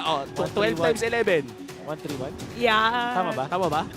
Tama ba? Ayaw I niya think tama. mag-calcu, Ayan. Pero mukhang hindi naman na natin kailangan mag-math dahil kung titingnan natin na ating 13-minute game ay makikita naman natin ang lamang talaga ang APBREN. Hindi ko nga napansin to nung habang pinapanood natin ang laro. Wala palang nakuha pang tore ang RSG Philippines. In terms of objectives ay talagang malaki ang kalamangan ng Falcons APBREN. Turtle. Tama ba to? Parang naalala ko may nakatore kahit isa pero baka namalik mata ko mula game 1. Mabilis kasi yung mga pangyayari din talaga dito sa game natin. Meron. Ayan. Ayan, napagka naagip ng camera, kaway po tayo. Ayan. Ayan. Hello po. Hello po tayo. Ilabas nyo na ang mga shoutout ninyo sa inyong mga phone. Mga ganon. Ayan. Tapos, dapat ready eh. Dapat ready. I-flex nyo na rin ang inyong mga jowa na mga wallpaper nyo. Ayan. I love you, Omi. Nakalagay love you. Ay, maraming salamat po sa pagsuporta sa ating liga. Ayan ang sagot. And mukhang may mga nakita pa tayong mga flag. Ayun, couple picture. Ayan. Meron ba mga magpe-flex dyan? Ito ang tip natin of the day, no? Kapag may i-flex po kayo sa inyong phone, ibabaan nyo ang inyong brightness. Pero wag po yung super mababa. Yung saktong baba lang po. Saktong baba lang. Gitnaan po natin. Ayun. Shoutout din pala sa ating mga personalities and KOLs. Ayan. Para kung may game face of the day, panalo na yung bata na yun eh. Ayun o. Pero ayun na nga rin, nahagip pa ng dalawang pogi. At ayun na si Kyrie. And I would say, yung arena natin ngayon, ang dami ding mga players mula sa mga ibang bansa na napapadaan. I think, ito, sa aking peripheral vision ay aking namamasid, si MP the King. Sama si Yoshino. Ayun. Parang no, isang araw din ay nanonood. Din si MP the King. Ayan. Hello po. Parang laban tayo dyan, boss. Inaraw-araw na, no, dinayo pa ang SM South Mall para sa mga ibang mga taga-North dyan. Na-realize na nila sa pagpunta nila ng MPL dito ay hindi gitna ang Trinoma. Yan. Ikaw talaga yung meron. Congratulations pala, Omi, dahil congrats. ikaw talaga laging dumadayo ng North. Ito ngayon lang. Season mo talaga to. Ito yung pakiramdam na hindi pala yung tipo na yung pamasahe ko ay kalahati lamang. Ayun. Gusto lang po namin mag-cast. Ay, grabe. Gusto ko lang naman mag-cast. Jowa cam na pala ito. Ayan. Alam mo, ang kinakatakot ko sa mga ganitong camera na tuloy-tuloy.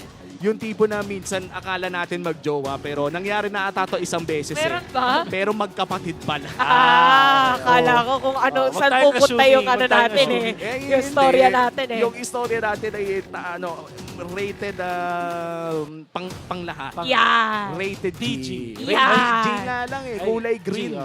O, diba? Tapos ang mga fans natin ngayon, kompleto na rin sa mga jersey, sa mga flag, sa mga tambol. Ayan. Shoutout din pala sa mga nasa community hub ngayon. Ayo. May nanonood din sa community hub natin. Sana mag-iingay naman yung mga nasa community hub dyan, yung rinig dito sa loob ng building. Joke lang, baka magalit yung mga guys. Bigla nagsigawan. At saka sa mga restreamers natin.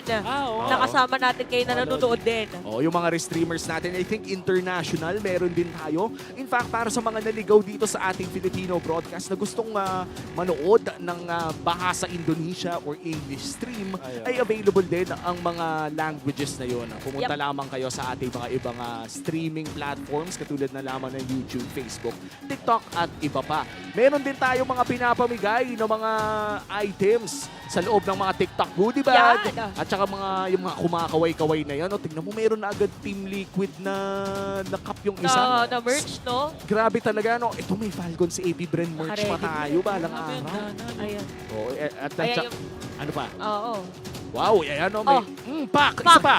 Parang ready na si boss sa game face of the day natin mamaya. Handa na agad. Tapos itong merch ng Falcon. Ayan ang Wayback Machine. Ayan. Pwede po ba nating itutok kay Wolf at pansinin po natin ang kanyang hubad na muka? Sino ba yan, mga yan? Grabe, nasa gitna, no? Oo. Si Butters. Halatang mayaman Ayan naman talaga ang galaw. I would say for Manjin, no, mula sa emo hair ay pataas na ng masasabi nating maginoo. Talaga si Manjin. Isa siyang maginoo. Yun yung transformation of hairstyle ni Manjin. Kasi di ba, alam ko ang life motto ni Manjin ay pataas lamang ng pataas. Yes, nowhere to go but up. Nowhere to go but up. Kaya, ayan. Sino ba si Boji? Sino po si Boji? Sino si Boji, boss? Kasi si Bobby Trick, si Manjin, si Burrito. Ay, so yung natitira. Si Butters ata.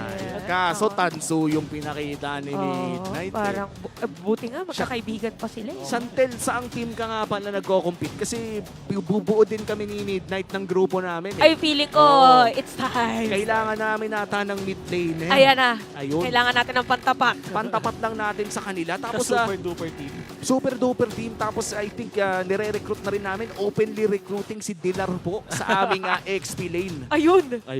Ako mag-a-adjust na ako. Mag-gold lane na ako. Siyempre, Dilar yun. Diba? Dilar yan. Kasi bali-balita ako yung squad nila Burrito ay si Pandora daw. Ang kanila. Oo nga pala, yung kalaro nila. Hindi ko naman kaya tapatan yun. Kailangan din pogi yung kunin mo. Siyempre, hindi na tayo lalayo pa. Fair lane. Fair lamang at ayan na nga, nag-e-enjoy pa rin ang ating mga tao sa Champions Arena live dito sa SM South Mall. By the way, kung nasa bahay ka lang, yung mga tipo na 30 minutes na ang biyahe nyo papuntang SM South Mall, sabihin na natin sold out na, di ba? Wala na kayong ticket. Meron po tayong community hub kung saan pwede nyong ma-enjoy ang MPL Philippines Playoffs ng live, ng malapit-lapit pa rin sa venue nang hindi nyo kailangan gumastos. Ayan, shoutout din sa TNC na nakikita natin. Si Hatred na I would say Wolf, isa sa mga paborito mong player. Ay, syempre. Ayan na! Jailor in the building. At ayan na nga, magbabalik na tayo sa Land of Dawn.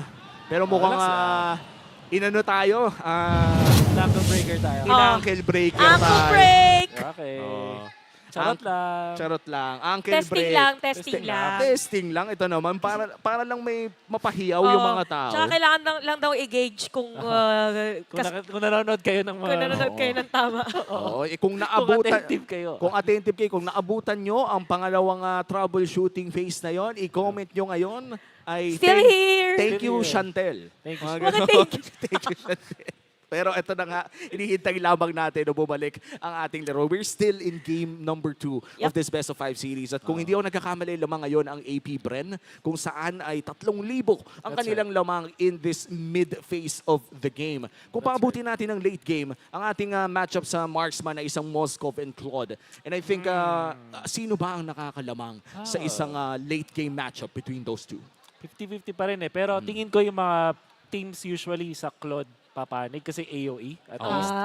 AOE din naman yung Moscow pero kailangan, may conditional eh. Kailangan magkakatapat sila, magkakatabi. With Claude, you can pop your ultimate. Pwede mo mapuntahan yung Navaria, for example, di ba? So, kung hindi natin i-take into consideration yung mga kakampi, tingin ko 50-50. Pero dito, siguro kasi yung yung composition ng RSG, parang gusto nila magka-group up sila. So, I think Claude ata yung in this case. Tsaka meron pa kasi sila ding Matilda. Oo. So parang sobrang pwedeng layo ng mapuntahan mo. Ibang klase din kasi yung Matilda, no? Ito yung tipo na may rason kung bakit nga ba laging instaban ang isang Matilda sa RG. Tuwing kailan ka na lang ba nakakita ng Matilda? Parang lagi. Oo. Well, sa ngayon, pupunta muna tayo sa ating short break. Magbabalik ang MPL Philippines after a short break.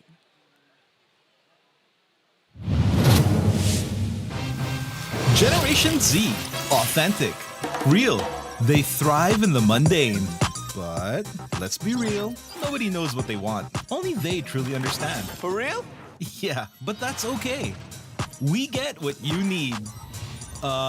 Guys, where are we going now? Anywhere! Mountain, beach, middle of nowhere! Why? Because we can. Well, let me help out. Smart 5G. Best in 5G coverage experience and best in 5G availability. Oh, wow. Those are a lot of apps. That's fine. When you got power all, you could do it all. Multiple apps? No problem.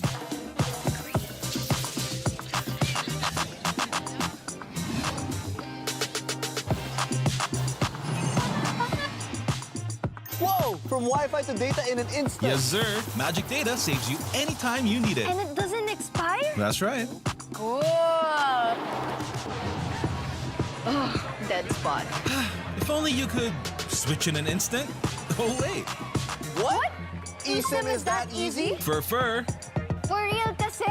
backed up by nationwide coverage. So, yeah, nobody knows what Gen Zs want, but we can keep up with real connection and real fast data. Live for real with Smart 5G plus nationwide LTE, Powerall, Magic Data, and eSIM. You guys pretty much know what we need. Live more today.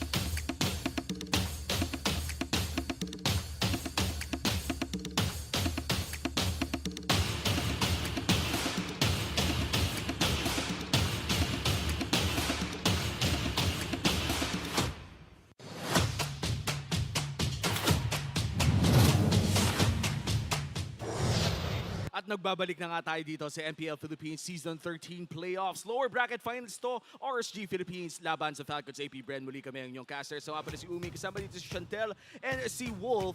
Nandito tayo, 3K ang gold lead ng RSG Philippines. Oh, alam mo, talagang inaabangan ko na kung ano mangyayari next eh. Okay. Ang naalala ko lang na nangyari is there's a Lord fight na parang na-reset ata yung, hindi pala yata, na-reset yung Lord. Pero yung mga lanes natin standard pa lang sa dalawang team. So, naghahanap pa lang sila ng pwestuhan. So, utakan muna yung kanilang ma-expect natin dito sa dalawang teams. Lamang man ng Bren, doesn't mean na sure win na sila dito sa game na to. Darating kasi tayo sa point na hard carry versus hard carry yung bakbakan. So, pagalingan pa rin. And I have to say, no, mid-game pa lamang ang ating game. Kaya ibig sabihin, wala pa tayo nakikita big late-game power spikes na inaabangan natin from both Moskov and Claude. Pero I think in the middle of a conversation tungkol sa dalawang iyon, meron pa tayong ibang inaabangan eh. Sa XP lane, Yuzong, ang katapat niya dito ay Pakito. Pagpasok ba ng late game, ano ba ang mga pwede nating maabangan? Parang hirap isipin kasi parang magkaiba sila ng function, di ba? Exactly. Yung Pakito parang gusto niya, once na meron siyang pinutan, parang ang viable target niya yung mga malalambot talaga. Tapos yung Yuzong is more on, as long as maka-zone out ka ng, let's say, 3-4 players or 2-3 dahil talagang for sure nakaiwas din. Parang sinong magle-let go dun sa match-up nyo individually for the sake of the team fight? Pero yung maganda kasi yung composition ng dalawang teams. Maganda in a way na magkaiba yung approach nila sa mga late game Lord team fights or late game team fights. For example, di ba yung Yuzong, sinabi ka ni Chantel, mang-zone out. At the same time, pwede silang mag-confirm ng kills kasi may Matilda Barats to go with it. Tapos meron kang Claude na pwedeng mag-BMI in. So pwede talaga silang pumunta dun sa backlines nito. However, yung sa RSG, maganda. Solito yung frontline sila with the Edith, may got the Baksha, makunat-kunat din. Pero meron kang nung Pakito na pwedeng pumunta sa backlines. The thing is, sino ba yung matitira dun sa likod ng friend, diba? Parang si Valentina na, technically, pero pwede mag-dash in yan. So, siguro yun yung isang bagay na pwede natin ma-realize dito sa composition ng dalawang teams. Hindi pwedeng pang sabayan yung RSG just because yung design ng Falcons APBREN, gusto nilang sabay-sabay silang pupunta sa likod ng RSG. At mukhang ito na nga ata ang moment na inaantay natin na makikita na naman ang Champions Arena. At kitang-kita naman talaga ang saya ng mga tao habang inaantay ang pagbabalik ng ating laro. Tsaka napakasaya na this time from North, naging South na tayo. Ang dami nating nakikitang comments din na maraming salamat po at nandito tayo sa South. So maraming salamat din po sa mga taga-South at sa mga taga-North na pumunta po para talagang ma-experience natin kung gaano at makita kung gaano kalakas ang mga manlalarong Pinoy. Ako, hindi naman sa pagiging chismoso, no? Pero nung isang gabi na nanood ako ng MPL bilang fan, ay nag-book na ako ng Grab pa uwi. Tapos ang nangyari noon ay yung mga ibang naririnig kong fans, Wolf. Marami siyang sinasabi nila, kamuning pa daw yung iba. Grabe naman yung layo nun, kapatid. Oo, si Dilar ay galing pang Malabon. Malabon? Saan yun? Laguna? Laguna ba yun? Hindi. Sorry, wala akong alam eh. Saan ba ang Malabon? Sa North. Sa North. Sa North yun ate. Sa South. Kasi ang alam ko na ay mga pa-etibak talaga eh. Mga, ayan, si Kuya na MG, mukhang maglalaro na. O mag-invite ka na rin ng mga kasama mo dyan, pero ayan na nga. Eto na. Babalik na tayo sa Lord Fight na to at nangangalati na nga ang buhay. At mukhang ipag-re-reset ito ng Falcons APBREN, si Light, hindi tatama ang kanyang Earth Shatter. Oo, dahil kalahati din yung buhay niya doon at mahahanap pa ni Owen kung nasaan yung ibang mga players.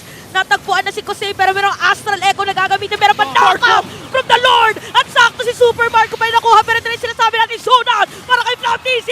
May bawi lang din naman. Patay si Jose. Pero nagkapaptayan ngayon ang ating mga manlalaro.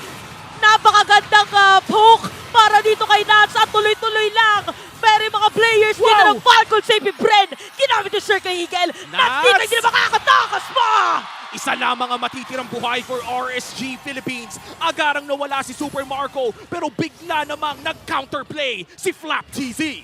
And unfortunately for RSG, hindi rin maganda yung lanes nila. Makapal yung nasa top na slow push yung dalawang lanes, yung dalawang gilid na slow push ng Falcons APBREN. So wala pa yung Lord Minions, wala pa yung Big Minions, nakadalawang tore na sila. 5 segundo para kay Demon Kite, kay Nax naman ay 10.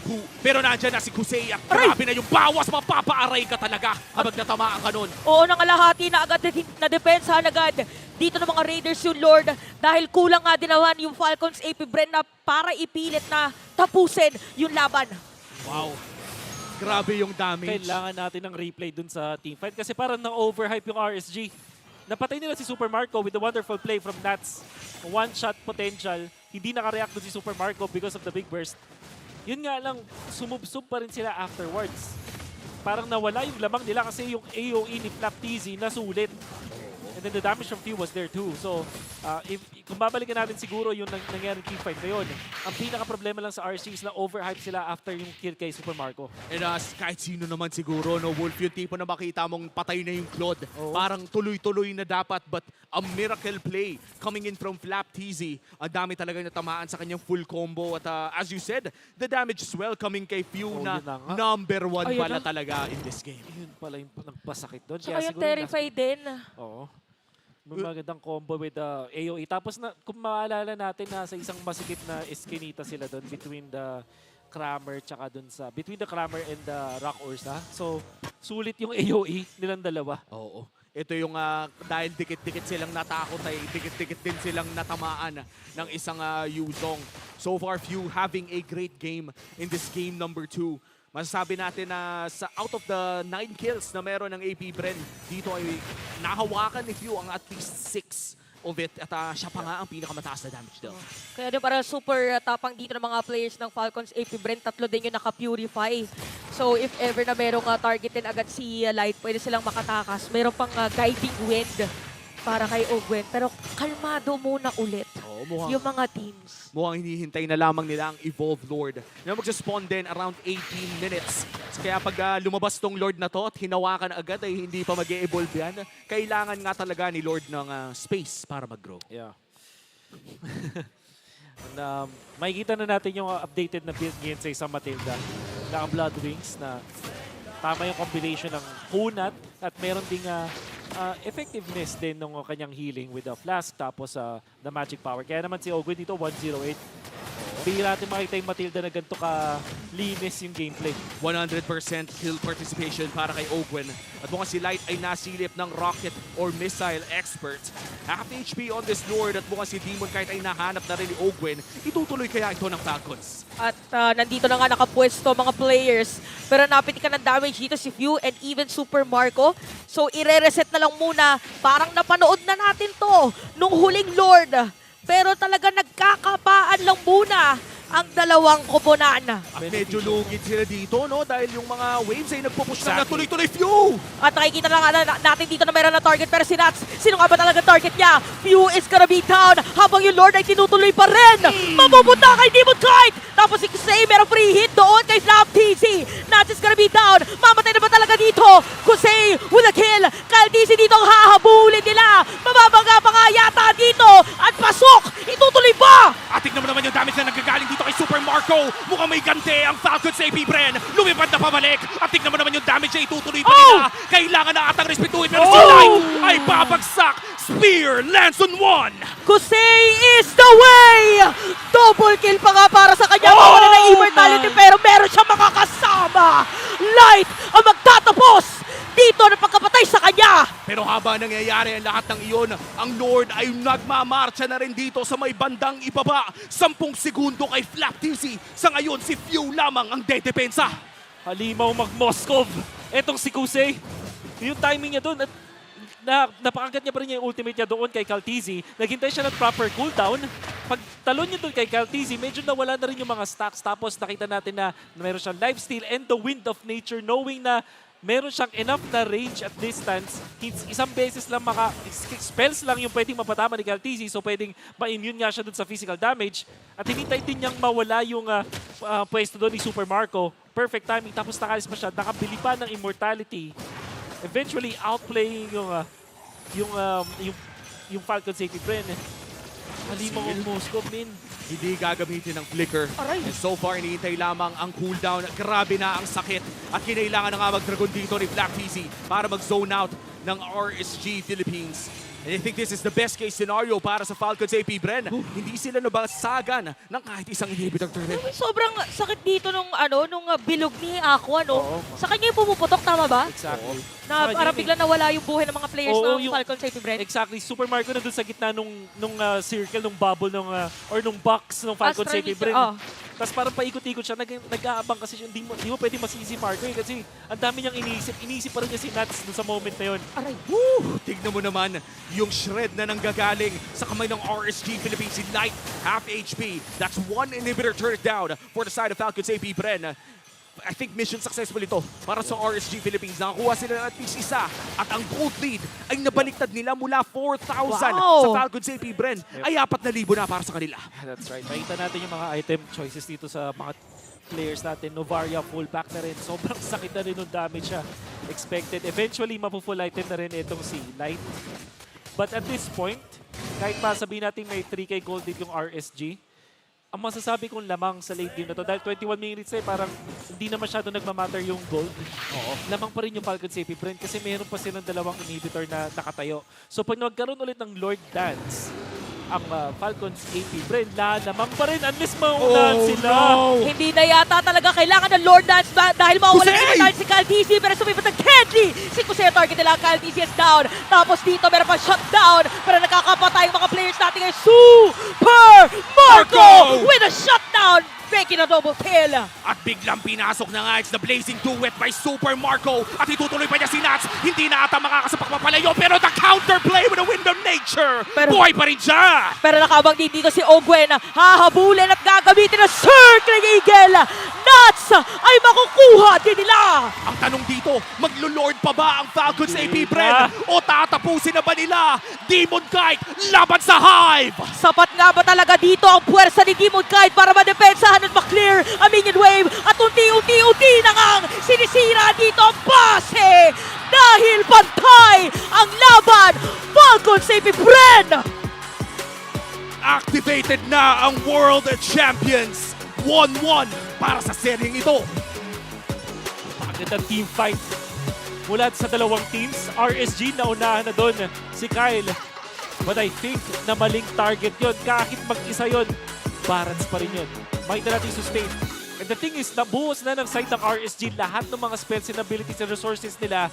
Majority doon sa isang Barat. So pagdating ni Super Marco na pinabilis pa ng isang Matilda, wala na siyang problema. Nag-blazing duet, inubos yung RSG. It was the target acquisition na medyo nagkamali yung RSG. And I think I want to go back din sa nabanggit yung dalawa kanina kung saan binurst ng Falcons APBREN ang isang Edith at yun din, the same mistake ang ginawa ng RSG Philippines para manalo ang APBREN dito. Oo, grabe dito yung palitan ng dalawang teams. Yung sinabi natin na dumating na tayo sa point na almost same yung ginagawa nila. Kung sino na magkamali, yung binanggit nga din dito ni Wolf na magkamali ng targeting, tapos magkaroon ng opening dun sa pag-exploit ng pagkakamali na yun, siya talaga yung mananalo. Kasi it was so close for RSG na, di ba, it was APBREN na talagang lamang or doon na sa bandang dulo. Tapos biglang nabaliktad, tapos biglang kinuha ulit ng Falcons APBREN yung kalamangan. And wow, that took a while para sa dalawang teams na to. Kung ano ang kinabilis ng ating Game 1 ay kinabagal naman ang Game number 2. I think that was 23 or 24 minutes? 22. Sorry, none of the above pala sa At least malapit. At least malapit. And masasabi ba natin isa to sa mga mahahabang laro? Oo pa. And I would say that this will be a long series knowing yung identity ng dalawang teams na to. Hyper carry based teams din to eh. Alam natin for sure na yung RSG komportable sila sa ganitong playstyle. Siyempre, nanalo sila sa mga one-sided na matches. Pero kung babalikan natin yung comfort at yung parang standard na operating procedures for RSG, talagang yung fundamentals nila, pang long game talaga sila. So this will be a long series for sure. And surely the pressure is on for both teams here. At pressure is on na rin para sa ating analyst. Kaya Neil Midnight de Guzman, ikaw na muna. You know what? It wouldn't be a lower bracket finalist if sweep ang makikita natin. And as Falcons APBREN equalizes the series 1-1. Once again, welcome back to sa ating stand up at midnight. And papakilala din natin dito ang ating MVP. Walang iba, kundi ang lumilipad na Matilda ni Ogwen of Falcons APBREN really soared high in this game number 2 on the back of the Matilda na binigay din naman ng RSG. Pero kita natin yung effect, yung impact. Bakit nga ba napakalakas ng isang Matilda lalo pat mahawakan ng isang macro-oriented na team as we see yung kill participation niya rito 100%. And ito yung essence ng Matilda. It enables this skirmishing capability ng kanyang mga teammates and of course yung save na nangagaling mula doon sa guiding wind. But also with the presence of the Purify, parang mahirap nga naman talaga patayin si Ogwen dito dahil meron siya mga dash, meron siyang shield, especially amplified with the Flask of the Oasis. Parang may isang hero na napakahirap nang patayin. Tapos sasama pa niya yung teammate niya para masigurado na kahit nandoon yung Raiders para mag-initiate ng team fight ay may exit. May guaranteed way out ang Falcons APBREN sa mga team fights. Pero kita naman natin nung early game para lamang ma-remind kayo lahat ay nagkaroon ng swing dito sa Raiders. Nandoon yung Novaria ni Aqua na finish pick by the way ng RSG. And nagpakita din naman ng damage dito sila Kusei. Pero what is important is in this game is yung positioning for Falcons APBREN. Napakaraming reset on the side of RSG. Pero yung damage and initiation ay nasa kamay naman ng Falcons APBREN. Kaya hindi takot pumasok dito sila Super Marco, sila Flap TZ kasi nga meron silang guiding wind, meron silang exit out. Pero it will boil down to how you fight here for both sides. Napaka-importante rito na maghintay at maging patient sa mga wasted na skills or mga nababurn na resources. Sa side ng Falcons APBREN, that's a Black Dragon form. And for RSG, yung kanilang mga mobility spells, yung Abyssal Step ni Moscow, pati na rin yung mga dash ni Nats. Pero what's most important here is yung damage distribution for both sides. No? For the side of Falcons APBREN, karamihan ng damage output nila ay nanggagaling kay Super Marco. So, sobrang importante na maprotektahan ng Falcons APBREN dito yung kanilang Claude. And that's where the Matilda comes in. Nandyan yung initiation prowess niya with the Cycling Eagle and of course, yung mga heals na nanggagaling sa Guiding Wind. Although, umabot tayo sa point na yung RSG nakakahanap sila ng way para mapatay yung Claude, makapag-initiate ng teamfight dahil lamang din naman sila sa vision and sa mga long-range pokes dahil nandyan yung Novaria with the Astral Echo, yung Star Shutter, pati na rin yung Spear of Destruction ni Kusei, yung mobility spells din na ginagamit nila para makalabas dito sa side ng Falcons APBREN. Pero when it came to the late game, naging malaking factor na dito yung engage prowess ng Falcons APBREN. Yung mga one-way initiation na kapag nagamit na yung Black Dragon form, mag-disengage ang RSG and doon na natin nakikita yung advantage na meron kang Claude and meron ka ring Matilda with the BMI plus the Guiding Wind combination. Now, looking at the emblems here and pa rin na rin ng ating mga resource traits, makikita natin na medyo naging equal yung ating game. It really did came down to how these players utilize yung kanilang mga emblems and pati na rin yung mga heroes. And gusto ko lang yung point out dito, yung matchup ng Moscow and Claude. Very important yung tenacity ni Super Marco. Usually nakakakita tayo ng mga Claude na nagiging greedy na kumukuha ng Master Assassin para lang manalo sa lane. Pero with the tenacity, at the very least, na pe-prevent mo yung pagpanalo ng isang Moscow sa gold lane. Kasi kahit sinong tanongin nyo, as of this point, yung meta natin talagang mahirap counterin ang Moscow sa lane. And tulad nga na nabanggit ng ating mga casters, kapag yung Claude ay nakakapag-dual lane na, ay essentially tapos na yung laning stage. And parang sa APBREN, hindi sila masyadong na-snowballan ng Moscow dito ng RSG. Kaya nandun pa yung condition nila. Kapag umabot sila ng late game, meron pa rin silang Claude na magagamit para makipag 1v5 dito sa RSG. Actually, nabanggit nga ni Bentings kanina, magkausap kami, sabi niya, maganda yung Claude pick, lalo pat pag umabot tayo ng late game. And ilang beses na rin natin nakikita yan, yung ibang regions, sinatry pa rin yung Claude versus Moscow matchup. And kita pa rin naman natin yung effect ni Super Marco rito. Nandyan yung capability mag-split push, yung mobility sa mga teamfight, napakataas ng damage output ni Kusei dito. But it didn't really stop the Claude from farming. Mataas din yung GPM ni Super Marco with 787. Pero ang pinaka-importante dito sa lahat is yung pag-assist ni Ogwen. 12 total assists for the Matilda and it allowed, again, the resets and yung heals na factor dito for the side of Falcons APBREN. Ang taas ng damage na tinangke ni Kyle TZ rito on the Barats. Pero again, nandyan yung mga exits with the Guiding Wind, yung shield, plus the Flask of the Oasis. Kaya naman medyo mahirap din para mag-take down or mag-convert ng kills dito for the side of RSG. And now we see the damage distribution. Of course, yung Moscow dahil medyo may madaya siyang passive yung kanyang Spear of Puissance na may spear damage yung may bandang likuran. Kaya minsan maraming tinatamaan dito yung Moscow. Even yung mga backliners on the side of Falcons APBREN ay ay nadadamay. But then again, you see the presence as well, the Matilda, the Valentina, and the Claude. Ang taas ng damage output ni Super Marco rito and ni Pew na namamatch nila. Actually, yung damage output din ni Aqua dito on the Novaria. Even though may mga long-range nukes dito, ang RSG, yung kanilang poke with the Star Shotter. Again, yung presence lang na meron silang Yuzong, Matilda, na pwede silang pumasok. It enables Super Marco and Pew na ma-dish out nila yung mga damage na kailangan nila para mapatay yung mga members dito ng RSG. Kasi hindi nila kailangan isipin kung paano sila mag-engage or kung paano sila magbaback off. Dahil nga, nandyan yung Dragon, nandyan yung Dinosaur, and nandyan yung Ibon.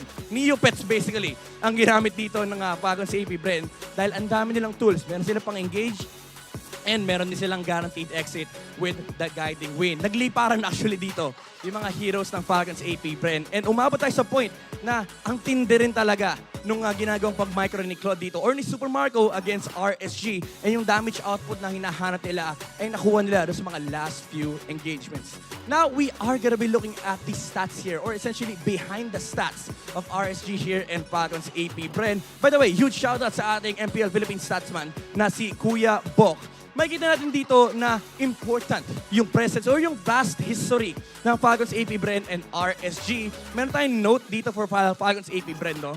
They have never lost kapag nakukuha nila yung 3 turtle sa ating game. Or let's say 100% ng turtle. Kapag nakuha nila ay hindi pa sila natatalo. And it counted dito yung previous game natin na nakuha nila, well, 2 turtle lang naman pero still 100%. So 17-0 na dito ang Falcons APBREN and sa RSG. Kapag lumalagpas sila ng total team kills ng 13, hindi pa daw sila natatalo pero it is now 17-1. So na-break na ng Falcons APBREN dito yung historical data ng RSG. And dito natin makikita yung identity actually ng team, no? Na kapag yung RSG, nakakahanap sila ng snowball, specifically with Nats, controlling the tempo, ay tuloy-tuloy yung pag-rate. Kaya naman, sila tinaguri ang Task Force RSG. Kapag nakuha na nila yung momentum, doon mo na makikita yung sinasabi ni Coach Panda na tapang lang, aggression lang, and hindi sila nagpapapigil dito sa mga laban. But with Falcons APBREN, again, that presence of the Matilda.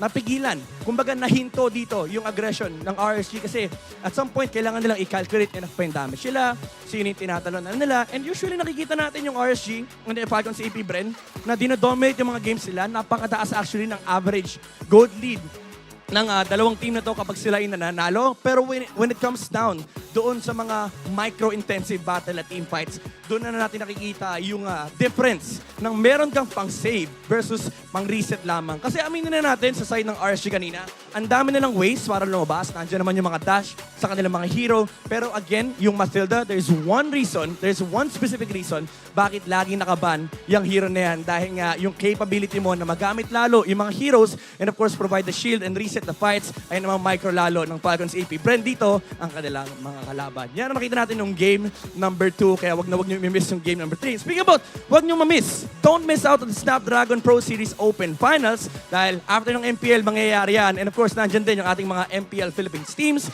na Fnatic Onyx PH, Minana Evos, and TNC Pro Team, and of course, Smart Omega. Kaya naman nakaka-excite dito ang ating taon dahil kahit matapos ang ating MPL ay nandyan pa yung mga tournaments like Snapdragon Pro Series Open Finals. And sa July, meron din tayong aabangan na MSC. And by the way, 1-1 na score natin, 2 game na lang for both sides ay tuloy na ang kanilang kampanya papunta sa Riyadh. Kaya huwag natin patagalin pa, punta na natin ang game number 3 kasama ang ating mga casters.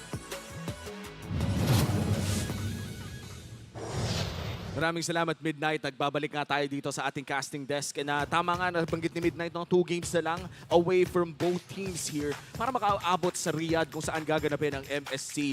And for MSC, ang bigat nito para sa ating mga players. Parang because of not just the huge prize pool, kundi yung MSC kasi ngayon hindi na basta-basta na kumbaga Southeast Asia lamang. As far as I know, this is one of the first MSCs na kasama na rin ang mga ibang rehiyon. Talagang naging mid-season ka, parang doon mo din mag-gauge kung ano ba yung pinaka-current situation ng MLBB lakas ng isang team globally. So talagang a huge step again para sa mga manlalaro natin. Napaka-importante. Lalo na kasi momentum to. Yung madaming mga international tournaments na mangyayari after this.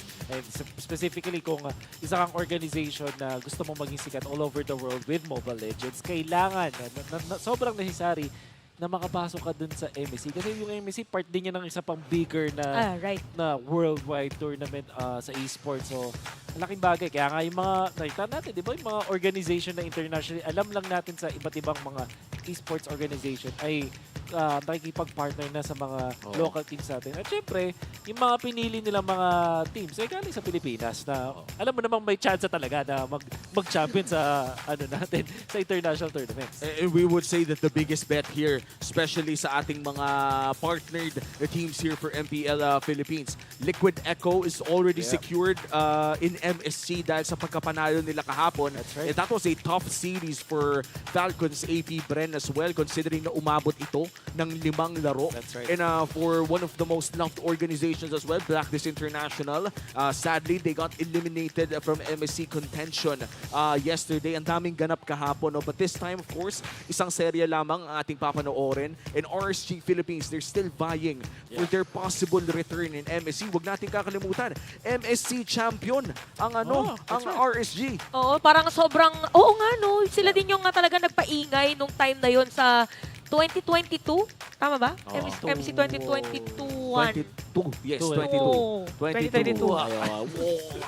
Ayun yung one, as far as I know, that was Smart Omega who played that time around. And of course, naghahanap na rin tayo ng mananalo sa ating Smart Game Face of the Day. Champions Arena, be the next Smart Game Face of the Day winner. Just flash the hashtag #ThePowerSmart sa inyong mga devices on a green background. Pag natapat po sa inyo ang camera, put your game face on to win a redeemable in-game code. Paano ang ating game face? Yung may malupitang kagat, yung umangal-ngal, mga Ito si... Ayan. Ano pa, may mga sasabay pa ba kay ate sa ating The Power of Smart? Ayan. Isa pa po. Ayan. Isa pa po. Maangas. Mapapatanong ka kung sino ang next sa scene. Congratulations sa'yo sa pagkapanalo sa ating Game Face of the Day, kuya. At iba talaga ang ilalabas na angas ng ating mga audience ngayon. Especially if long time fan ka na ng dalawang organisasyon na to dahil ang laki na nila ngayon parang masasabi mo na since day 1 nandito ako. Oo, kasi isipin mo season 13 na tayo ngayon, merong iba dyan, MPL season 1 pa lang. Ay talaga nanonood na, lumipat na sa ibang mga teams yung mga players. Yung dati magkaaway na team, biglang yung ibang players man magkasama na sa isang team. Dami nangyari. Ang dami na Kumbaga yung mga storya natin ay talagang nababantayan ng mga ibang mga fans dyan na matagal na talaga. At maraming salamat sa continuous support nyo sa ating liga at palaki lamang tayo ng palaki. Panoorin ang MPL Philippines Season 13 Playoffs live sa official channels ng MPL Philippines para sa chansang manalo ng skins, diamonds at promo codes. Mamimigay kami ng premyo kada maaabot na PCU milestone. Tara na't maging parte ng kasaysayan ngayong season. Hindi ko pa rin makakalimutan yung time na may ganito din tayong promo during our M5 World Championship broadcast. Naalala ko parang every series ata may nabe-break na record at ang dami nating pinapamigay. So, imbitahin nyo na ang inyong mga kaibigan manood na ng MPL Philippines and lower bracket finals na ito. Bukas magkakaroon pa tayo ng Grand Finals. At available na nga rin ang MPL-PH live stream guessing game sa TikTok. Pwedeng mangula. Ayan na, manood lang kayo ng MPL matches sa TikTok para makasali sa ating guessing game para suportahan ang inyong team at manalo ng game points. So ito lang gagawin nyo. Pumunta kayo sa TikTok, pumunta sa MPL Philippines TikTok channel sa @MPL-PH_official. Pinutin ang official live stream at pinutin ang ongoing guessing game para suportahan ang paborito nyong team at manalo ng mga points. Ang nakakatuwa dito, ang dami na nga nagpe-predict, di make it count na. Ito na yung tipo na may mapapanalunan ka kapag katama ang iyong hula. And for our predictions, panigurado ang mga nagko-comment dyan sa ating mga live stream. Ang dami nang nagbabanggit kung FCAP ba o RSG Philippines. Dito na magsisimula muli ang ating game number 3. Draft na naman ang ating pag-uusapan. And this time around, it's Falcons APBREN picking blue side. And correct me if I'm wrong, sila din ata ang blue side nung ating game number 2. Game 1. It was, Game 1, nagpalitan. Sila din yung pumili nun. Tapos nung second game, RSG ang pumili naman ng blue side. So, after 3 games, clear na clear sa dalawang teams na gusto nilang mapunta dun sa may blue side. Pero parang magkaiba sila ng pinaprioritize na heroes, Actually, no? parehas. Novaria. Oo nga pala, Novaria. No? Pero unfortunately, parang yung dalawang teams sa nung mga times na nag-Novaria sila na-olat. So 0% win rate sa Novaria so far. Kahit maganda yung performance ni Aqua doon. And I think the adverse could be said for the Claude, kung saan 100% win rate naman ata ang Claude in this series.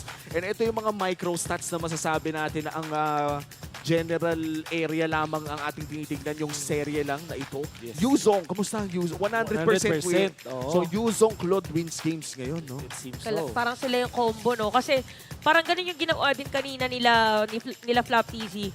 Pagkapasok nung Petrify nung Yuzhong, doon din nakadiretso yung Blazing Duet. Ay, oo. Sure kasi na at least kukonekta yung kalahati ng duration ng Blazing Duet dahil din sa Petri combo eh. Tsaka parang ang sakit kasi ng Blazing Duet, the moment na makakuha na ng passive stacks ang isang Claude, parang mas mahabdi pa. And I think the BMI as well buys time. Ito yung tipo na ang hirap din na pumesto kung isa ka Moskov.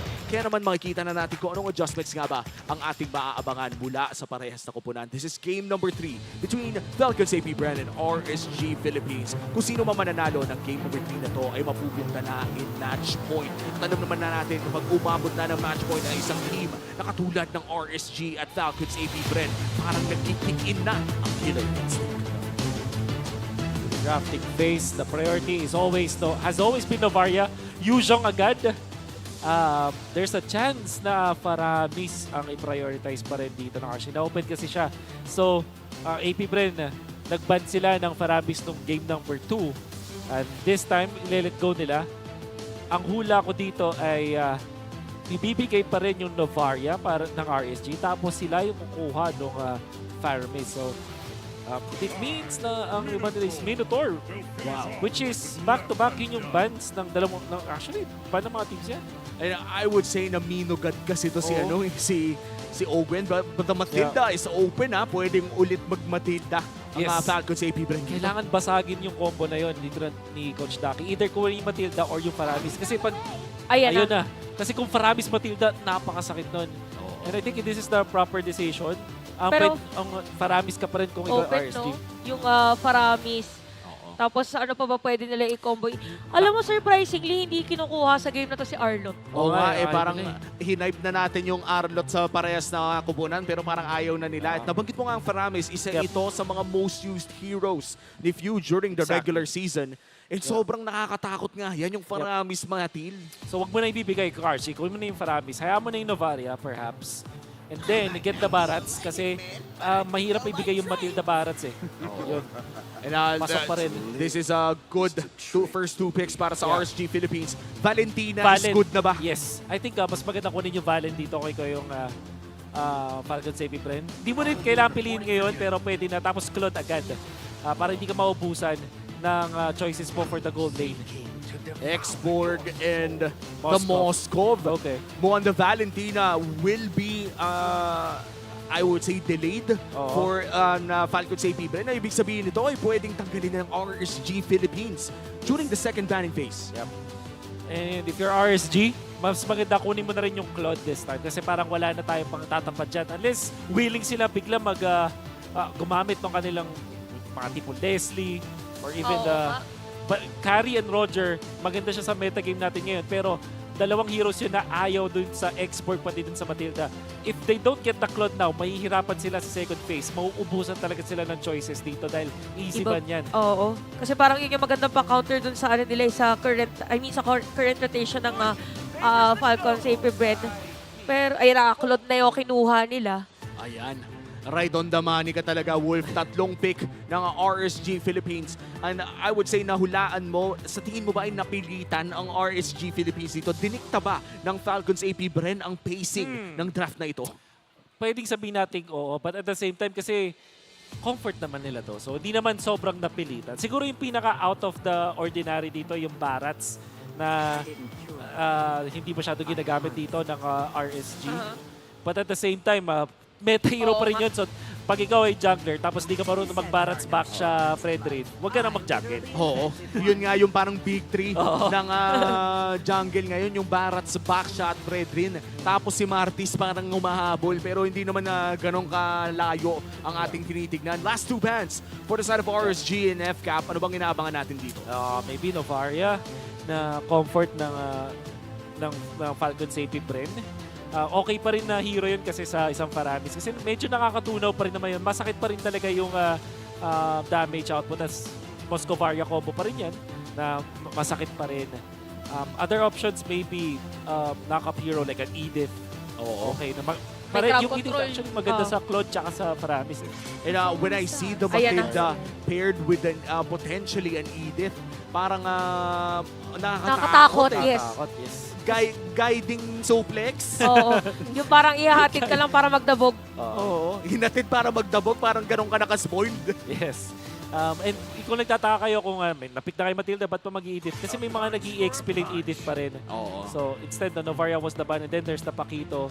RSG, pwede nilang i-take yung edit para sa kanilang team. Tapos, ang maganda dito, hayaan nila na yung hero ni Nats maka-counter talaga yung itatapat sa kanila. At this point, kahit Exberg yan, di ba pwede pa siya maging jungle? So, maganda na ihuli nila yung hero dito ni Nats. Get the light hero. Usually, ang kinpili nila is, yun nga, Edith. Pwede rin yung, Grok is available. Actually, pwede ba mag-Grok? Oo nga, nakalusot yung Grok ngayon kasi kanina na-ban na nila, di ba? Exactly. And this is really good if you're RSG Philippines. That Game 1 Grok performance mula kay Knight definitely was a game changer. Ayun. Pero ayun na nga, rin. flex pick pa rin si Arlot. Eto na. Sinabi kasi natin, hindi natin nakikita si Arlot dito sa series na to eh. Pinagbigyan na tayo. Eto na, Arlot. Benedetta or Lapo looks good para sa Falcons APBREN. And then maghanap sila ng damage output na long range na mage. So ang hirap doon. Vex though. Vex pala nandyan pa rin. Pwede pa.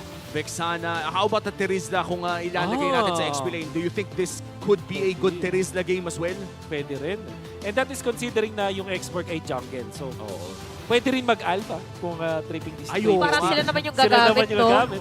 Pwede nga nilang ipakita na kaya damage. Ayan na, nilabas na si CC. And as far as I know, based on the last stat check natin sa CC ni Flap TZ, ay wala pang talo ang CC na ito. Okay, so Arlot mapupunta na dito sa roam tingin ko. Ang hirap itapat niyan, CC wins that matchup.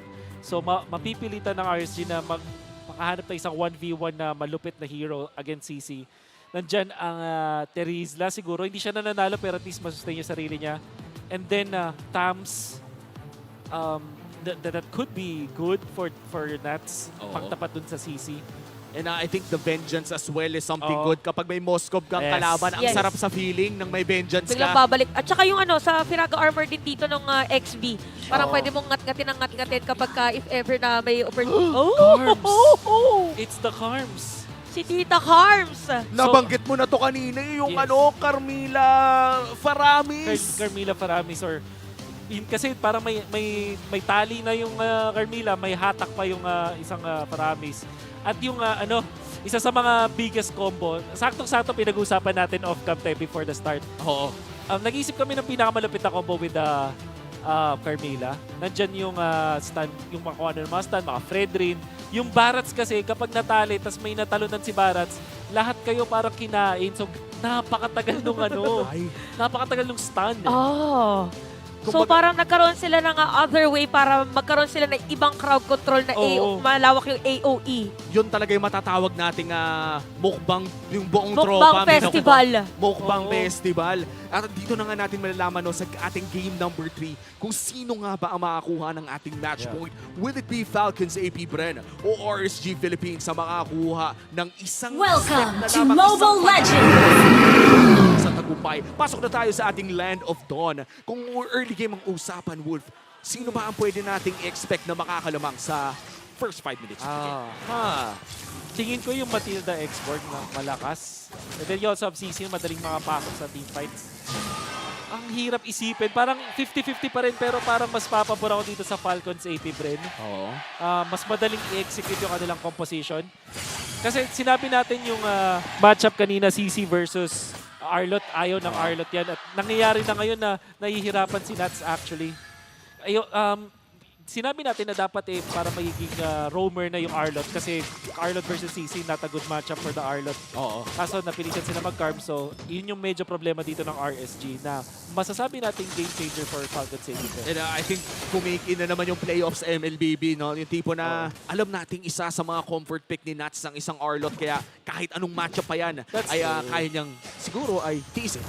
Parang alam ko kung paano gagamitin yan. Alam ko kung anong gagawin. So, para meron silang, kumbaga, X-factor. Pagdating na rin doon sa kanilang drafting ay ipinush na rin. Pero surprisingly, ito makikita natin na talagang nazozone din ni Flap TZ si Nats doon sa may bottom lane. At the usual na medyo maingat muna ang ating mga teams dahil mamaya pa yan magbubugbugan. Pero hindi pala, hindi na ito aantayin. Finors yung vengeance. And vengeance burnt right before the turtle as well. Napaka-importante nito para sa Falcons APBREN. Mukhang kailangan muna mag-reset ni Flap TZ bago lumabas ang pinakaunang pagong. And tuloy-tuloy lang, pati si Kyle binigyan na rin. Wala pa ng Firago armor dito. Missile expert, diretso pa nga. Kamuntikan pero merong guiding wind kaya makakauwi dito si Kyle TZ. At dito na natin makikita ang value ng isang Matilda. Kamuntikan na naman at mukhang i-delay ni View ang turtle take. Ginamit yung Eternal Guard doon, pero itutuloy pa rin dito ng RSG. Di mo kahit makakasecure niyan. Makakatakas ba si Ogwen? Pero merong hatak na bitaw. Isama pa yung final slash. Kaya first blood pupunta dito sa RSG. Even before dun sa ultimate ng isang Carmela, madami ng stunts ang side ng RSG. Daytona's welcome, si Arlot, punong-puno ng mga crowd control. Tapos may hatak si Aqua and then natural stun mula doon kay Light. So ang daming CC pala dito ng side ng RSG. At nakakapagtaka na yung APBREN, parang hindi sila nilagay ng resources dun sa XP lane. Parang nag-fixate ata ang Bren dun sa top lane. So, nung pagdalaw doon ni Light dun sa bottom lane at na-force nila yung vengeance kay CC, parang nawala yung lahat ng supposed advantage ng Falcons APBREN kasi iba yung pinaglaanan nila. Ngayon, yung RSG, masaya na dun sa kanilang early game. Yeah, and with the early game lead that they have, 400 lamang, ay masasabi pa rin naman natin, this is still anybody's ball game. Pero kitang-kita na ang pacing ay kontrolado ng RSG. Speaking of kontrolado, makokontrol din dito si Kyle TZ pero Eternal Guard para makatakas sana siya. Another guiding win, successful dito ang Falcons APBREN. Pero iba pa yata ang kapalit. It's gonna be View and from the back.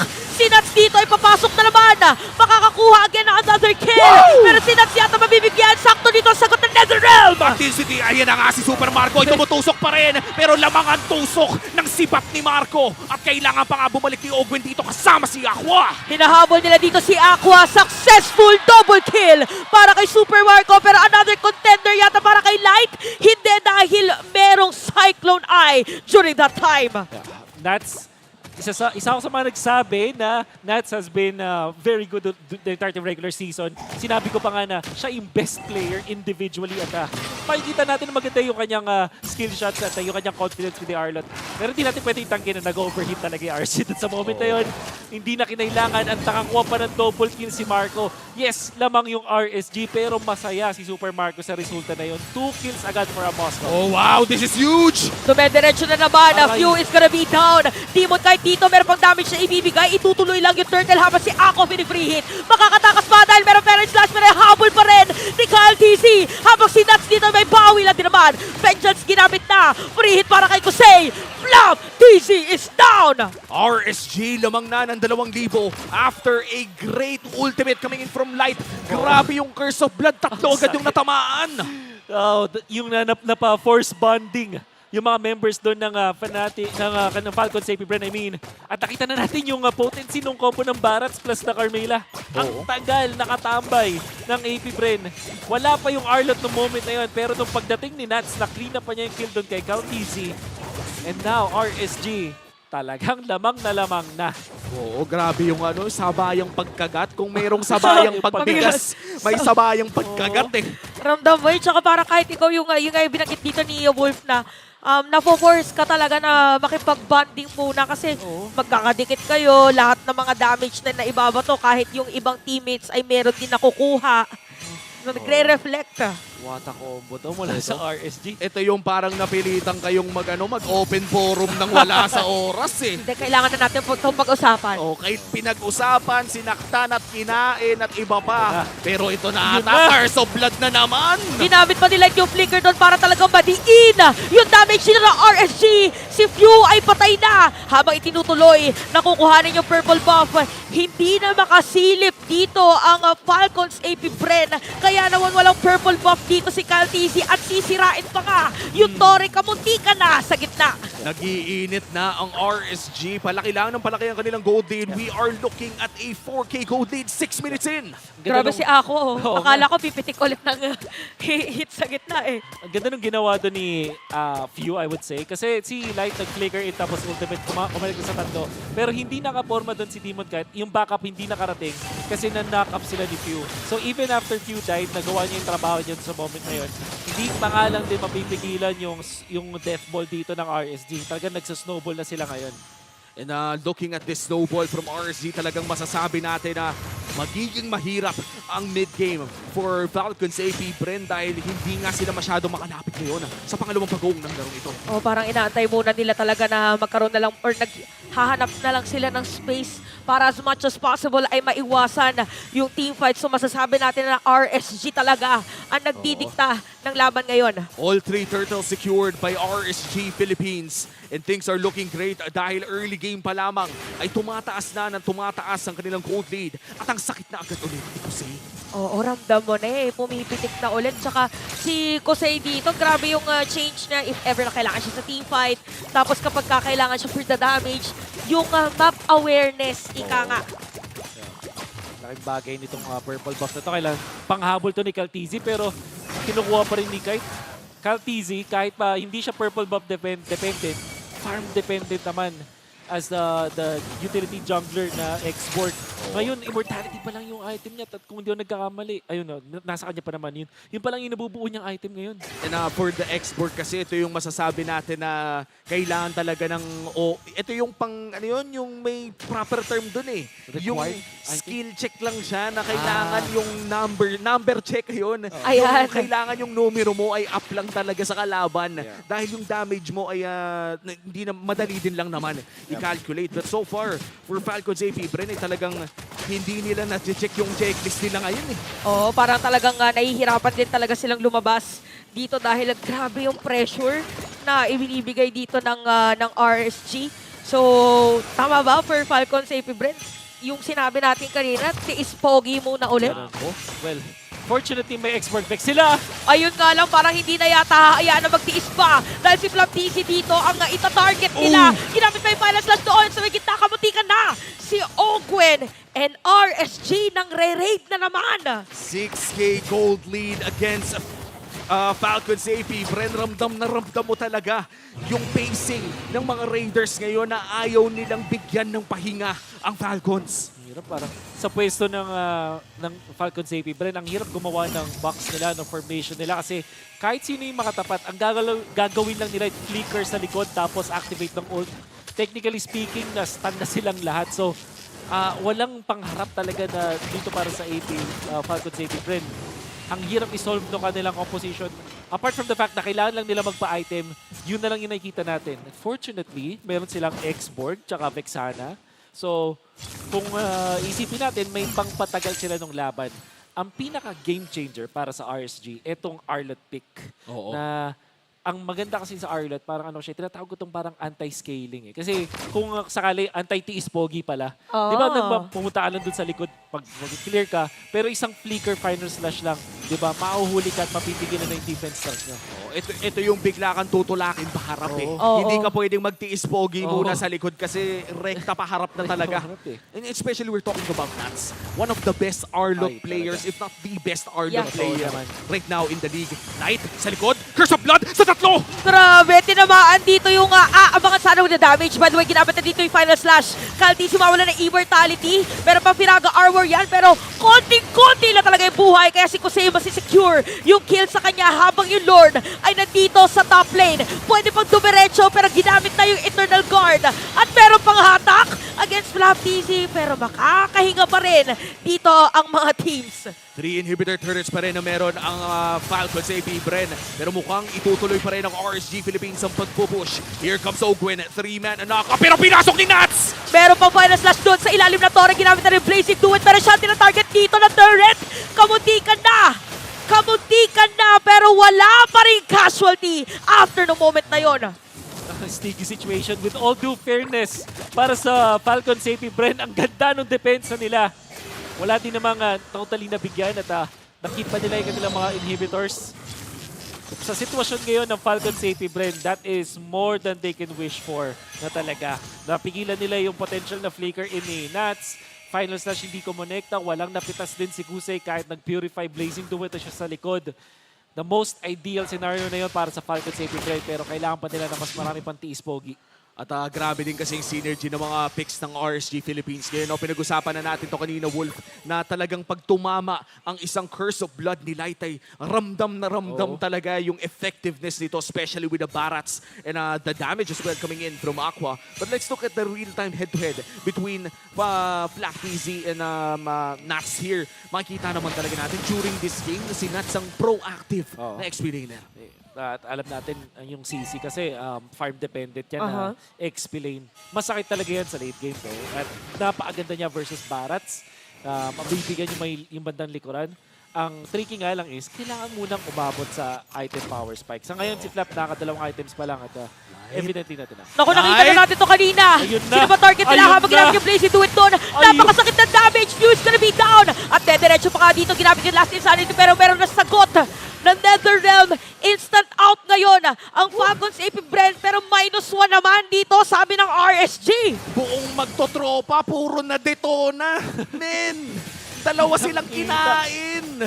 Oh my goodness, the combo is so potent and yung RSG kaya nila hindi sinagad yung kanilang mga spells at yung commitment kasi alam nila may Lord. So kahit lamang sila ay yung RSG hindi nag-overstep, di na nila hinabol si CC. Enough na yung napaforce na yung Vengeance. Kinuha na lang nila yung Lord. At meron pang Flicker and ultimate itong si Nats. Meron pa sila mga valuable spells. May Purify pa rin si Gusay.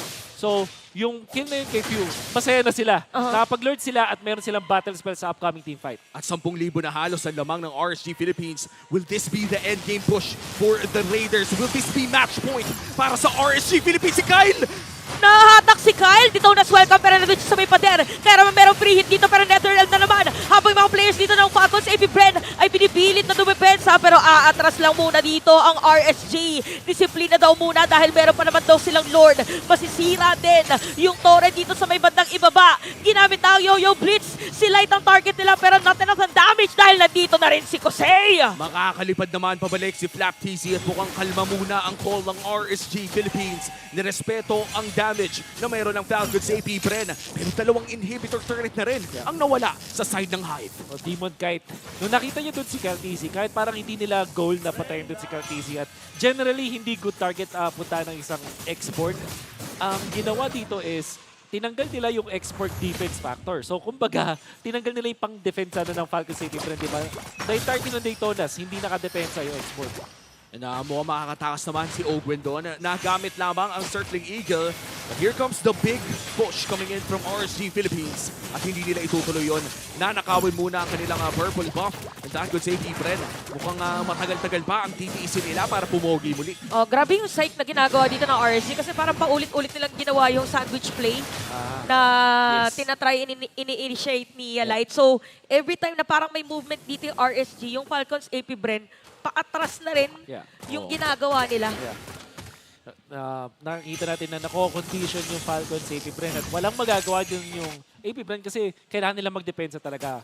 Wala silang karapatang magdikta ng laro ngayon. Unless makakita sila ng magandang pick-off, but it seems like yung RSG hindi nagbibigay ng mga extra na walang hero na nakaiwalay basta-basta. Hindi sila nagbibigay ng opening for Ogwen to initiate. Walang asim eh. Wala kang nararamdaman na asim mula sa RSG Philippines. Talagang ramdam na ramdam mo yung fundamental. Sa si Flap ngayon, binigyan pa ng bahagya. Grabe yung damage, no? Kalkulado, no? Kasi if ever pa na parang pwede siyang i-go, naka-ready din for another stun or yung bloodbath dito ni Aqua. If ever. Ay, nilight pala. Magkamukha kasi si Carmilla tsaka si parang male at tsaka female version. Kailangan may magkaroon ng Carmilla Cecilia, no? Para may... Oo nga, no? Kasi sila nga pala yung combo. Binabato yung Carmilla, no? Pang dagdag set. I think the longest time na, hindi na natin talaga nakita yun. I think the Sicilian nga, kadalasan ay hindi mapinipika ng Carmilla. Yes. Mas naging OTP pa ang Vexana plus Carmilla. Oo. Or this time, Maravis. Or yung Barats nga. That's true. And the Barats actually, the final slash as well, used half HP on this Luminous Lord. Hawak-hawak ito ng RSG Philippines at i-reset ito ng bahagya. Balik na naman tayo sa Lord Dance na ito. Ano kayang hinihintay nila? Parang hinahanap yata nila dito si Flaptizi at saka si Super Marco kung nasan talaga. And look at Kosei, more on 3 hits lang. Kahit yung body mirror image ay talagang masakit na agad yung damage. Napakagandang Eternal Guard para dito kay Kapitan Few. Kaya sinasabay pipilitan na umalis. Nagamit na rin yung Nether Realm.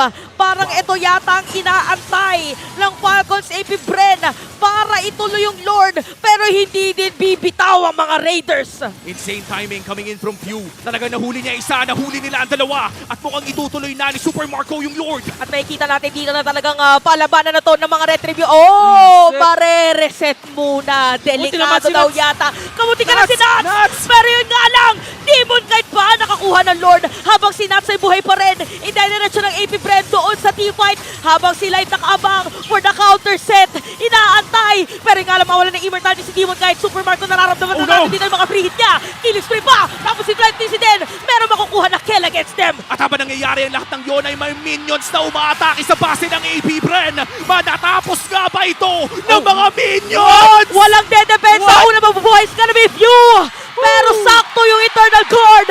Buhay pa rin dito ang Hive. Pero yung Lord ay manggagaling sa RSG. At naghiyawan na ang Champions Arena. Akala ng lahat ay tapos na.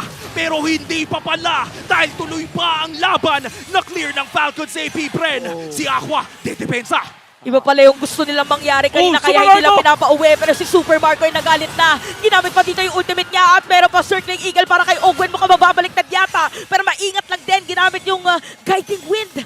Dahil gitnang Tori muna ang kukuhanin nila. And that will be a turn it down for the side of RSG Philippines. Mula 10,000 ay napunta na lamang sa 6K ang gold lead ng mga Raiders. Paano ito nabaliktad ng Falcons APBREN? It's the Lord Dance ng Falcons APBREN na akala ko talaga, lugi talaga sila. Well, in fact, on paper, lugi naman talaga sila doon. Yung minions sila, hindi na nila na-manage. Burst na nga sila doon. Pero sobrang lupit nung ginawa doon ni Few. 0 kills etong si Few pero yung impact niya hindi naman measure ng kills. Siya yung nag-Eternal Guard na pumigil doon sa sagasa-asada dito ng RSG. Siya rin yung dahilan kung ba't sobrang low ni Nats.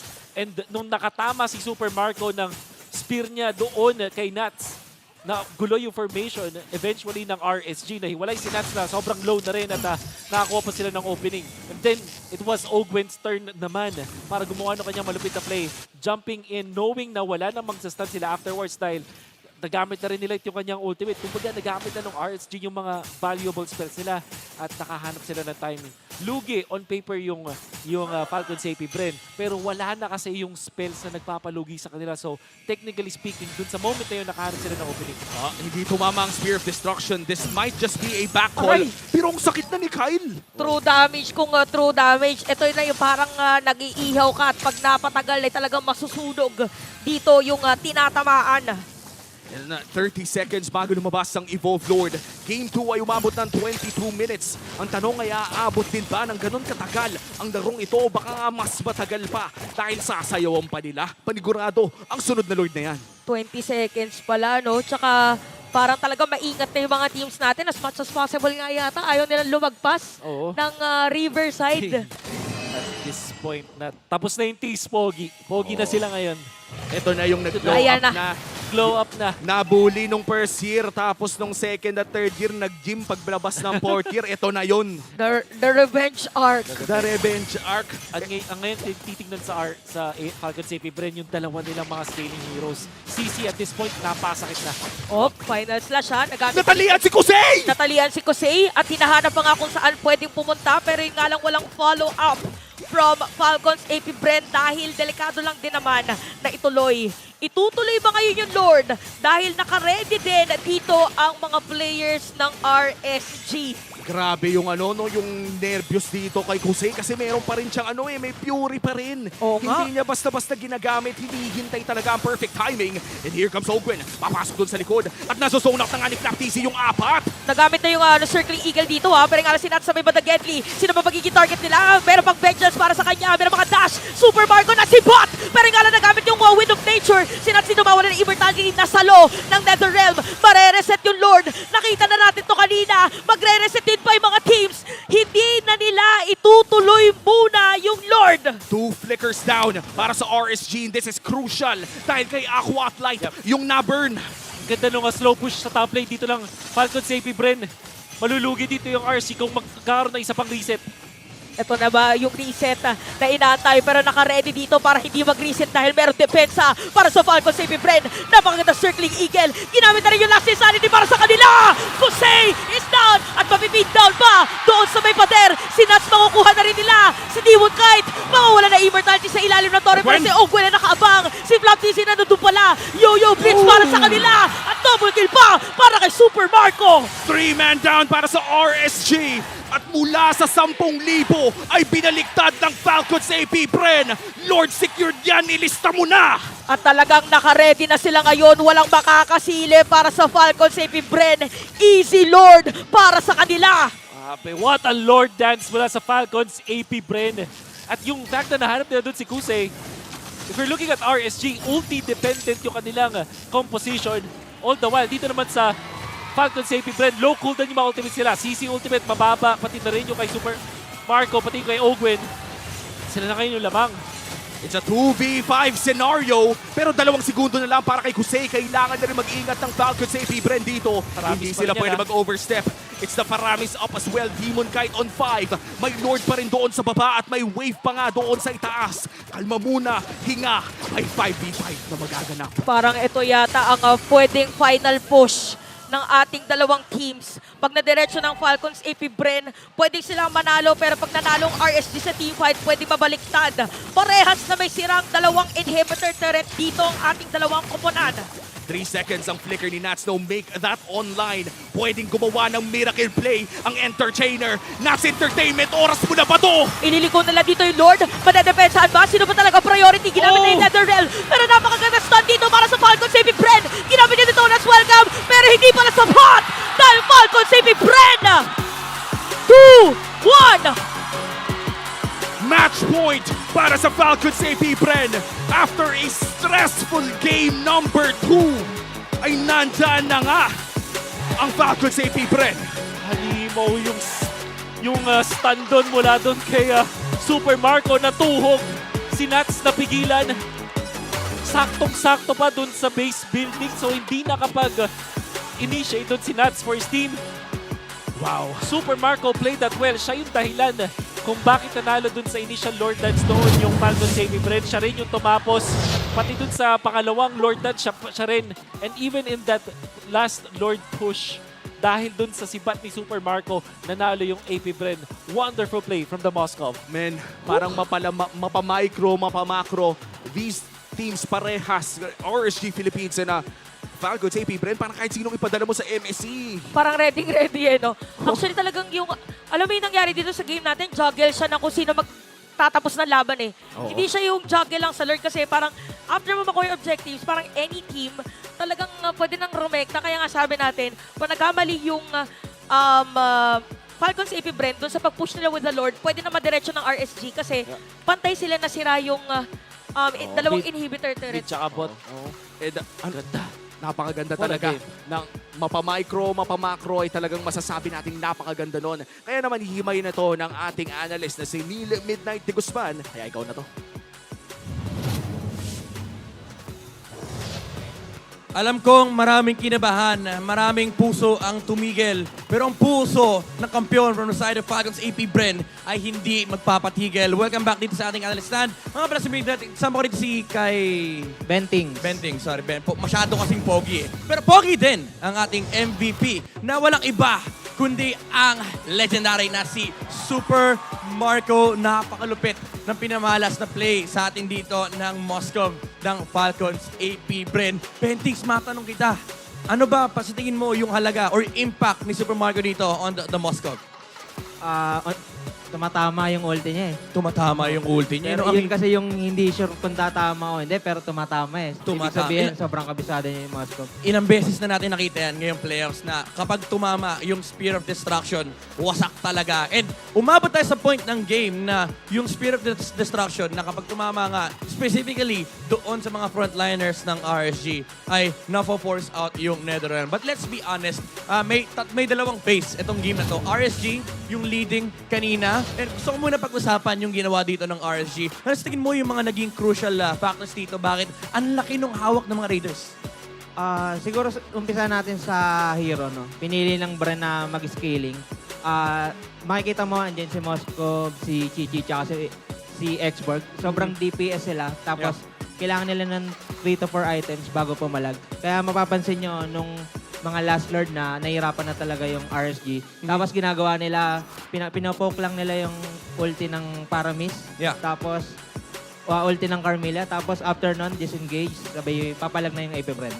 Ganda na sinabi dito ni Ben. Sorry, nalilito pa rin talaga ako kay Kyrie Bendings. Na late game, yung hinahanap dito ng Falcons APBREN. Kumbaga, tiis, pogi, technique yung hanap nila dito. And si Marco, kailangan niya ng 3 to 4 items pa. Pero nung umabot tayo ng late game, doon na nag-matter again dito yung factor na meron kang Matilda, yung mga shields again. And of course, yung Spear of Destruction na dalawang beses niyang napagana yung team fight dito from the side of Falcons APBREN. Yung tinamaan niya si Nats, tapos yung pang sumunod na tinamaan niya rito, si Jose. But then again, RSG, nakakuha sila ng magandang hold dito, no? Dahil napag-usapan natin kanina na yung importance ng Paramis dito sa draft ng RSG. May reset din naman sila with the Netherrealm. But of course, yung late game ay medyo kinulang nga sila. Medyo kinapos sila dito on the side of RSG. Pero matanong kita, Bentings, sa tingin mo ba itong Moscow-Claude matchup? Kasi ilang beses na natin nakikita ito eh. Sino ba talaga lamang dito?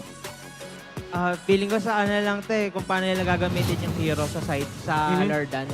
Kasi lane to lane talaga, siguro magpupundas tayo ng isa para kay Moscow. Kay Moscow, okay. Pero yun nga, dahil tiis pogi technique siya dito, parang essentially Claude game din yung nilaro dito ni Super Marco. And crucial din yung sinasabi nating Spirit of Destruction once again pag tumama sa late game ay nafa-force out yung mga spells dito on the side of RSG. Now, looking at the emblems dito, madalas na rin natin nakikita to actually, common emblem kay Moscow. Ano ba masabi mo rito sa common emblem ni Super Marco? Siguro abal niya mana, tsaka yung attack nung yung physical attack. Tsaka regen. Oo. Kumbaga, lane to lane, dito lamang talaga na parang may regen, may bonus attack, tapos di ka rin nauubusan ng mana. Tapos kung mapapansin mo din, kung may mga nagtatanong bakit napasok si Carmilla, yan, isa kasi siya sa combo na maganda sa Barat at sa Claude. Ang kagandahan kasi kay Carmilla ngayon, no, para sa mga hindi aware, no, yung first skill or pag nakakapag-damage ka kay Carmilla, yung passive niya, mababawasan yung magical and physical defense ng kalaban. Para kang may dirot. Okay. Kaya nakikita natin yan na nagiging popular na rin sa, even sa rank games actually, lumalabas din yung Carmilla and dito sa playoffs natin na medyo nagiging meta na rin. And it was utilized perfectly by RSG. Nakita natin yung impact ni Light kanina on the Carmilla. Of course, yung Curse of Blood na hati-hati sila ng damage. Actually, pinag-uusapan natin kanina, medyo kadiri yung combo ng Paramis Carmilla kasi ang sakit eh. Diba? Parang yung damage napakasakit. Ba't ba ang sakit nung Carmilla Paramis? Siguro din na rin sa pag na-ultihan kasi lahat madadamage yan eh. 50% ng damage ng kampi niya papasok. Tapos yung minus ng physical and magical defense ng Carmilla. Kumbaga patong-patong na reduction, tapos may damage distribution. And alongside yung Paramis, na kapag natali ni Carmilla, tapos may blazing duel pang kailangan intindihin. Kaya natin nakita yung advantage ng RSG sa early game. But then again, pagdating ng late game, dito na naging crucial yung sinasabi mo na late game factor na meron sila Moscow, may Matilda, may Xborg, even nga yung CC ni Flap TZ na nakita din natin kanina nahirapan. And I would say, may malaking factor din yung RSG nakuha nila yung CC Arlot matchup kasi nahirapan din yung Falcons APBREN sa first 3 objectives. Ano nga bang impact nung mawalan ng turtle dito for the side of Falcons APBREN? Sobrang hirap sa scaling lineup na mawalan ka ng turtle. Pero ang ganda nung pag-taste pogi ng Brendan. Hindi ko rin expected na makakambak pa nila yung game. Grabe talaga yung experience ng macro nila. Yeah, poging-pogi eh. Even sa last moment, no, yung CPU nakauwi. And yung presence of mind lang, nalapagan ng Eternal Guard, yung mga minion para lang ma-defend yung base. Literal 2 hits eh. 2 hits na lang, sumisigaw na si Manjin eh. Napapaan nila eh, malalaglag na sa upuan lahat eh. Kaya nga eh, imagine nyo guys, 2 hits na lang. Well, di naman isang 1 hit. Pero pag inad mo yung isa tsaka 1, 2 hits kasi yun. So, sumisigaw na tayo and yung mga tao dito sa venue nararamdaman na parang nakumukhang RSG na yung makakuha ng momento. But then again, yung heart of a champion dito ng Falcons APBREN, di sila sumuko, nagtiis pogi lang, gaya ng kapogian ni Bentix dito. And umabot sila sa late game and doon na nagmatter dito yung MVP performance ni Super Marco, which I believe hindi rin namatay. Hindi ko lang pa ilan deaths pero... Parang bulletproof talaga si Super Mario dito. 21 games na by the way na hindi siya namamatay. And dito sa game number 3 nakita natin ang performance dito ng Falcons APBREN. Makikita natin mamaya sa game number 4 kung makakabawi ba ang Raiders. Pero bago lahat, bumalik muna tayo sa ating mga hosts, si Mara and si Hans.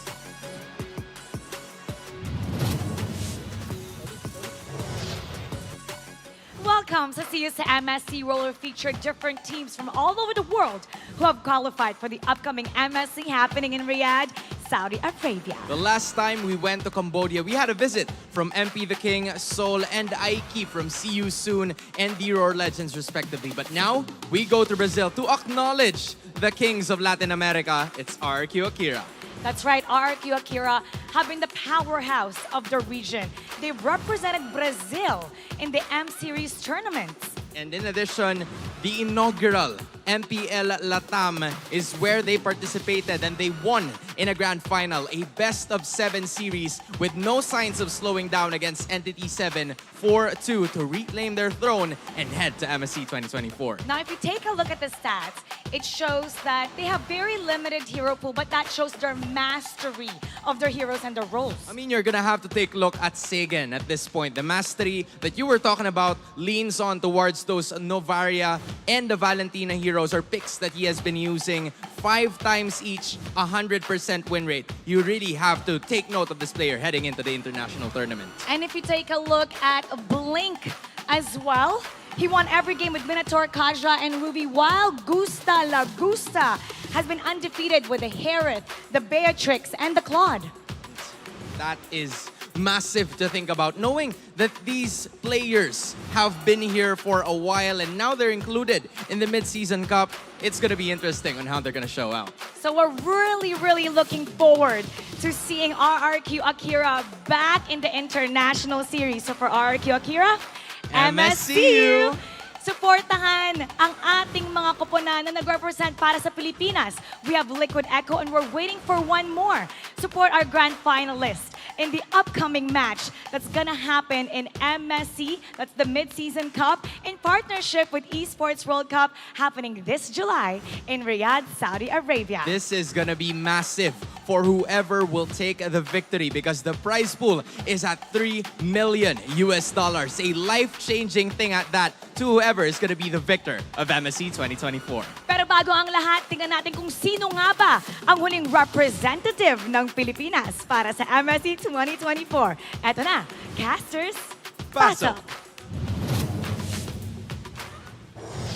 Maraming salamat, Mara and Hans. Nagbabalik nga tayo sa ating casting desk dito. It's already game number 4. Match point na para sa Falcons APBREN. After that, I would say hard-earned victory dahil napakaganda din ang laro ng RSG doon. Oh, parang grabe yung palitan. Nakala natin matatapos na ng minions ng RSG. Exactly. Tapos naging baliktad pa yung sitwasyon. So, it could be anybody's game. But at the end of the day, isa na lang ang kailangan ng Falcons APBREN. Dito matitest yung emotional stability and mental fortitude naman ng RSG. Yeah, parang nakita natin na test na yun mismo dun sa game na yun. Kasi lamang na sila. they're making the right moves. Maganda yung pagkaka-flow ng kanilang mga minion waves. Pero may ginawa din yung Falcons APBREN dun sa pinakahuling Lord Dance sa nagulat dun yung RSG. Yung nga sinabi natin na slow push nila yung top lane. Oo, at dahil nga sa pagkapanalo ng Falcons APBREN ay match point na sila. At kayo ay pwede rin manalo dahil available na ang live stream viewer rewards ng MPL-PH. Halika't manood ng MPL-PH sa TikTok para makasali sa Goodie Bag Lottery at magkaroon ng tsansa na magtagumpay. Para makasali, pumunta sa TikTok at pumunta si MPL Philippines sa TikTok channel. I-click ang ating official live stream at itap ang top left corner para makasali. At ayan, sana tama ang ating top left ha. Dito ang top left natin. Click nyo na ang live stream rewards natin. And for the series, 2-1 na ang ating score. Again, this is a best of 5 kaya naman na match point na ang Falcons APBREN. Ang RSG Philippines ay kailangan ng gumapang ng 2 games tuloy-tuloy na panalo. And I think this is very high pressure for RSG Philippines dahil sila din ang isa sa mga talagang gustong makaisa pa sa MSC, especially now. Let's look at the draft from game number 3. Gusto ko rin lang balikan, no? Beautiful combo Barat sa Carmilla. Maganda talaga. Oo. Na-mention din ng analyst natin yung Carmilla plus the Faramis. Tapos Carmilla Claude. In fact, yung mga heroes dito ng RSG nakaglue doon sa Carmilla, which is, I would say, genius yung pagkaka-draft sequence dito para nasagot talaga. However, it wasn't yung talagang combo nila na nagpatalo sa kanila sa game na yon. Tingin ko dun sa decision nila. Kasi ang thing with combo-based na mga lineups is kapag naisahan na kayo, nabawas kayo ng isa, wala na yung combo nyo. So parang dahil nga combo-based kayo, pag nawala yung bonding ninyo or yung kanyang chemistry, synergy nyo, biglang humihina yung lineup on its own. So if you're looking at individually sa RSG, parang medyo nalulugi sila doon. Hindi pa rin na-solve yung Arlot. Yung Arlot, di ba, dinout natin na gumanda siya kasi maganda yung performance ni Nats. But overall, mahihirapan siyang pumwes dun sa mga teamfights kapag wala na yung Carmilla na option. So parang dun na sira yung parang mindset, yung approach, kumbaga, ng side ng RSG. I gotta say, no, even in the last fight ay nakita natin may flicker na si Nats pero nag-struggle pa rin talaga silang makahanap ng isang magandang set. Pero mukhang blue side naman na magiging selection ng RSG Philippines dito. And I just want to go back to our last 3 games.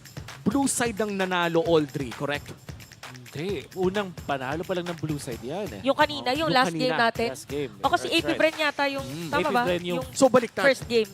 So red side ang mataas ang win rate. Exactly. Red side ang mataas ang win rate ngayon so far. And risky to for RSG Philippines. Hopefully may bala pa silang dinala. In game number 1, nakakita tayo ng alpha pick na konti lamang ang nag-expect. Sa tingin nyo, meron pa bang mga naitatago sa baul ng RSG Philippines? Feeling ko meron pa eh. Meron yan. Imposibleng wala kasi parang nakita natin no, normal gameplay nung game number 2, dun sila nagkaroon ng konting struggles. Pag nagkaroon tayo ng pag normal versus normal yung heroes, parang pagalingan na lang kasi. At alam naman natin, parehas magaling yung mga teams. And if you are RSG, syempre, entire season, tapos meron ka pa 2-week break, imposible namang walang naisipin na iba pang mamit. And that's also true with the Falcons APBREN, which ngayon, yung priority nila is X-Borg. Hindi dahil sa malakas yung X-Borg on its own, pero flex pick kasi siya. Pwede siyang EXP, pwede siyang jungle. So, yun yung mga, I'm sure meron na nakahanda dyan. Yeah, and for RSG Philippines, again, this lineup is specifically made talaga na makabalik sila sa MSC na international tournament.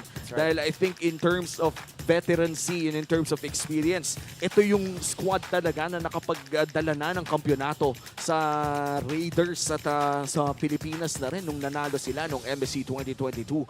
Kaya naman hindi rin biro ito for Falcons APBREN dahil kung tutuusin, it could have been anybody's game. And pinag-usapan nga natin off-broadcast, no, Chantel, parang kahit sinong ipadala sa dalawang ito ay parang kayang mag-champion ng MSC. Oo, parang kung isipin mo sayang, no? Kasi kung pwede lang na diretso na lang lahat. Lahat na lang. Ng mga teams ay kasi kahit sino talaga ay kaya. Pero ang kinagandahan is we get to experience this type of MLBB playoffs pa lang natin. Oo, at pinapanood na ito, panigurado bilang buong mundo Iniisip na nila sino ba ang pagkakahandaan namin para sa MSC. Pero pupunta muna tayo sa drafting picks ng game number 4. Once again, lamang na ang Falcons APBREN. It's match point for them. Kung makukuha nila ang pagkapanalo dito sa game number 4, ay kaya na nila. Hindi lang kaya, kundi sigurado na ang kanilang slots MSC. Pero kung Raiders ka naman, ay gugustuhin mong pumawi one game at a time. That is going to be the Matilda na ban. Ang mga na-open dito is Yuzhong, Novaria, and Faramis. Pinanay Faramis, Yuzhong as well as Novaria. Maganda sana unahin yung Yuzhong, pero RSG, ganun pa sila katapang na kukunin nila agad yung Dragon na yon. Or, will they go standard at Novaria muna yung unahin nila? I would say kung baliwan na ang usapan, Moskov siguro pwede unahin. Agad, no? Agad na. I-first pick nyo na. Huwag na tayong magpatumpik-tumpik pa. And there is big pressure para kay Coach Panda, no, na alam naman natin na very hard or very harsh sa kanyang players in a good way. Yes. Ito yung tipo na talagang may grade, may disiplina. At kaya naman sa pagpasok dito ay yung Minotaur nga naman ay na-open.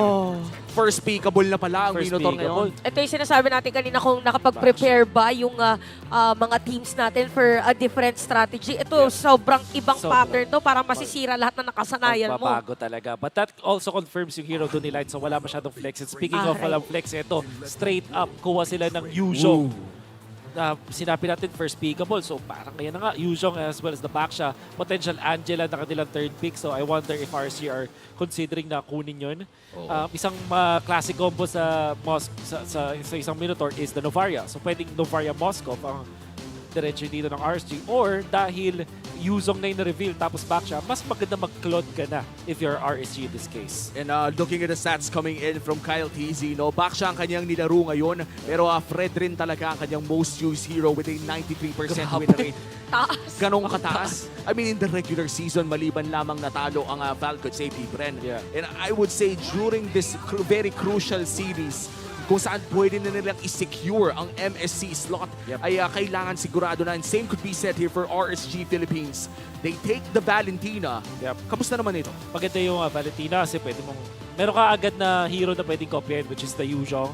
At the same time, kasi naka-Minotaur kayo, so ayaw mong makakuha yun. At immediately, ang kinuha dito ng Falcon APBREN is going to be the Novaria. Isang hero na maganda versus Valentina kasi parang nanalo ka sa lane. Tapos, yung ultimate mo parang hindi naman din worth it na kopyahin. Oo. Ito yung parang pag kinopya mo, pang CCTV lang talaga. Yes. At siguro kung meron ka mga kakampi na magagamit ito. Pero we talked about the Moskov dahil hindi nga na-pick ng early. Mukhang hindi tayo makakita ng Moskov. And the Claude. Yep, with the Claude as well as the Moskov ban, magiging normal picks to, carry versus Roger. Ganun yung mangyayari. Not unless mag-Novatrix ulit. Ito na yung mga pang-taong pick. Pang-taong pick. Yung pang-intergalactic yung laro din. Pang-MSC pick yung kanina eh. Ang mga hero ng normal na tao. Mga hero ng normal na tao. At wag naman sana po ma-open ng ating mga Roger mains natin dyan. Alam naman natin na it takes skill pa rin para pumasok at lumabas, no? Pero tinatawag na nating pangmundo ng tao ang pick ng Roger ngayon. Siguro may time, mga 3 weeks ago, na nasa mundo pa ng mga halimaw ang isang Roger. Pero look at this. Wow. Napakataas naman pala ng win rate sa Minotaur. When we talk about Light, we know na isa siya sa mga parang ang galing makahanap ng angulo. Oo, tsaka parang yung isa sa strength ni Light is yung counter set. 'Di ba? Yung parang akala natin yung other team yung maganda yung setup play, pero yung pala, mapapaganda pa niya for them. And I think meron akong naaalalang specific na play mula kay Light eh. Yung tipo na 4 yung mga Raiders na makikita mo, si Light pa yung nawawala. Pero biglang magugulat ka, teka lang, parang ang lagkit ng bush siya. Biglang nasampalan na pala kayo ng Luminon Blast na yun yung mga Light picks na namimiss ko, no? Yung mga Lolita niya. Sadly, no, yung huling Lolita na napanood natin ay galing sa isang natalong laro kila Minana Evox. Pwede ba ito mag-Arlet dito ang Falcons APBREN para kay Ogwen? Grabe, daming laman ng notebook. Nandun yung Digi pa rin, by the way. Goods pa rin, kaso may Valentina sa kabila. So siguro marksman na lang dito, like Roger kasi natira eh, or Nathan. But I think Roger is the... Nathan? Oh, it's a Roger. Roger. Okay. Comfort pick secured. Na lang. So if you are RSG, tatapat mo sa Roger. Ang natitira pa dito is perhaps Bruno. Papasok yung Bruno dito sa comp na to. Pero hindi siya yung pag-championship or pang-finals What if Nathan, mga ganyan? Nathan, yan. Nathan could be good. Kamusta yung Iksha na matchup for the Rogers? As far as I know, may nagbanggit na in terms of laning lang, yung 1v1 ay kaya ng isang Iksha yun. For sure. Kaso, Yuzong tsaka Baksha yung katapat. And then, late game Roger, tatalunan ka. So, the Iksha might not be good. Kailangan yung malakas mang-outplay. Ayan na. Okay, so that is Nathan. At ayan na nga, the Benedetta pick. Most likely magpapalit si Kite at si Nats dito, no? Yes. And I think I just want to go back history a bit. Season 12 playoffs. RSG Philippines in their last game, potentially in the final. Si Nats ay naglaro ng Benedetta, perhaps the best Benedetta game in terms of playoffs history. What about Angela para sa side ng Falcons APBREN, no? Yes. Ayan na nga. Grabe ka naman talaga, Wolf. Ayan na nga. Maganda kasi yung, parang wala ko nakikitang magandang hero na parang setter para dito sa Falcons APBREN. Hindi ka pwedeng basta-basta mag-Cho, mag-Tigreal. Mayroon kasing Valentina. Maganda pa rin naman yung hard guard na kopyahin. Pero at this time, magdedepende sila dun sa mga teammates sila. Tapos yung Yuzong tsaka Baksha, siya yung magdadive dun sa may likuran. And we could see a lot of potential pilots as well for this hard guard. Ito yung tipo na pwede mong sakyan yung Yuzong, pwede mong sakyan yung Baksha, pwede ka mag-skyway, pwede kang mag-expressway. Kahit parang 24 oras, kahit sobrang late na, makakauwi ka pa rin dahil meron kang sasakyan. Tapos bukod pa dyan, bossing, imaginein mo, meron ka ng skyway, may expressway ka pa. Kung gusto mo mag-old school, sumakay ka sa aso. Gets. Pwede. Tapos pwede na, ang dami actually. And at this point for RSG Philippines, let's talk about their win conditions. Dahil, again, ito ang premise ng ating laro. Welcome Isang to panalo Mobile na lang Legends! para ma-secure ang MSC stock. So tanungin natin ngayon ang RSG Philippines. Ano ba ang kailangan gawin ng RSG to secure this game? Well, number one, kailangan nilang galingan. Unfortunately, mga comfort heroes yung meron sila dito. Ang second siguro na kailangan nilang gawin dito is to make sure na makapag-farm. Etong si Kusei, late game yung kanilang pwedeng atakihin dito. And I'm not sure kung gaano katindi itong Demon Kite X-Borg. Tingnan natin kung ano yung ma-achieve niya. Pero kailangan lang talaga para sa RSG, matiis nila yung early game, makatawid nila yung sarili nila sa late game, and from then on, madali na para sa kanila yung laro. Backs against the wall, lalabas ang Benedetta ni Nats. At titignan na nga natin kung this time around magbabago nga ba ang storya. Dahil last time na nilabas niya ito sa potential last game in the playoffs ay naging maganda man ang kanyang performance ay hindi naging kanais-nais ang resulta. For RSG Philippines, hindi pa tapos ang storya. Pwede nilang masecure yung mga sinabi mo kanina in the early game and potentially makakita tayo ng game number 5. But for Falcons APBREN, mukhang kalmado din ang kanilang laruan ngayon, no? Oo, kailangan lang muna kasing maging maingat doon sa mga pwedeng kuhanin na objectives. And napansin ko lang, kaka-cooldown lang ulit by the way nung petrify ni Nats. So kanina nagamit niya agad. So probably nagkaroon ng threat sa lane niya, which is ganun din naman ang ginagawa ng Falcons APBREN ngayon. Alam nila na si Nats yung pwedeng sabihin na natin mag-set up ng tempo kasi para dito sa RSG. Ito yung X-Factor Sinasabi natin kaya naman bantay sarado ang Falcons APBREN around this XP lane. At mukhang nakapag-ipon ng 2 cart ang Falcons APBREN. Sure naman, level 4 to. Kyle. I think yung Falcons APBREN pati yung RSG parehas yung pattern na ginawa. Dalaw muna sa gold lane ng 1 minuto tapos nung papalapit na yung turtle, nandun na yung lahat na nila members. Alas nagmi-mirror sila dito ng mga ginagawa. Ngayon, sisimulan na nga ng RSG Philippines ang turtle na to pero agaran din ang pagre-reset. Tahimik ang parehas na koponan. Ang aga-aga, sinasayawan agad ang objective. Oo, parang ano to makikita niyo si Ogo nagpapa-level 4 lang din kaya hindi nyo pinupush dito ng Falcons APBREN. Probably pwede siyang edge sana dito ng side ng RSG kasi unang nag-level 4 pero ito natin hawak na yung Dragon. Meron po hard guard na sakay pero 2 Dragon yung nakikita natin. Sino ka ba talaga yung totoo? Di mo kahit makakakuha dito ng pagong habang first blood naman para kay Nats. Mabibita na mag-eye for an eye. Merong Dragon Tail na gagamitin doon pero Mamba out muna para sa ating mga teams. Nats. Napakagandang execution from both squads pero RSG Philippines ang makakuha ng first turtle of the game. I think very even kasi 1-for-1 kill at ang maganda dito is nabuhay doon yung dalawang junglers natin afterwards at dalawang explainers. The only heroes that died ay si TZ and then eventually yung para sa side is na Light Minotaur. So overall RSG yung happier ng konting-konti lang naman but not game-changing talaga. So even pa rin yung early game natin. Lap TZ, Nats talagang tapatan ng mga magaling mag-micro in the XP lane. RSG talagang sa tingin ko sila yung nasa driver seat ngayon. Pwede silang maghanap ng mga high or mga bilisang laban dahil sa damage na meron sila. Tsaka yung crowd control din dito nung tank nila ni Light.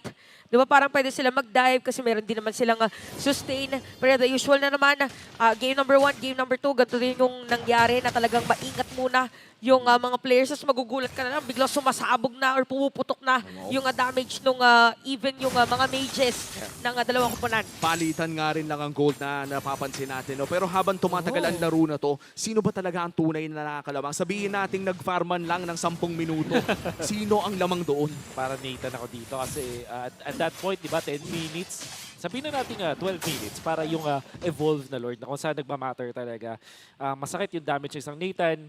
Hindi pa enough yung magic defense nyo to actually stand in front of that. Tapos may flask na for sure itong si Light. Makapag-sustain sila. And then Aqua with 2 items, kayang-kaya namang burst. So I think pag dumating yung farm battle, 12 minutes, even gold, doon ako sa RSG. Feather Heaven secured para kay Kusei. That is a major item para sa isang Nathan. Kaya naman itutuloy na ng RSG Philippines ang potential turtle take na to. Pero i-reset na naman nila. At mukhang nag-aantay na naman sila ng matagalang sayawan. Grabe no, second turtle pa lang. Grabe na iisip ka, alam mo, Lord. Ang talagang pinag-aagawan dito ng ating dalawang teams and napaka-importante din talaga ng vision. Kaya meron pagpitik dito ng mga skills from few. 3, 4 na players ng RSG ang unang didikit dito sa paggoong. Tinawag na yung Dragon, pero si Demon kahit pa rin makakasecure niyan. Habang meron din Spare Stomp, makakatakas ba si TZ? Pero si Aqua napakaganda, para talagang Yuzhong yung gamit niya. Ginamit pa yung Flicker. Si Pew ay mapapatay niya. Si Aqua naman ata ang isusunod. It's a 1-for-1 at mukhang dyan na nga matatapos ang laban na yun. Palitan lang na kanila mga phosphor. Fortunately, para dito sa Falcons APBREN, hindi eventually nabigyan doon si TZ kasi nag-iba ng focus doon si Aqua. But that means that Nats mauuna doon sa kanyang item na umuna doon sa halberd actually. Ang gandang item of choice dito, men. Inuna na niya kasi alam niya may Angela sa kabila eh. And ang maganda dito ay applicable din naman kasi sa isang Benedetta na nagdi-deal ng AOE damage. And I think for this time around, RSG Philippines, once again, lamang na naman sila sa early game. At ito nang ata yung trend na nakikita natin sa seryeng ito. Maganda pa dito, nakapag-farm si Kusei, nakapag-push siya dun sa may bottom lane. Kasi busy nga yung Falcons APBREN sa pagpunta sa taas. At kung titingnan natin yung gold, lamang na rin, actually lamang pala Super Marco ng konti. Pero ang maganda dito, kasi Nathan nga siya, late game scaling siya, the fact na even sila ng gold nung Roger, masaya siya doon. Oo, pero speaking of, ginamit yung Retribution by the way, pati yung Astral Echo during that time para mas low si Light, pero hindi pa rin makakasecure dito ng kill ang Falcons APBREN. So magandang pag-disengage dito para sa RSG. Grabe din yung pag-amba ni Ogwin, no? Yung tipo na that is a respect flicker burnt. Mukhang ayaw niya magpahila. 3v2 dito sa taas. Para talagang pinanggigigilan yung taas. Makakasakay dito yung Angela. Tapos mamamatay pa nga dito si Light. Meron pa petrify naman para dito kay Nats. TZ ay mamamatay doon. Si TZ naman ang target niya. Bit-bit niya rin dito si Ogwin. Sabat ba ang damage nila? Papasok pa nga doon si Aqua. Okay, nandito na rin si Demon kahit sa ilalim ng torre. Ginamit na rin yung last insanity. Ogwin is down. Tapos si Super Marco. Sabi niya dito. Kaya naman kukuha niya na si Kusei. Inatkat ng konti matapos ng torre. I think that is miscommunication coming in from RSG. Masyadong selfless dun si Nats. Kasi nangyari, di ba, after na maging untargetable ng isang export tag dun sa pagtumbling niya, pagkawala ng Firaga Armor, maghahanap yung Torre ng isang target. So parang idea dito, okay, sige, tatanggapin ko yung isang atake ng Torre para makataas ka kahit normal play yun. Nangyayari yun talaga. Kaya lang hindi nila na-take for account na pwedeng pumunta doon si Super Marco. And Super Marco, indeed, with a wind talker, tapos endless battle, 3 hits lang ang kinailangan niya para kay Kusei. And wrong place at the wrong time. And that was after a great play as well.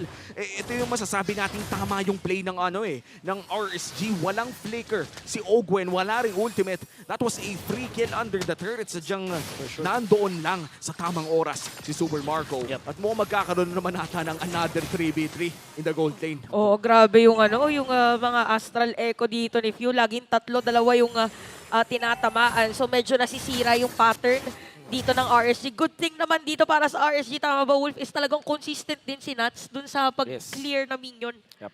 Ginagamit niya ito yung strength ng Benedetta. Parang bukod sa mastery ni Nats dun sa hero, at as a team, alam ng RSG kung paano i-activate yun si Nats. Hinahayaan nila.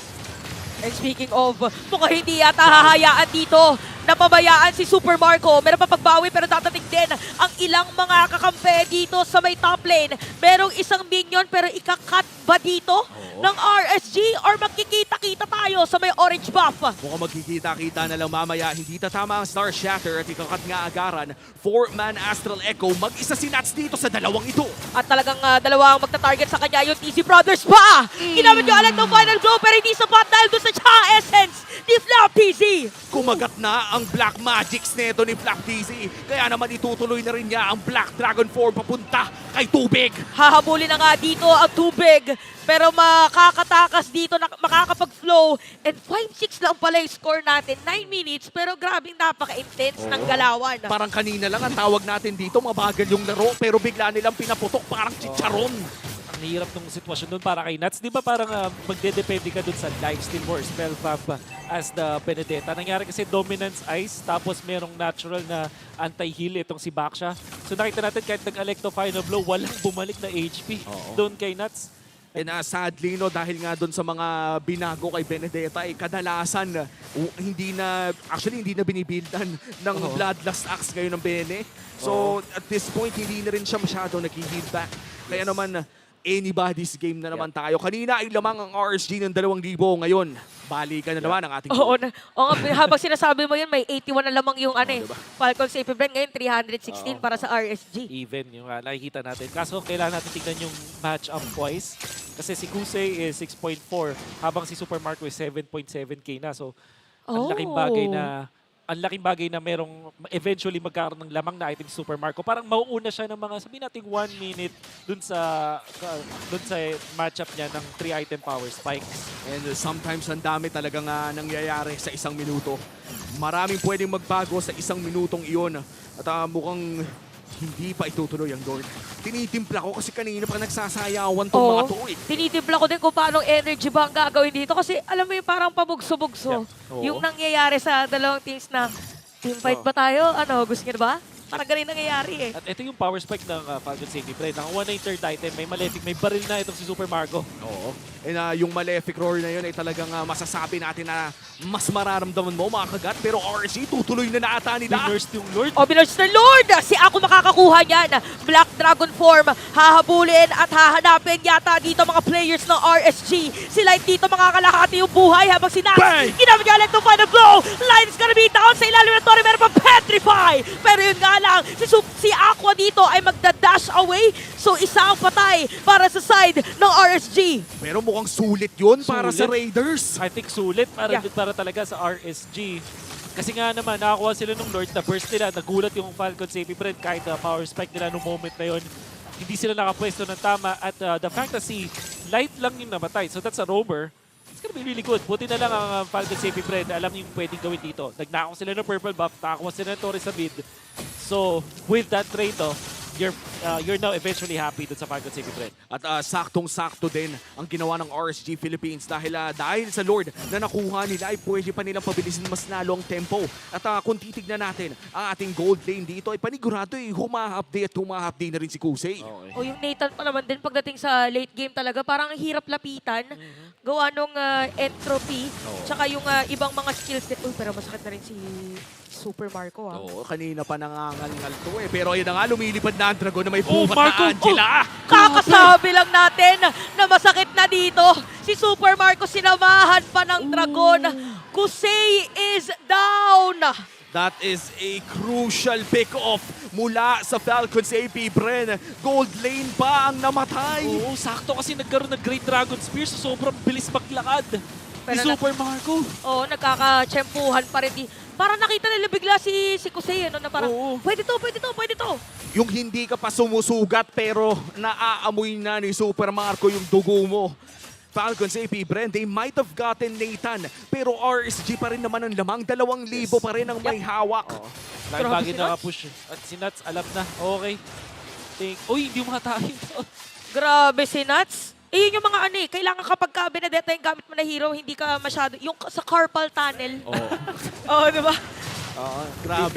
Hindi pwede para sa mga naglalak ang Benedetta. Yan. Kumbaga parang Mission Impossible na nga yung ginagawa dito ni Nuts. Yung tipo na lahat ng pwedeng chipiin, chinepi na niya. Oo, kanina nasa top lane, nasa bottom lane. Consistency is the key para dito kay Nuts. Tsaka talagang alam niya kung paano ubusuhin ang mobility ng isang Benedetta.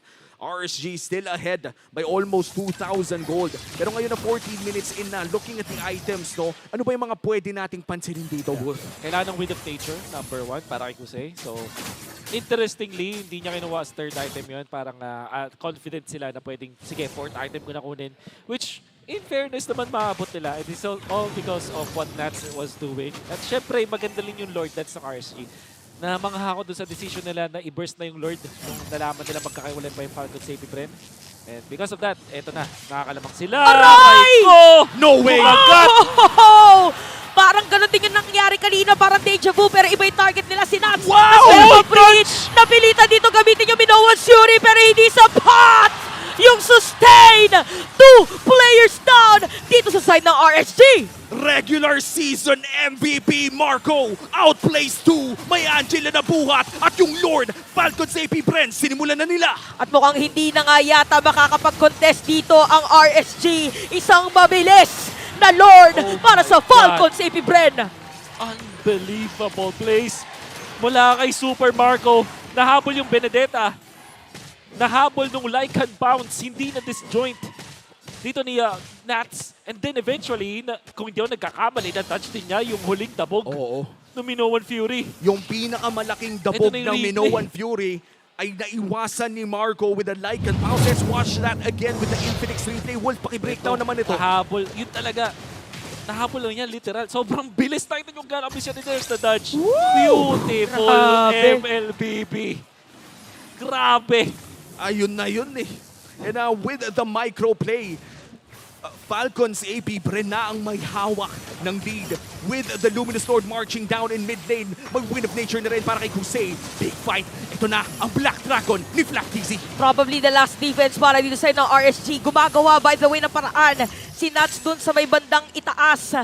So mag-aabang ng minion wave habang yung Falcons APBREN ay maingat din muna natutuloy dun sa mga ibang posisyon. Ang mahirap dito, no, Wolf, correct me if I'm wrong, parang pwede rin kasing iwan yung Roger eh.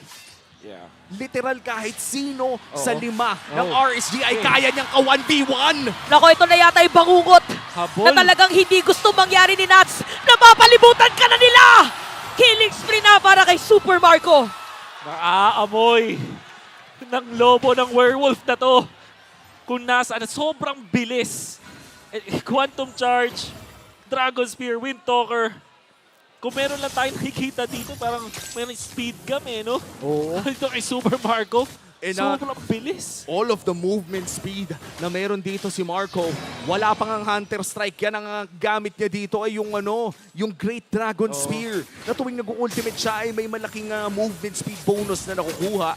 And so far, Falcons APBREN with the snowball of Super Marco. Mukhang ang tiis-pogi gameplay naman ngayon ay RSG Philippines. Ganun na nga.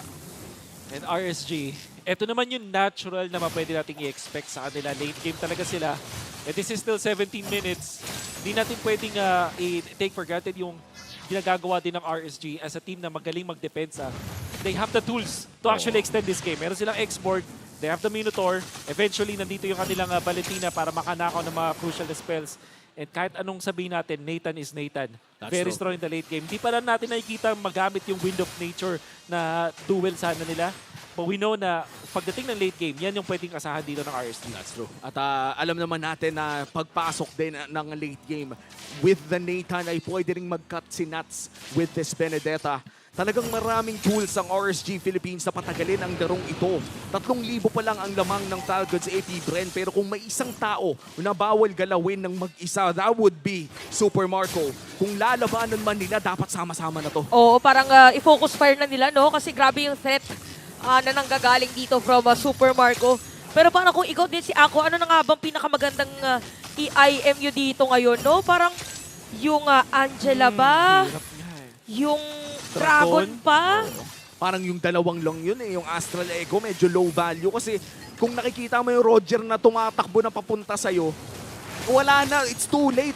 O, kumbaga kung TikTok edit yon, I'm unstoppable. Ganon yung background music ni Super Marco eh. Pero teka lang mukhang magsisimula ang Lord Fight dito. Lumipad na nga si Flap TZ, ang hapdi na rin nila. At nadikit na nga si Demon kahit doon.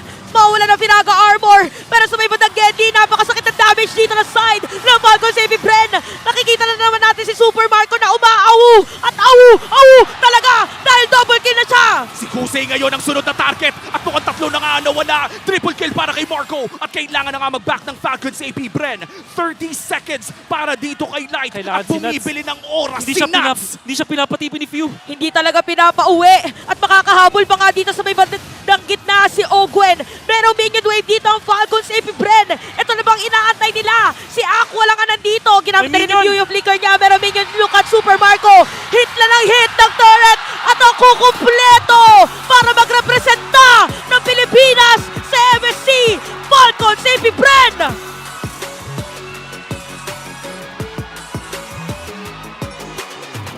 Tuloy ang World Tour para sa Falcons APBREN. Matapos manalo sa M5 World Champions, ay pupunta naman sila sa MPL Championships at patungo na rin sa MSC. Super Marco stepping up. Dun sa laban na yon, lugi na yung Falcons APBREN. Pero dahil sa mga nagawa doon ni Super Marco with the outplays, kahit si Nats na confident dito sa gameplay na to, natapos nila yung laban. And wow, apart from booking themselves a ticket to MSC, ay lalaban din sila sa MPL Championships. And I just want to say, I want to appreciate the Raiders. I want to appreciate RSG. Honestly, uulitin kayo sinabi natin kanina para din lang marinig ng players. Pakiramdam natin dito ay kung sila din ang lumipad, ay may chance din silang mag-champion muli sa MSC. Ganon sila kagaling, ganon kahirap ang laban na ito. Oh, tsaka sobrang dami nilang dami nilang games na pinatunayan din talaga na kaya nila bago sila nakarating dito sa lower bracket finals. And wala nasa MPL Philippines tayo, so talagang gustuhin man natin na lahat talaga ng mga teams ay i-represent yung Pilipinas. Kailangan dalawa lang. Yeah. And wow, what a spectacular, what a great performance from RSG Philippines, finishing 3rd this season. Former MSC champions, former MPL champions, one of the best organizations in MPL Philippines. Binigay nila yung lahat. Siyempre yung Momi. Naramdaman natin yun. Naramdaman natin yung kay Nats. Naramdaman natin yung kay Light. Naramdam natin yun sa buong RSG. And this might just be the end for RSG this season. Pero alam natin na babalik at babalik sila ng mas malakas. Punta na tayo sa main stage. Everybody, join me in giving a big round of applause to RSG Philippines.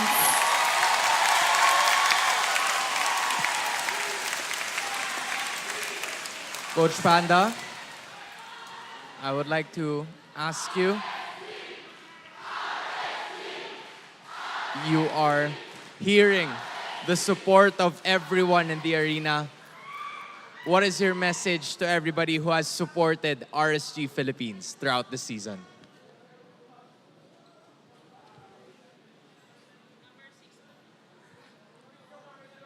Andun na eh. 1% lang kulang. Andun talaga eh. Sayang. we were more ready than ever. Last season, when I was here before the M5, sabi ko, talunin nyo Indo. And Bren Esports got the championship. Our goal and dream this season is that we will go to MSC and we will represent Philippines. Sana, but sayang.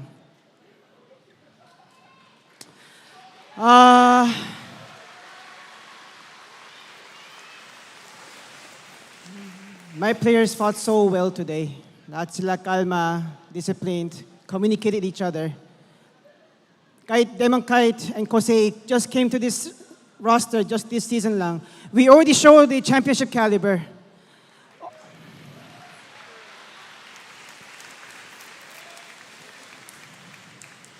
I really don't know what kind of expression I'm feeling right now, but it was a magandang laban. But again, sayang talaga. All I can say is, Bren, tsaka Echo, kayong dalawa yung sa Grand Finals, please. Thank you. RSG Philippines, we thank you. And regardless of today's result, we have the utmost respect for RSG Philippines. Unfortunately, your journey ends here, and you may now take your bow.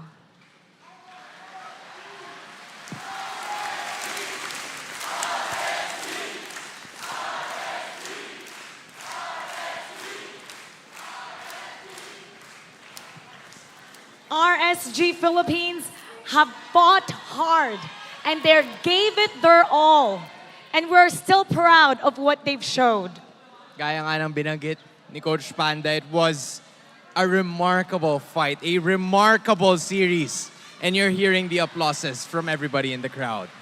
And now, introducing our second team to represent Philippines in MSC 2024, Falcons APBREN!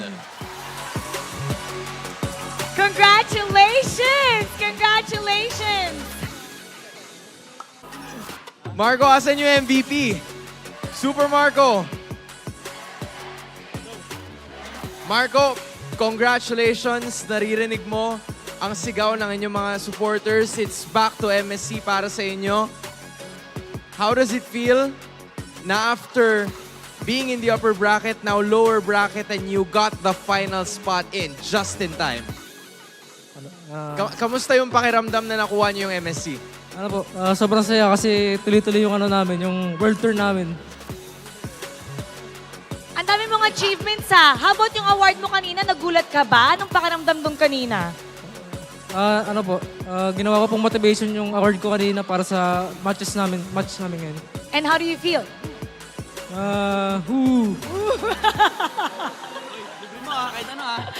Ikaw naman, Coach Ducky. Another international journey for you.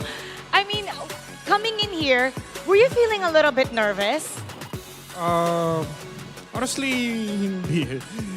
I'm more worried about like what to feel kung ano man yung magiging ending ng araw.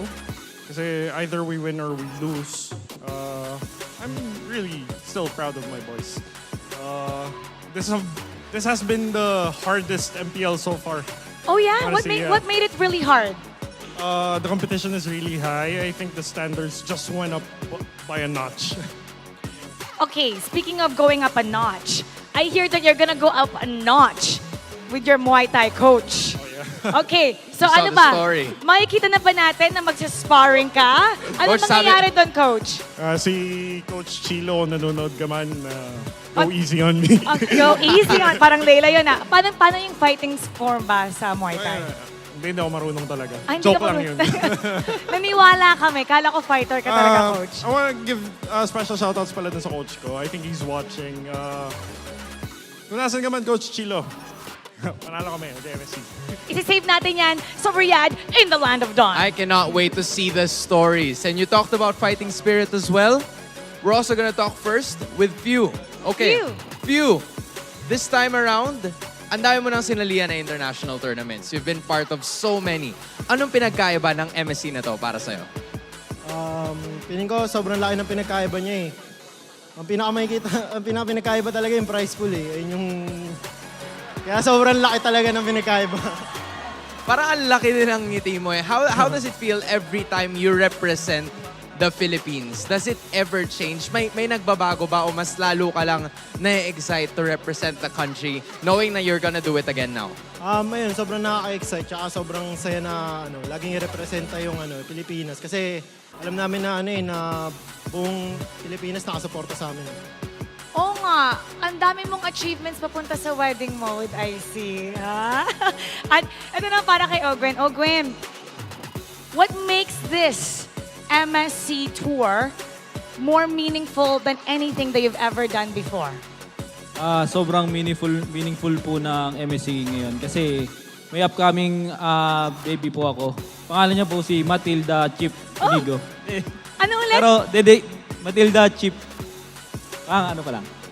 Pag pumayag. Pag pumayag. Ipag-vote tayo, mag-poll tayo ng vote. Papayag ba? Papayag. Ayan. Yan, dedicate ko po sa incoming baby boy. Congratulations. Congratulations, and we're so happy that you're achieving your personal goals with your achievement here in MLBB. Hindi ko na ilalayo kasi nandito rin naman si Flap TC. Flap, you're gonna go up in a rematch against Liquid Echo. Personally, ano sa tingin mo yung posibleng mangyari dun sa matchup na yun? And how are you feeling as a team going into the Grand Finals? Nung after namin matalo kahapon, parang boying-boy yung mga teammates ko, pati ako. Tapos, ayun, gusto na namin maglaro kahit ngayon na. Sa ko. Kahit ngayon na daw. Hindi na daw magpapahinga. But, we'll see them tomorrow, I guess. Ngayon na din natin i-announce ang ating MVP, Super Marco! Super Marco! O, imbitahan naman natin lahat ng mga fans na supportahan kayo para bukas. Shoutout sa mga pumunta na fans dito, yung mga nag-effort pumunta rito, tsaka bukas balik kayo, load kayo ng championship. And I also think Coach Ducky has something to say and give appreciation to as well. First of all, I would like to show my appreciation sa lahat ng fans who showed up. Kayo ang bida dito, maraming salamat sa pagpunta. I know yung iba dyan galing pa sa malayo. We really appreciate you guys showing up. And I want to give special shout-outs as well to our counterparts in Saudi Arabia. You guys are instrumental for this success as well. And special shout-outs din kay Jeff. Pangarap talaga kasi namin mag-MSC. Kay Boss AJ na umuwi pa galing Japan. Just to watch the game. So, yun, maraming salamat. And we really appreciate you guys showing up today. Maraming salamat. All your hard work has paid off. Your dream is coming true. You are the representative for MSC 2024. You may now take your bow and take your walk of victory. Congratulations, Falcons APBREN. Isa na namang malakas na representative para the Mid-Season Cup happening in Riyadh this July. The defending champions, Falcons APBREN, will have a chance to not only go to MSC, but to also defend their championship title para bukas. We're gonna break that game down for you, so we're gonna go to our analyst, Midnight Pasok.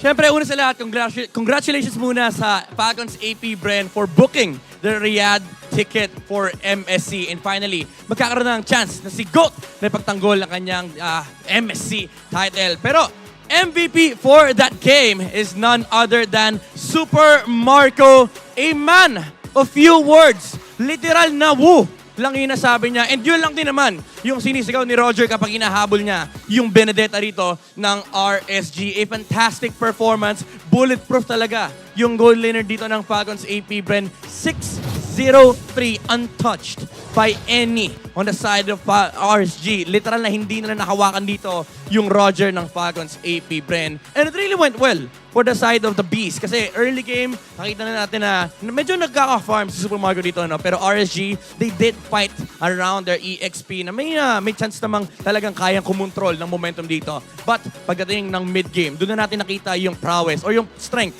na meron kang Baksha Angela. And the thing about the Baksha Angela combo dito is bago pa pumasok yung Baksha, ginagamit na rito yung hard guard. Pang tutok lang, pinantatakot ng ni Ogwen yung kanyang ultimate para tumakbo yung RSG. And the thing about the hard guard in the current patch is, remember, na-nerf yung Dominance Ice, and even though may mga necklace of Durance naman sa side ng RSG, as long as wala pang tinatamaan dito, yung any members ng Falcons APBREN, full shield and full heal yung makukuha ng mga members ng Falcons APBREN dito mula kay Angela. And ito yung play na talagang nagselyado ng game para sa side ng Falcons APBREN with Ogwen jumping in to provide the shield and yung dodge ni Super Marker with the Lycan Pounds. Talagang napakalupit ng micro dito ng mga members ng Falcons APBREN. And not just that, going back to the keys of the victory, sabi natin na kailangan i-entertain ng Falcons APBREN dito yung entertainer on the side of RSG. And pigil na pigil talaga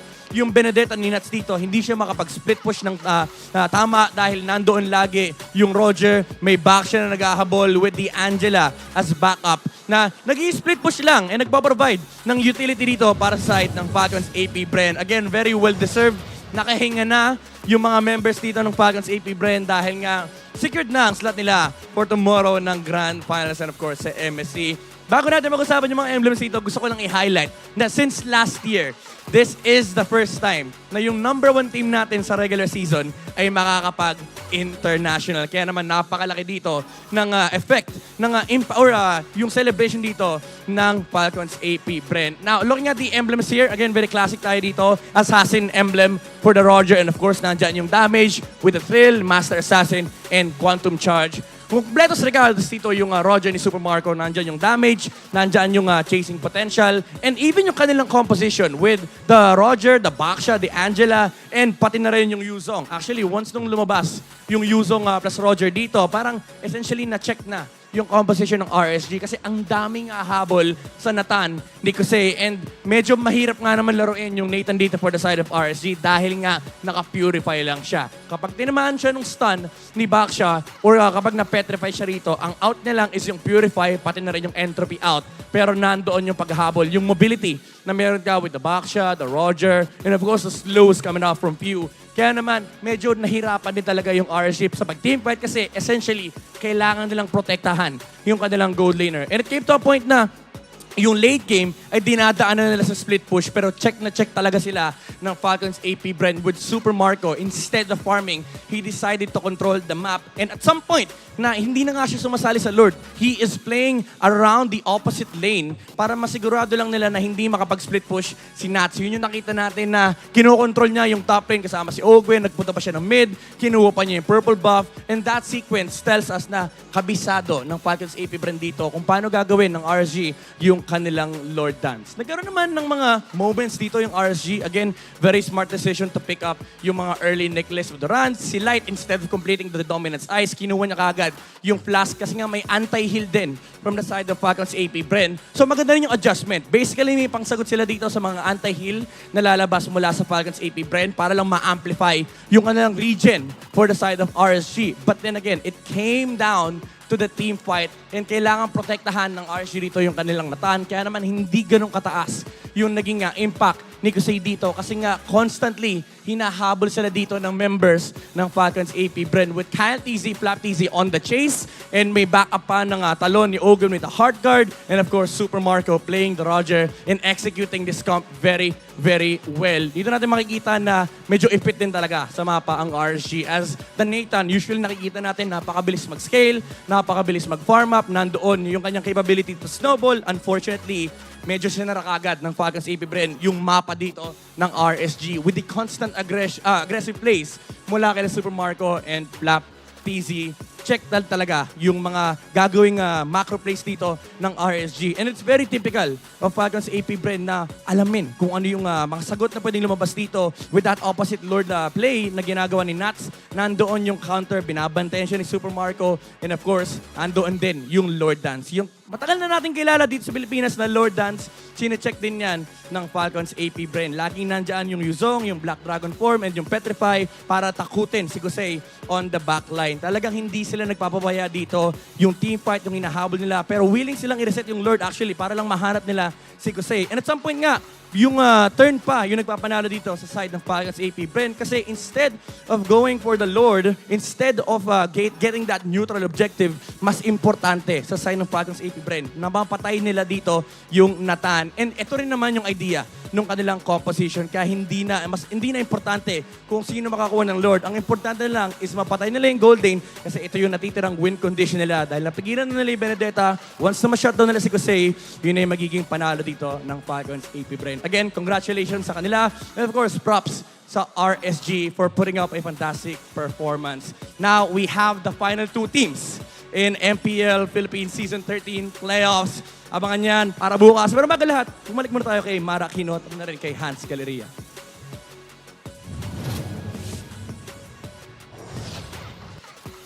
Today's celebration of victories ended with the completion of the Philippines MSC 2024 representatives and the MPL-Philippines Season 13 Grand Finalists. The final spot for MSC 2024 to represent the Philippines went on the hands of Falcons APBREN after dealing with RSG Philippines 3-1 in a best-of-5 series. Tomorrow will finally crown the champion of MPL Philippines Season 13 as Falcons APBREN and Liquid Echo duke it out in a best-of-7 finale. The question is, will the Bees, Falcons APBREN, defend their championship throne or will there be a new wave in Liquid Echo to take it once and for all? Malalaman natin yan bukas. Muli ako po si Mara Aquino. At ako naman si Hans Galeria. Na laging nagpapaalala na magkakaiba man ang ating pinagdadaanan, sama-sama pa rin tayo sa laban. Para sa tagumpay! Keep it good vibes, everybody! And see you tomorrow!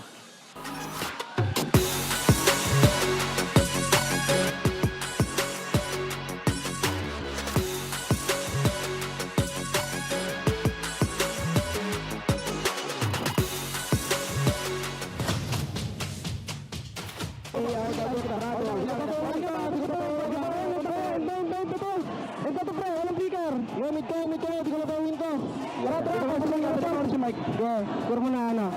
Gaya muna, uwi muna. Tara. Tapos ito. Dito na rin, power lock. Hiro mo na, hiro. Tuloy mo natin. Power lock. Power mo.